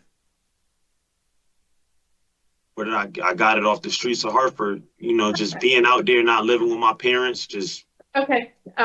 So you had a gun, you know, your prior incidents involved a knife, so you graduated to a gun. And you didn't go through channels to get a pistol permit and train, right? Did you ever take the gun to a range and practice firing and had a load and clear a gun? Okay. No, ma'am. So you were in possession of a gun that had ammunition in it, and you had no idea how to use it, and you thought you could keep yourself safe. Do you hear the insanity of that? Yes, ma'am. Okay. So what we're trying to do is make a decision about you finishing the 3.5 years out in the community, and we have to do that in light of the interests of public safety. So you're somebody with such poor impulse control that you would pull out a gun and then actually fire it at another human being. Not knowing how to handle the gun, not knowing what the recoil would be, you endangered everybody in the area, because you certainly could have misfired. The gun could have misfired. You could have had poor aim, and somebody else could have been injured who wasn't your intended target. But instead, you actually were able to shoot your victim and cause all kinds of internal injuries. And all of this was, as you told my colleague, because you felt disrespected. You know, the level of provocation to disrespect that would result in gunfire, that's the problem that we're having in all of our major cities at this time in this state. It's absolutely out of control. So I want to make sure you understand that as a convicted felon, you are prohibited for the rest of your life from possessing firearms and ammunition. Yes, ma'am, I understand that. Good. Okay. So you're going back to Hartford, where it was so dangerous you had to carry a firearm, and you're going to raise your daughter there. May I speak, please? I'm going back to a part of Hartford where I was safer at. This is closer to Bloomfield. When I caught this case, I was deeper inside of the north than at Edgewood Street. Just the record. Well, there's gun violence happening all over our state. So I don't think you can split hairs, you know, and you were contributing to that problem by your behavior and your choices out in the community to carry, you know, a loaded weapon you didn't know how to handle, and fire it at another human being. So I would encourage you, Mr. Scott, at some level, as you grow and mature, because you're only 24, you need to develop thicker skin. There are going to be people that piss you off every day, whether they cut you off in traffic or they cut you off in line at the grocery store. And if your go-to response is violence because you feel disrespected, you're going to see this inside of the rest of the Connecticut facilities over the next 10 years. And that would be a real waste for both you and your daughter. Got to get a handle on it, sir. Okay, we're done with the questions and we're going to discuss. Give us just a minute, please. Mr. Cizauskas. Thank you, Madam Chair. Yeah, so Mr. Scott rates high. Very high. For recidivism, and he's not completed the programs that he needs to address his needs. In addition, has received several DRs, one of them a fight being very concerning because the circumstances are very similar, where he says he's felt disrespected and it's been years later that he's been incarcerated. So can I add in and point out that in the description and what he recounted to the parole officer when he was interviewed, there was no spitting involved. So I don't know where that really came from. But he added that today, but it's concerning to me because the behavior is, I'm not seeing a change. I understand and I hear in his voice about what's happened after that day in July, but that was only July. It's just 3 months ago. And I think he should have had that voice and attitude since the beginning of this incarceration, and we would have been in a better place with programs, and things haven't been completed. So for me today is a deny, and he does have 3 years, it looks like, of probation to complete. And I'm sure if he's not able to get substance abuse treatment that he needs between now and his end of sentence, hopefully that probation can help him with that. I want to point out, thank you for that, that his eligibility is not until early November, and he is end of sentence by the time he earns additional good time is probably mid to late April. So we're not talking about a big amount of time, but certainly enough for him to finish his GED and some programs. Ms. Chance? I totally agree. Okay. So I have nature and circumstance, inadequate program participation, and poor institutional adjustment. Yes. Okay. So in the matter of Aalyjah Scott, inmate number 438485, there's a motion to deny parole for the following reasons: the nature and circumstance of your offense, inadequate program participation, and poor institutional adjustment. Do I have a second? Second. All in favor? Aye. Aye. So Mr. Scott, circumstances didn't lend themselves to a grant today, but don't let this set you back. It's just a matter of a few months. I know that you have some concerns with family matters, and hopefully your parents can help you out with that. But keep your focus on your goals for yourself and your family, finish your GED, and we wish you much success, sir. Thank you. This concludes the hearing for Aalyjah Scott, number 438485. All right, you're all set, sir.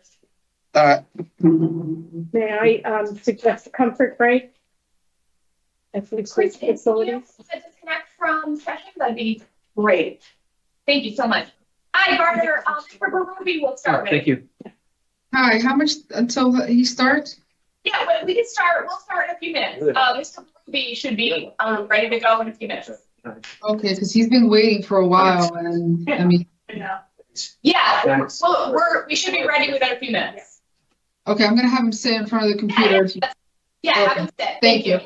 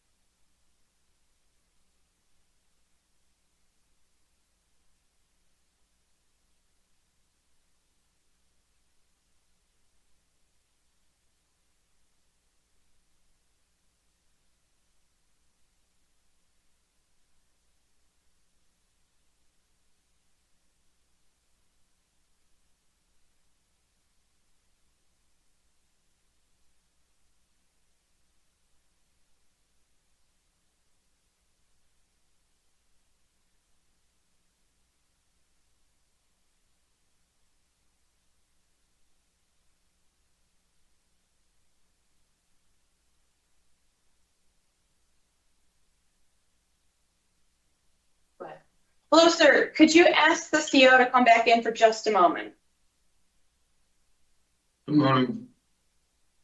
Good afternoon.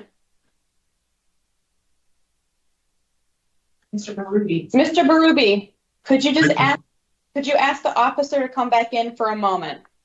Okay.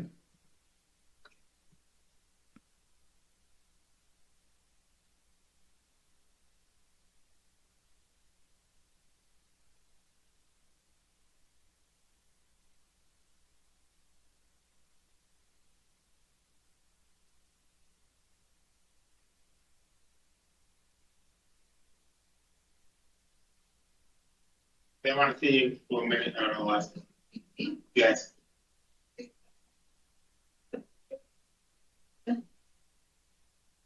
Hi, how's it going?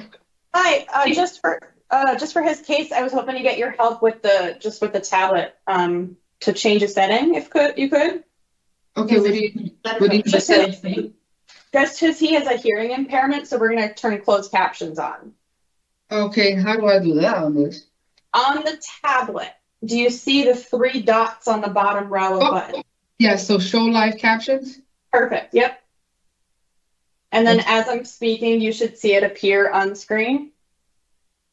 It says captions are turned on, but it doesn't show me anything else. It's not displaying. No. All right, hold on one moment.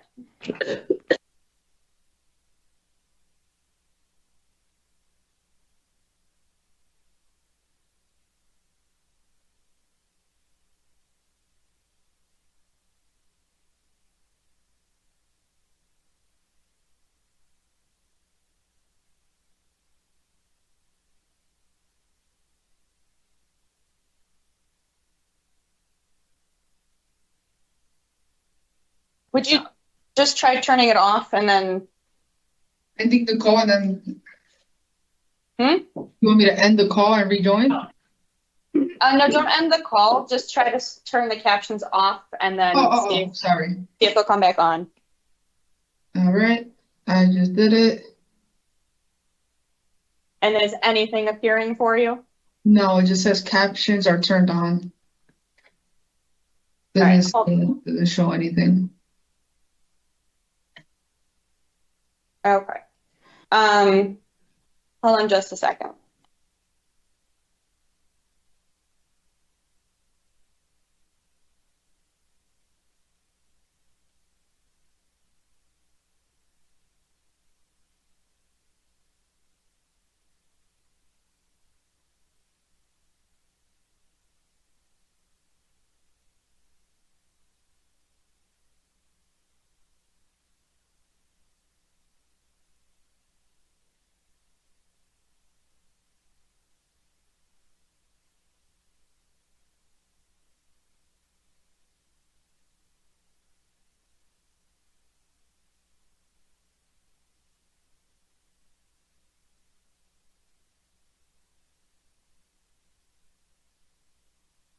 Okay, well, we're gonna try it without the closed captioning for now. So if you could bring him in, and I'll just ask him to let us know if he's having a hard time hearing us. Okay.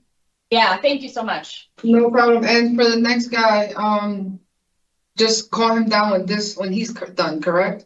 Yeah, that's perfect. Perfect, okay. Hey,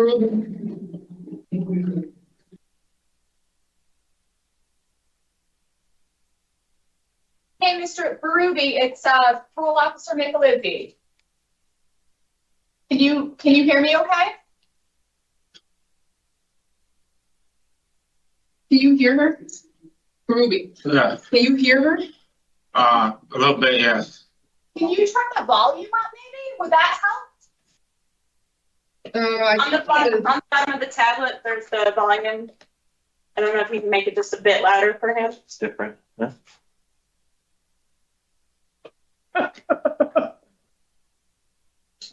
Great guy, right? Okay. This other guy's got It's usually the other way around. Is that better, Mr. Berube? Is it louder? I'm trying my best to hear you, I guess. Yeah, that's the loudest that it would go. I put the volume up all the way up on the TV. Okay. It's not a tablet. Can you hear me, Mr. Berube? I can hear, I might have to have you repeat some questions or so. Okay. All right. So I'm gonna start, and then if you're having a hard time, can you let us know? Just wave your hand if you can't hear us. Okay. Okay.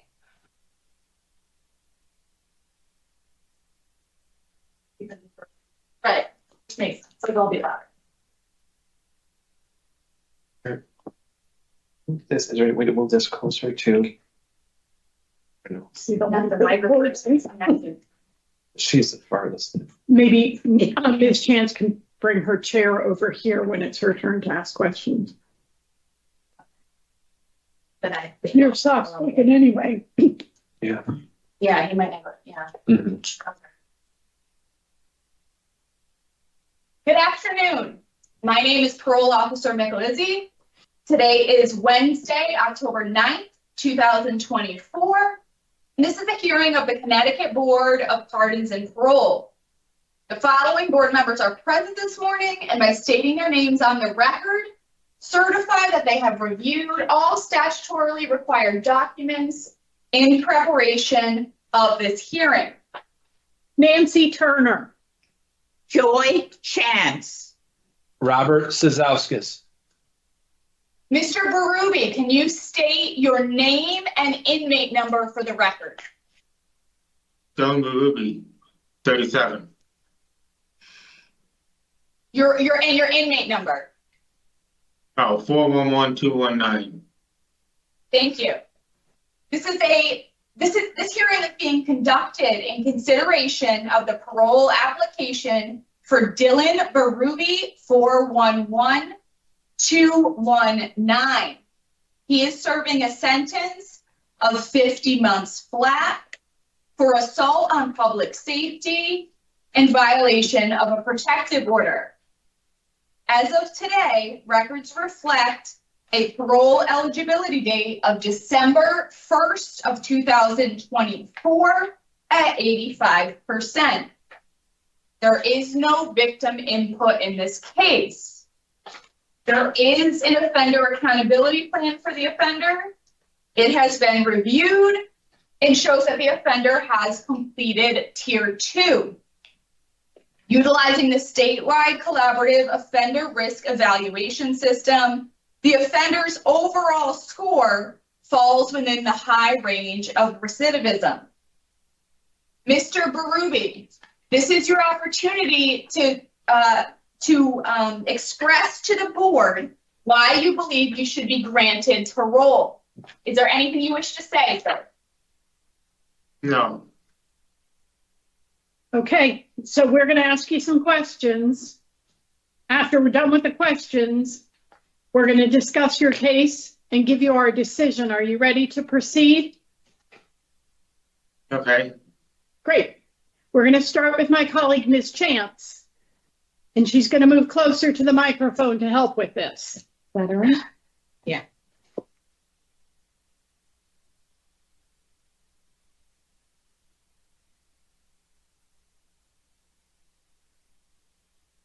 Hello again, Mr. Berube. Can you hear me? Yes. Okay. So, in looking at your criminal history, okay, it's been 11 years. And you have committed quite a few offenses during that period. Yeah. In different states. Why do you think that is going on with you? Or what? Because of my drinking problem. I drink too much. Because of my drinking problem. Okay. Okay, go ahead. Yeah. And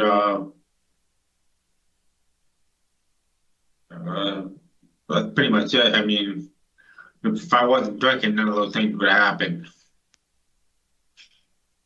Have you participated in any substance abuse program? What's that? Have you participated in any substance abuse program? Like addiction treatment? Uh-huh. Yes, I have. Do you remember how many times?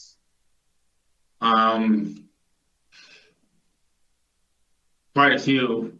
In the last 11 years, probably I would say like 3 of them. 3 programs in the last 11 years.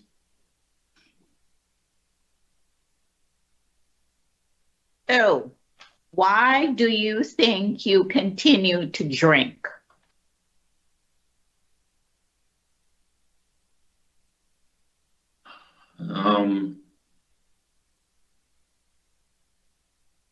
I can't say. I don't know.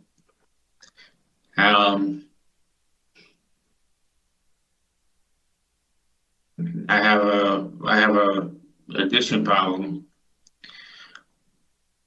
that needs to be addressed. What problem is that? I'm sorry?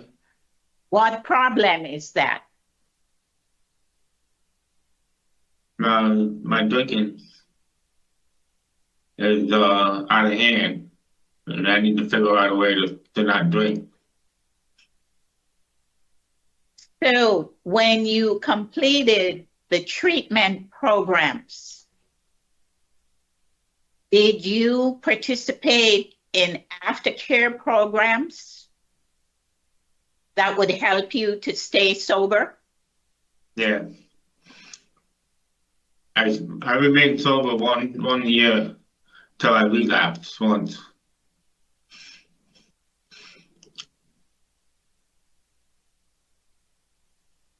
What caused you to relapse? I went out of my environment of safety, and I relapsed. I went somewhere where it wasn't safe for me, and I ended up relapsing. So,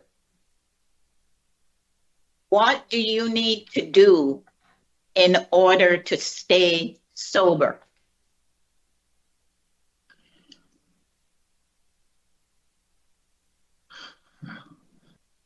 I'm guessing I have to do AA.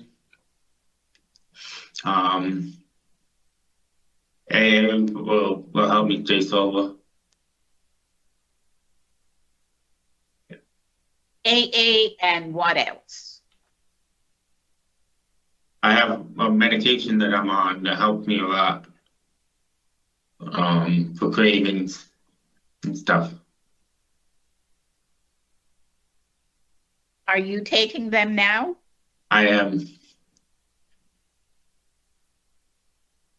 And you feel that it's helpful to you, keeping you sober? Yes. Have you thought about a sponsor? Sorry? Have you thought about getting a sponsor to help you? Yeah. Yeah. I have to find one if I go into AA. Okay.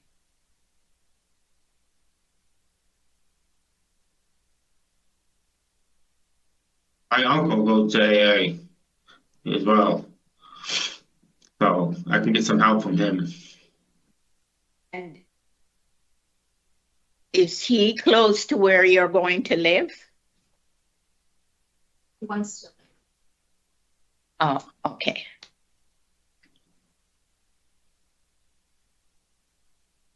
So that's the uncle that you want to live with? No. No.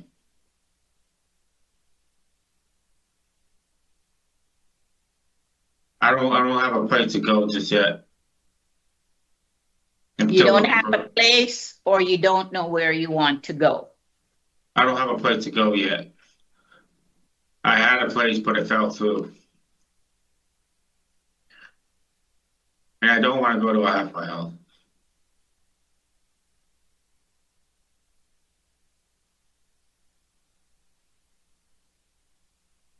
So you don't want to go to a halfway house. You have no place to go. So what does that mean?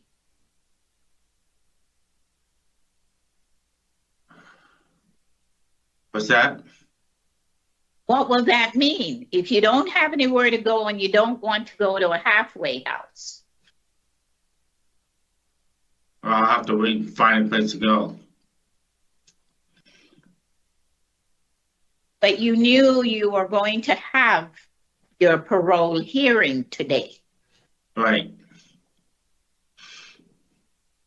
And what did you tell the parole officer when she interviewed you? That I had a place to go, but that fell through.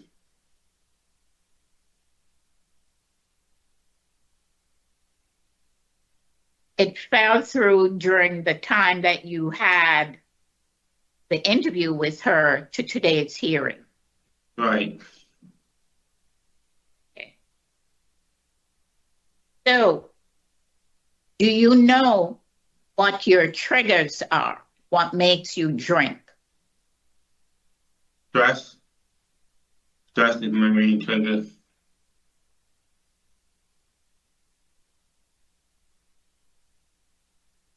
And what makes you stressed?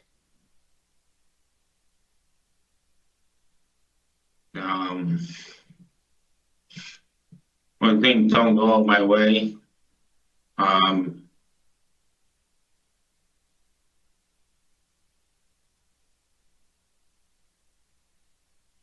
like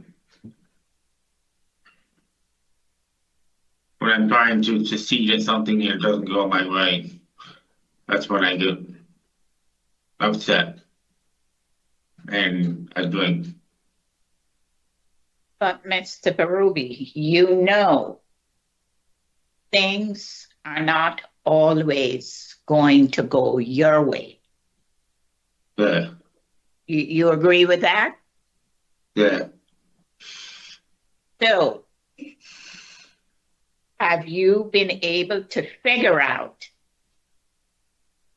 how you can prevent yourself from not getting stressed? Yeah.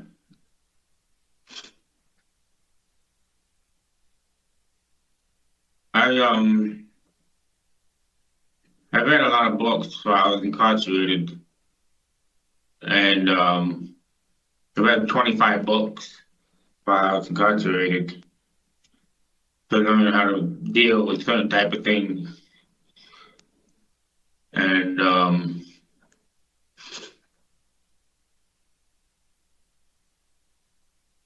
it's been helpful.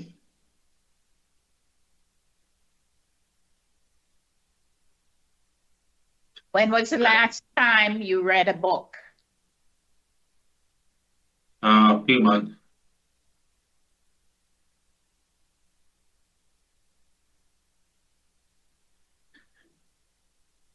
You have access to books where you are now?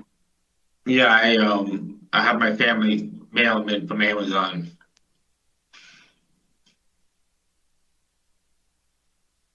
Yep.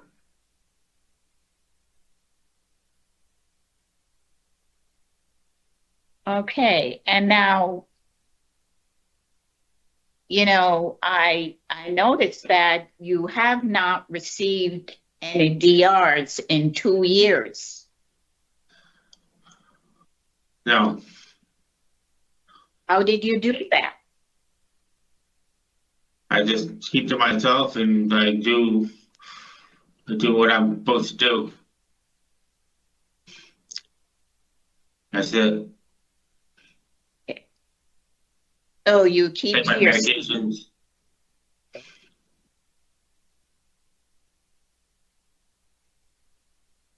What about reading books? Reading books, yeah.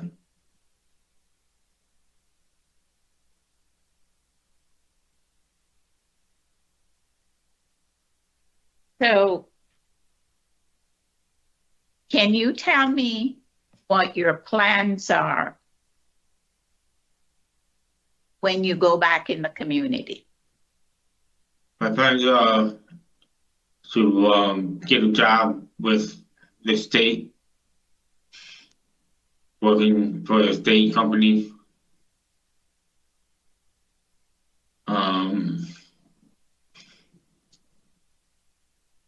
Probably go to AA and get acquainted with them. I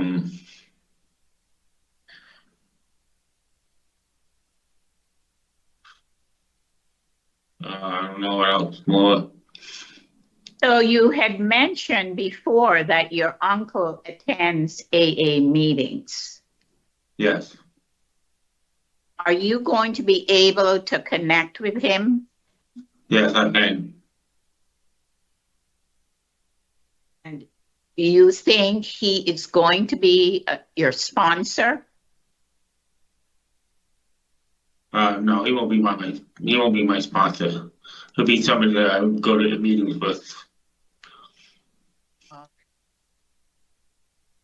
When you go to the meetings, that's when you will find a sponsor. Right.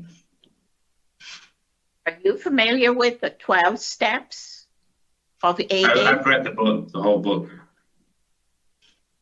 Yes, well, reading it is one, but actually doing the steps is different.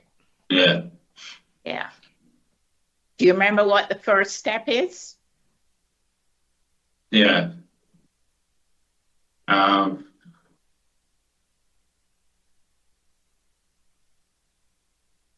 Immediately you're powerless over alcohol, and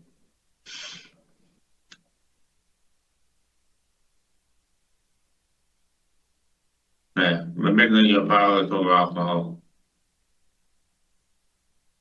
Yeah. So the only concern, the other concern that I have today is, where will you go? Yeah, I don't know. I have to find out. It's a tough world out there.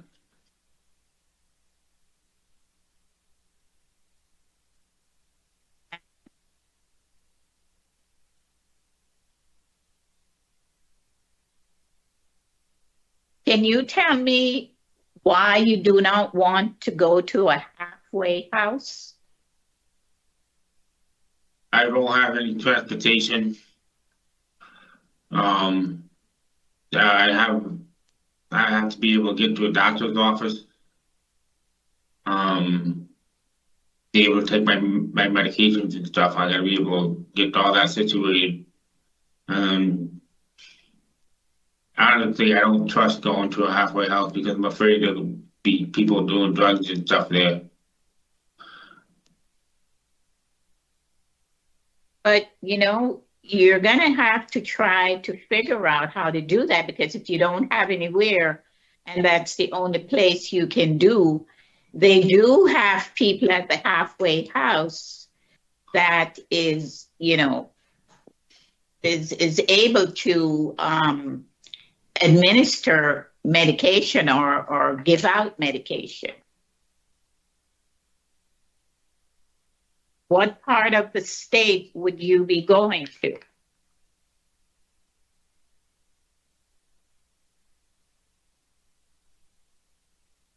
If I went to a halfway house?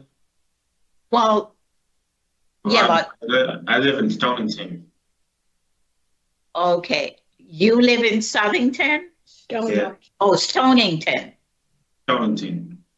Okay. Now, you wanted to live with your aunt and uncle. Is that the place that fell through? Yeah.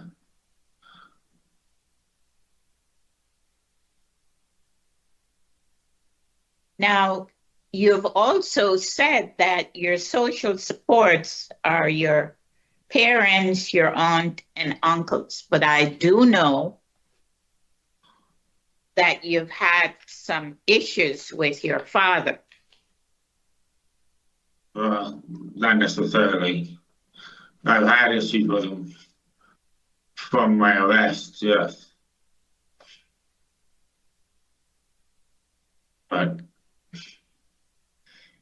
that's a whole different story. He's supportive.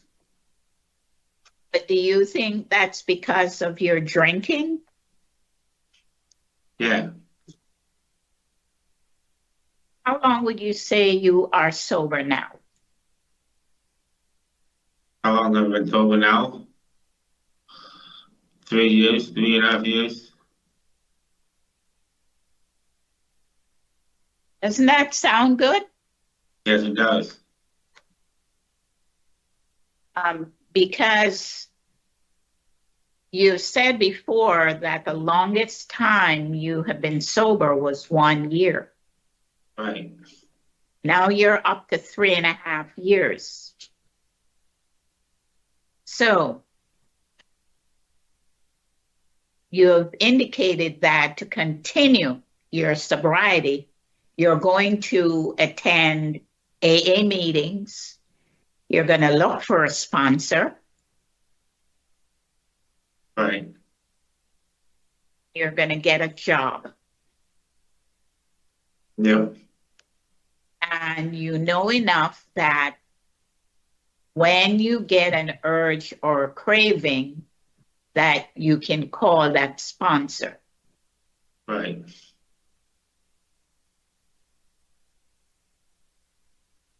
So hopefully,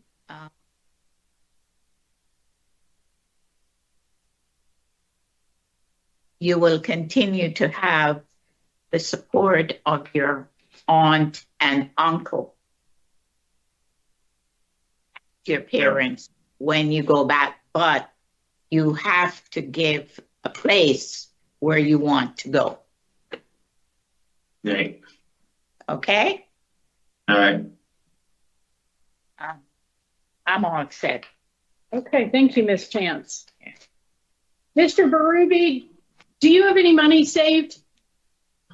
I'm sorry? Do you have any money saved? Any what? Money. Do I have any money saved? Yes. No, I don't. Are you as concerned about a sober house as you are about a halfway house?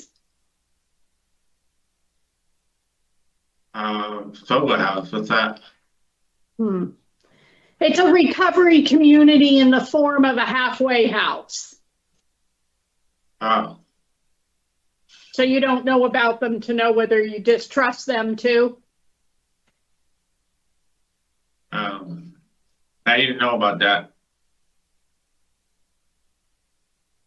So we're in a hard situation here.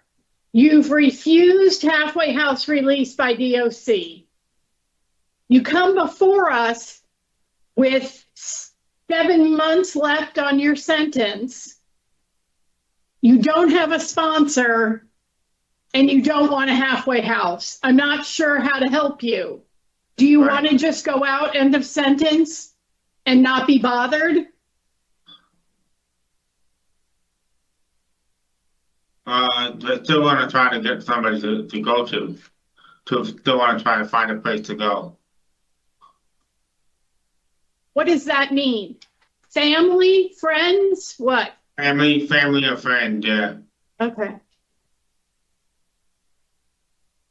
I wish you had done that before the hearing, but here we are, and you haven't done it. How are you going to undertake that? I have my family looking out for me. But you don't even have your contact information for your aunt and uncle in Groton. I'm sorry? You don't have contact information for your uncle in Groton. How are you going to get that? Well, I can call my family and have them give it to me. But I can't stay with my uncle in Groton anymore. That's the problem. But you have other uncles? I have other uncles that I might be able to stay with, family or friend. When you met with Officer Micalizzi, you said you would get her contact information. You never did. Yeah. And now we sit here with, you still haven't done anything to help yourself. I know it's been hard. I haven't been able to find a place. I don't know what we can do for you, Mr. Berube. Mr. Cizauskas. Yeah, I just have a couple questions, sir. Can you hear me? Yes. Okay. I want to talk about when you were arrested. Do you remember when you were arrested? Vaguely. All right. When you drink, do you have blackouts? Yes. Do you wake up and not remember what happened? Sometimes, yes. Do you remember the officers that arrested you? You were. I remember I read the police report. Officer BB. Okay. Officer BB was the guy I kicked. I assaulted. Yes. There's a note in here that you were yelling racial slurs at him. Do you remember doing that? No. Okay. All right. And then your disciplinary reports that you received when you first went to prison, right? Yeah. You were refusing housing. Why did you refuse housing? Why did I refuse housing? Yes. I didn't feel safe. Did you have a cellmate? Yeah, I didn't feel safe where I was at in that facility. Okay. And do you have a cellmate now? I do.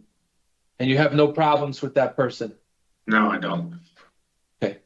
I'm just trying to understand why you're having all these problems with housing and with people. Parole will provide you with a halfway house, but you're refusing the halfway house. You refused to housing at your initial place. And I'm just trying to understand why you don't want to live in these places. You don't feel safe? Is that what you're saying? Well, basically, I don't feel safe in prison, but I don't think I have a problem at a halfway house, and I don't think I wouldn't feel safe there. But is it the other people that are there that you're worried about, or the strict rules, or the people that are there? What is specifically the problem? Because sounds similar to what happened when you first came to jail. You were refusing housing, and now you're doing it again on the way out, though. So I'm trying to understand what part of this makes you feel unsafe. The fighting and the violence. Just the people make you feel unsafe. People that I'm in jail with. Yeah. All right. Have you spoken to your father? Yes. What does he say about you going home and getting out, going somewhere? What does he say about it? Well, he wish I could go to his house, but I know that's not possible. Right? Well, he is the victim in this. So, you know, he was involved in what happened, right? You've had problems with him. That's probably not the best place for you to go when you're getting out and trying to do better and be in recovery. That seems like that's not a good place for you to go, you know? And you don't know if anyone else where a place you can go. No. What's going to happen if they tell you you have to go to a halfway house? Are you what's going to happen? What are you going to do? No.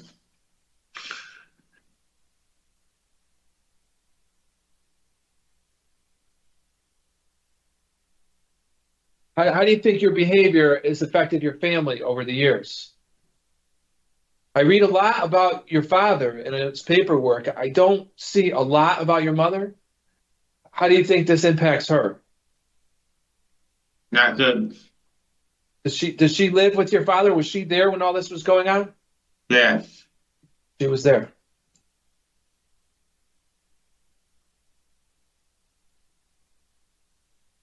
Okay, thank you for answering my question, sir. I really don't have much else, Madam Chair. That's all I have. Okay. Give us just a minute, Mr. Berube. So, Ms. Chance, where are you? There. Loud. I wish Mr. Berube had identified a place to go.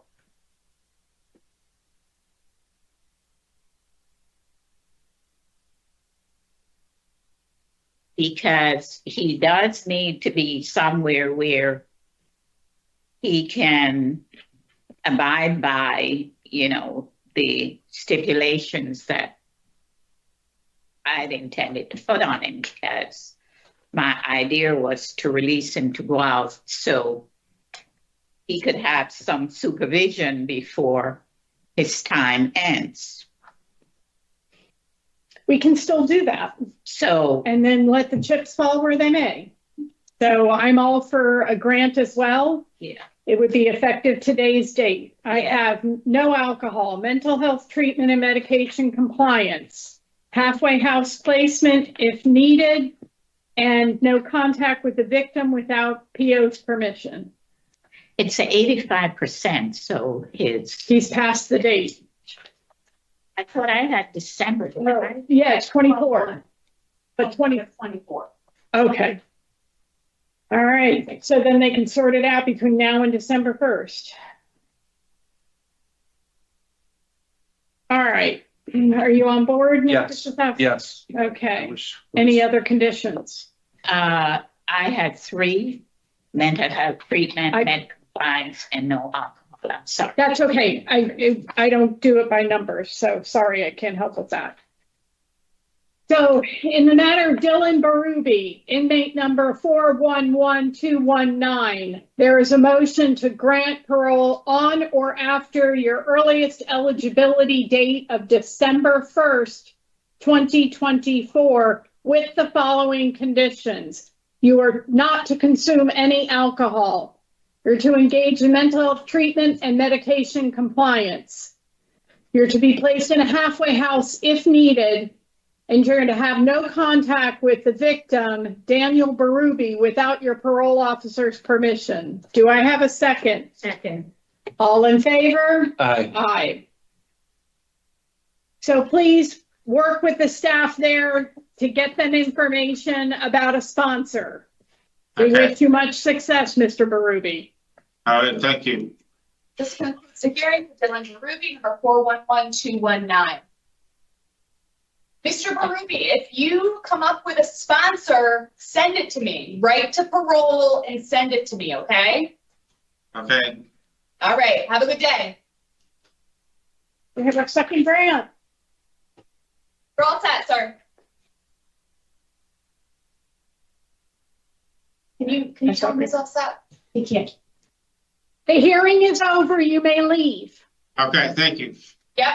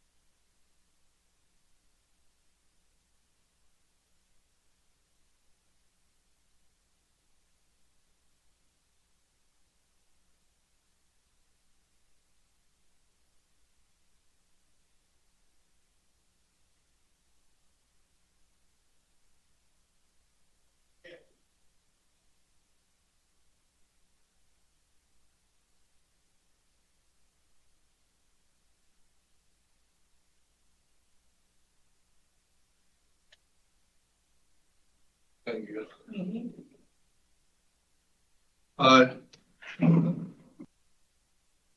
Good afternoon, Mr. Vanaski. We're gonna get going. We're gonna get going in 1 minute, okay? Okay.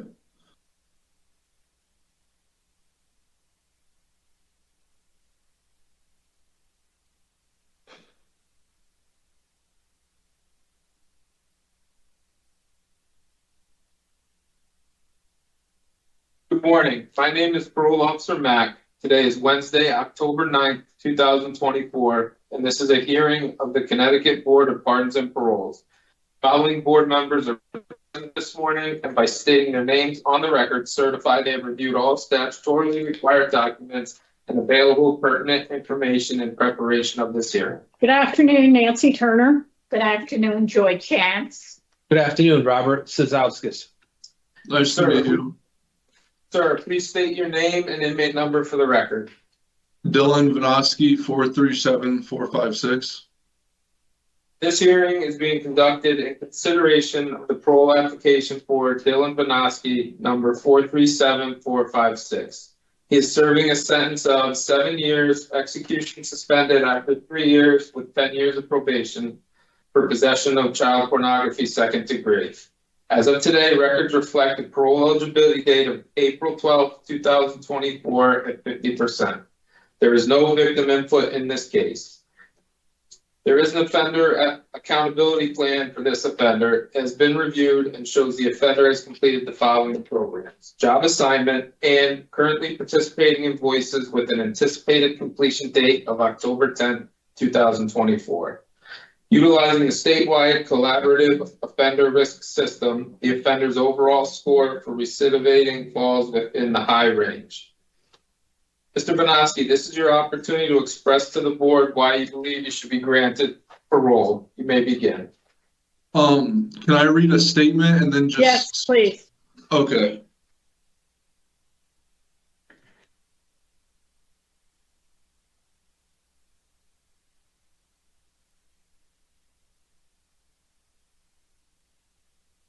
I would like to start off by saying thank you for considering releasing me early on parole. I feel terrible about what I did in my past, and I understand what I did was very wrong. I'm ashamed by my actions, and I feel like a horrible person. And I understand I need a lot of help, and I'm committed to becoming the person I know I can be. I know it'll take a lot of time and effort to fix my mental issues. While I've been at Garner, I've learned a lot about myself and why I did what I did. There's no excuse for my actions. It was very wrong, and I know I can never go back to how my life was. I believe I am capable of becoming the person I need and want to be, and I'm ready to live a normal life without chaos and drugs and doing illegal things. I also understand my actions have caused pain and harm to the young girl from my original case and her family. And for that, I'm truly sorry. My mental health counselor has helped me better understand how much of an impact my actions had on the young girl. And we also talk about my OCD and depression and how to better manage it. I'm very thankful for my mental health counselor, and I intend to continue with counseling and mental health treatment when I'm released. I've also learned how to prevent the same actions that led me in jail by taking medication and talking with my mental health counselor. It has really helped me understand that it is absolutely never okay to do the things that I did. And I know I can't take back what I've done, but I know I can move forward and use the skills I've learned to be a better person and never repeat the same actions again. I've also been participating in the Voices group at Garner. Whenever they are offered to me, I always take the classes. I intend to take any mental health treatment that's offered to me when I'm released. My plans for when I'm released are to stay in treatment, get a job, get a license, try to work on getting my GED. Regardless if I'm released this year or last year or next year, my plans will stay the same. That's all my statement. Okay. Well, thank you, Mr. Vanaski. We appreciate that you took the time to write all that down. Thank So you. we're going to take turns asking questions of you, and then we will discuss your case, and you'll have our decision this afternoon. Are you ready to proceed? Okay. Okay. So I'll begin with the questions.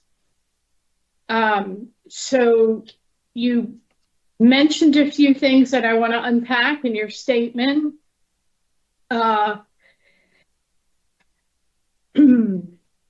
You are in for a new offense. You were on probation for your prior conviction. Yes. That sentence was 10 years, 15 months to serve, and 5 probation. Yes. And now you are in on a new sentence, 7 years, 3 to serve, and 10 probation. Yes. Do you see where this is going? Yes. Okay. And you are to appear on the state sex offender registry for the next 10 years. Yeah. Okay. All right. So you said you've learned about yourself and why you did what you did. Why don't you tell us the reason? So I know what I did is because I have an issue and I need to work on that issue, and I've been working on it since I've been at Garner. My counselor, my mental health counselor, has been talking with me for the last 2 years about how, even though, you know, I didn't, for this charge, I didn't impact anybody, but by looking at that sort of material, I'm technically victimizing them because I'm watching it. So I didn't understand that before, but now I understand that that's not okay, and it's just as bad as somebody doing it to somebody. So I've been talking. Your interest in material that depicts children in sexual exploitation keeps that industry going. Keeps the industry going. If nobody watched it, it wouldn't be an industry. So I understand by watching it, it's just pushing that industry farther and farther. Mm-hmm. And pushing the content to being more and more extreme. Yes, and the harm to the children forced into the production of it into greater and greater harm. Okay. Yes. So you said you had an issue.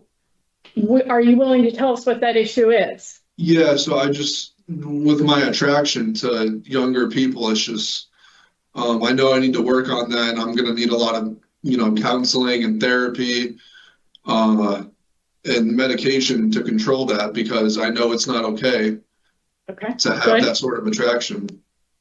Good. Glad you understand that. It'll cause you a lot of problems in your life. Yes. Continued to cause you problems in your life. Talk to me about the skills that you learned. You referred to that. So overall, just talking with my counselor, she's explained to me, certain ways on how to deal with those urges. And one of the things is like breathing exercises, and talking with somebody, like talking with, one of my support systems, taking the right medication, just things like of that nature, just making sure like I never repeat the same stuff again. Who is in your support system, Mr. Panofsky? My father, my mother, all 3 of my grandmothers, 2 of my grandfathers, and I have a couple good friends. Are the family members you mentioned aware of your crimes? Yes, they're aware. Where were you living when you were spending all your time on photos and videos? I was homeless, so I was living back and forth, couch surfing to place. I was constantly on, drugs, and I was just all over the place. Like I just wasn't in the right mind. While you were out on probation supervision, you were using alcohol and drugs and homeless. Is that what you're telling us? No. That was for the original case before I came to jail 2 years ago. When I was home for the 10 days after serving my completed sentence for the original risk of injury to a minor, I was at the brief care program in Norwich for 10 days. I've been in contact with them to try to get back into their service while I've been here. What are you hearing? So I talked to the lady that I think runs it. Her name is Amy Piersa. I signed some releases of information to try to get back into that program. Whether I'm released this year or next year, I'm trying to get back into that program.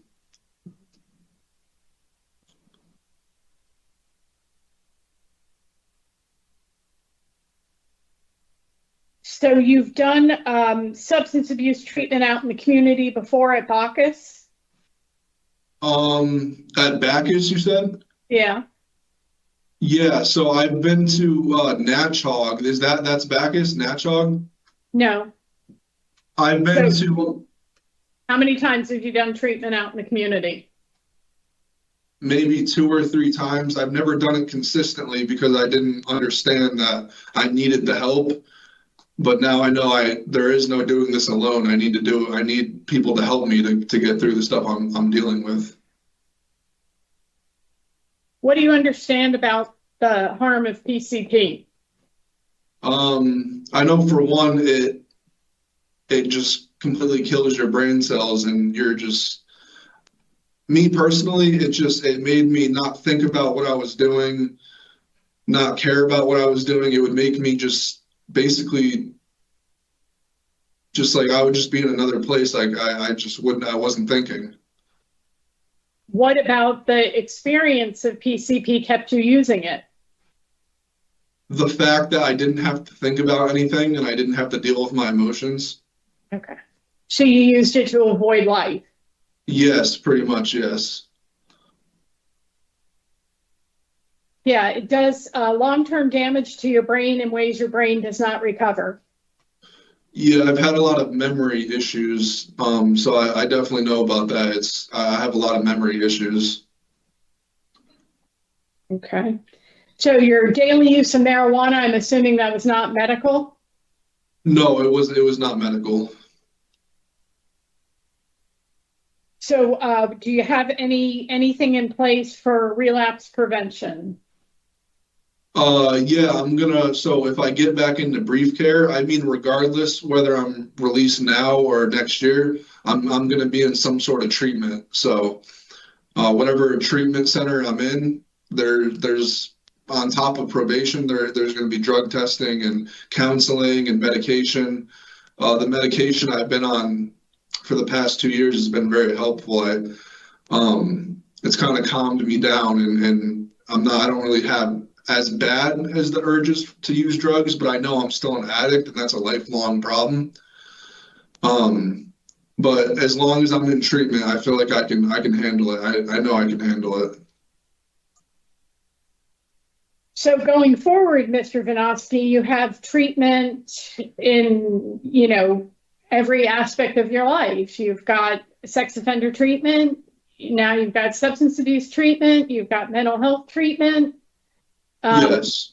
Do you feel fully on board with all of those obligations? Oh yeah, I completely agree with all of it. I think I need every single thing that is going to be offered to me. You're going to be, whether it's probation or parole, you're going to be restricted from, using devices that connect you to the internet. And I realize you're a very young person and you've probably not lived without that in your life. So are you prepared to cope with that? To me, yeah, that's completely fine. I mean, my freedom is more important than using the internet.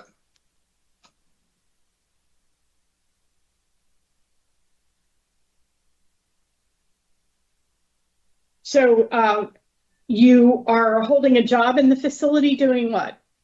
So right now I clean the facility, my unit. I clean the showers once a day at 3 o'clock. So I clean the showers every single day. Okay, well, we'll finish up so you can get to your job on time. You chose to take a job over working on your GED. Do I understand that correctly? So with the GED, I've bounced back from school to school like my entire life. I've been in special ed since I was a little kid. So I was in school for a period of time, and it's just, I have a learning disability. So it's tough for me to really, like when I'm in school, it's hard for me to pay attention. So honestly, it was just really hard for me to do school. Like it's always been super hard for me to do school. Have you tried it since you found this right combination of medications? Yes, I've tried it with the medication. The medication has side effects, so it makes me extremely tired too. So it's hard for me to stay awake a lot of the time. But I fully like.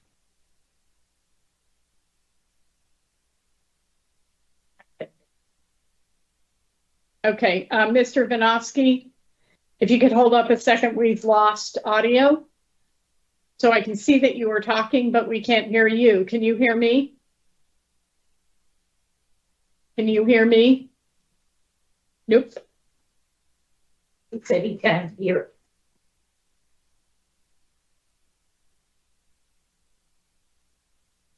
It's going faster too. Weird. Yeah, sometimes there's glitches and it races to catch up. I can hear you guys now. Okay. Okay. So we'll continue on even though the video is not with us currently. Okay. Okay. So I understand you don't have a sponsor. No, I do not, but I'm not really sure how to, I'm sure they'll help me get one, but I'm not really sure how to get one. Well, okay, I was talking about a place to live. Oh, a place to live? No, I was under the impression that I was going to have to go to some sort of program no matter what. So my father, he is willing to help me find a place to live. He just didn't want to get one early if I wasn't going to be released on parole. So that could be set up, but Okay. Yeah. All right. So your dad's going to be a financial support to you as well. Yes. All right. And you're going to work as a landscaper? So my plans until I can get my GED was to work at Amazon warehouse. My mother also has a couple job opportunities for me in West Haven. A couple of her friends do some sort of like building with something. So she has a couple opportunities for me to get a job out where she lives as well.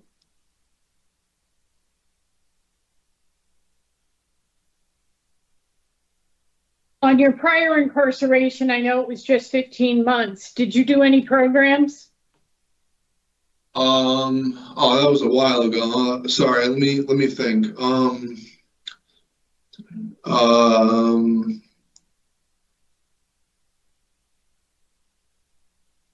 I was in school when I was at Manson Youth Institution.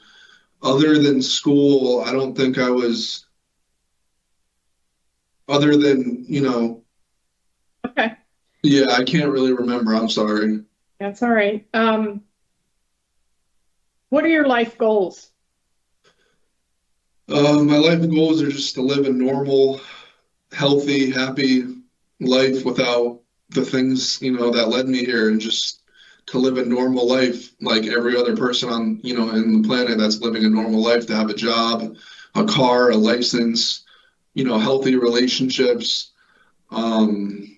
just to overall be like a normal person. That's always what I've wanted, to just be a normal person.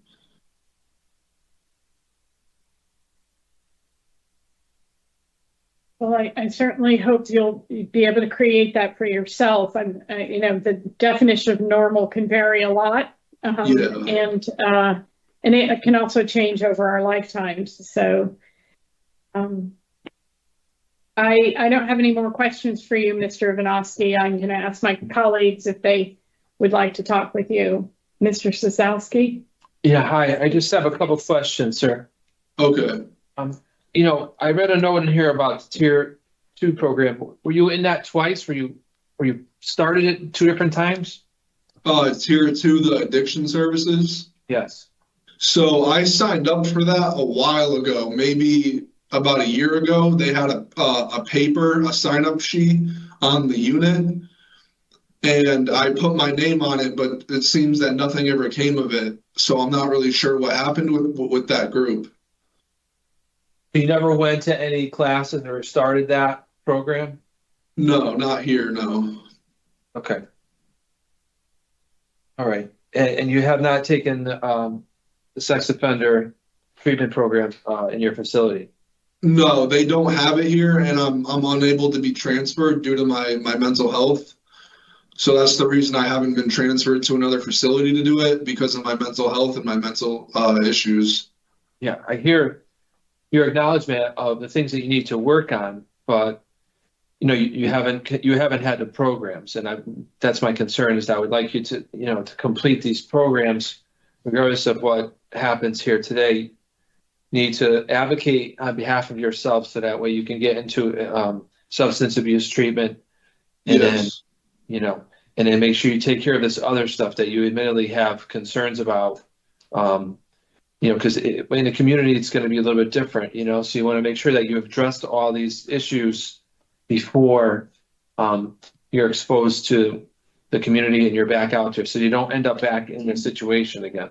Yeah, I completely agree. Okay. I heard you talking about the warehouse, and I read about what your plan is. And so your plan right now is to go to a halfway house and then try to gain employment through your family. And your father is supportive of helping you as well as your mother? Yeah, my father and my mother are 100% supportive. Okay. All right. I really think that's it. You've covered everything that I had. I would just stress to you, sir, that you should really advocate on behalf of yourself and try to get into a substance abuse problem. It appears to have played a role in all this, and you really haven't addressed it yet. You know, so I would encourage you to try to get into some type of programming before you finish up where you're at. So thank you for answering my questions. I'm going to pass it back to Madam Chair. Thank you, Mr. Cizauskas. Ms. Chant? I don't have any questions. They were all addressed already. Terrific. Okay, so give us just a second, Mr. Vazquez. So Mr. Vazquez scored out high for his risk to reoffend. He was on probation for a similar but in contact crime. He is very young at 23. He's taken one program or almost finished it so far this period of incarceration, which is his longest, and seems to have taken something away from that program, which is the harm that his crimes contribute to both the victims and society at large. So that's a good thing. He is taking responsibility and actively addressing his mental health needs, which is to be commended and encouraged to continue. He's holding down a job in the facility, and that's a nice way to contribute to the community there. He has unaddressed needs, both as a sex offender and someone suffering with addiction issues to multiple substances. He got 3 years to serve, and he will finish that in September of next year. And I think he'll go out to probation at that point, and I think that's an appropriate plan because it gives him that additional time to do, as my colleague pointed out, some programming for some of the contributing problems, and he can continue to maintain his mental health. Mr. Cizauskas? Yeah, I completely agree. was impressed that he has learned some things from the programs and was able to articulate that, and has been able to articulate that he wants to change. He admittedly does have some issues that need to be resolved and have not been addressed yet. And I agree that he could use the remaining time to complete some additional programming and then go out onto his probation. So for today, I am a deny. Okay. Where are you, Ms. Chance?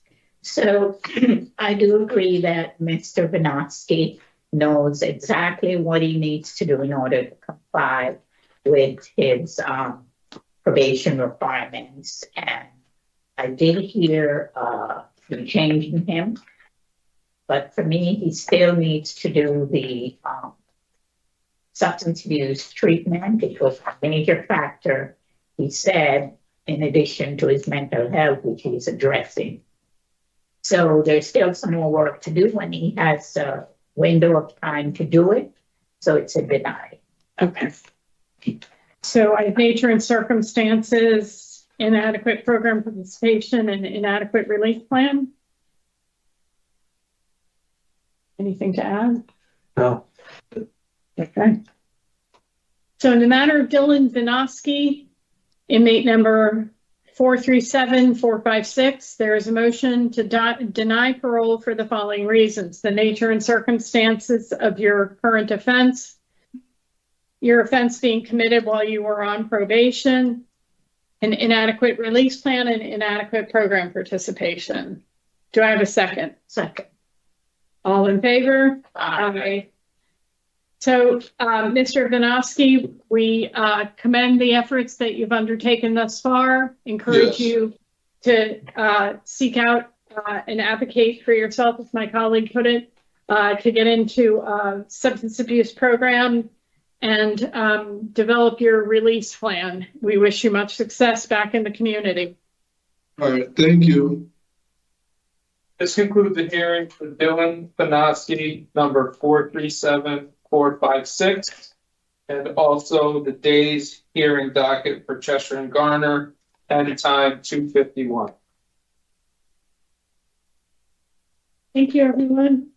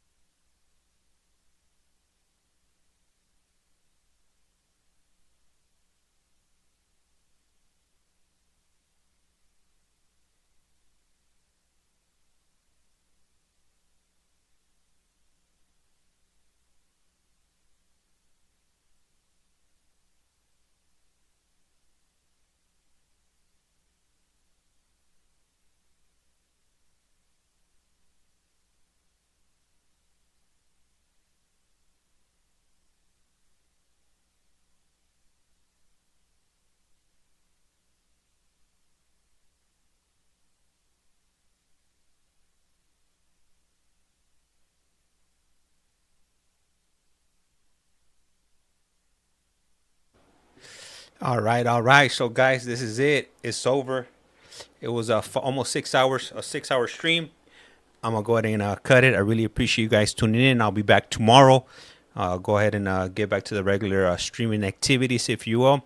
Anyways, like I say around here, lights like a candle. Once you blow it out, it's lights out.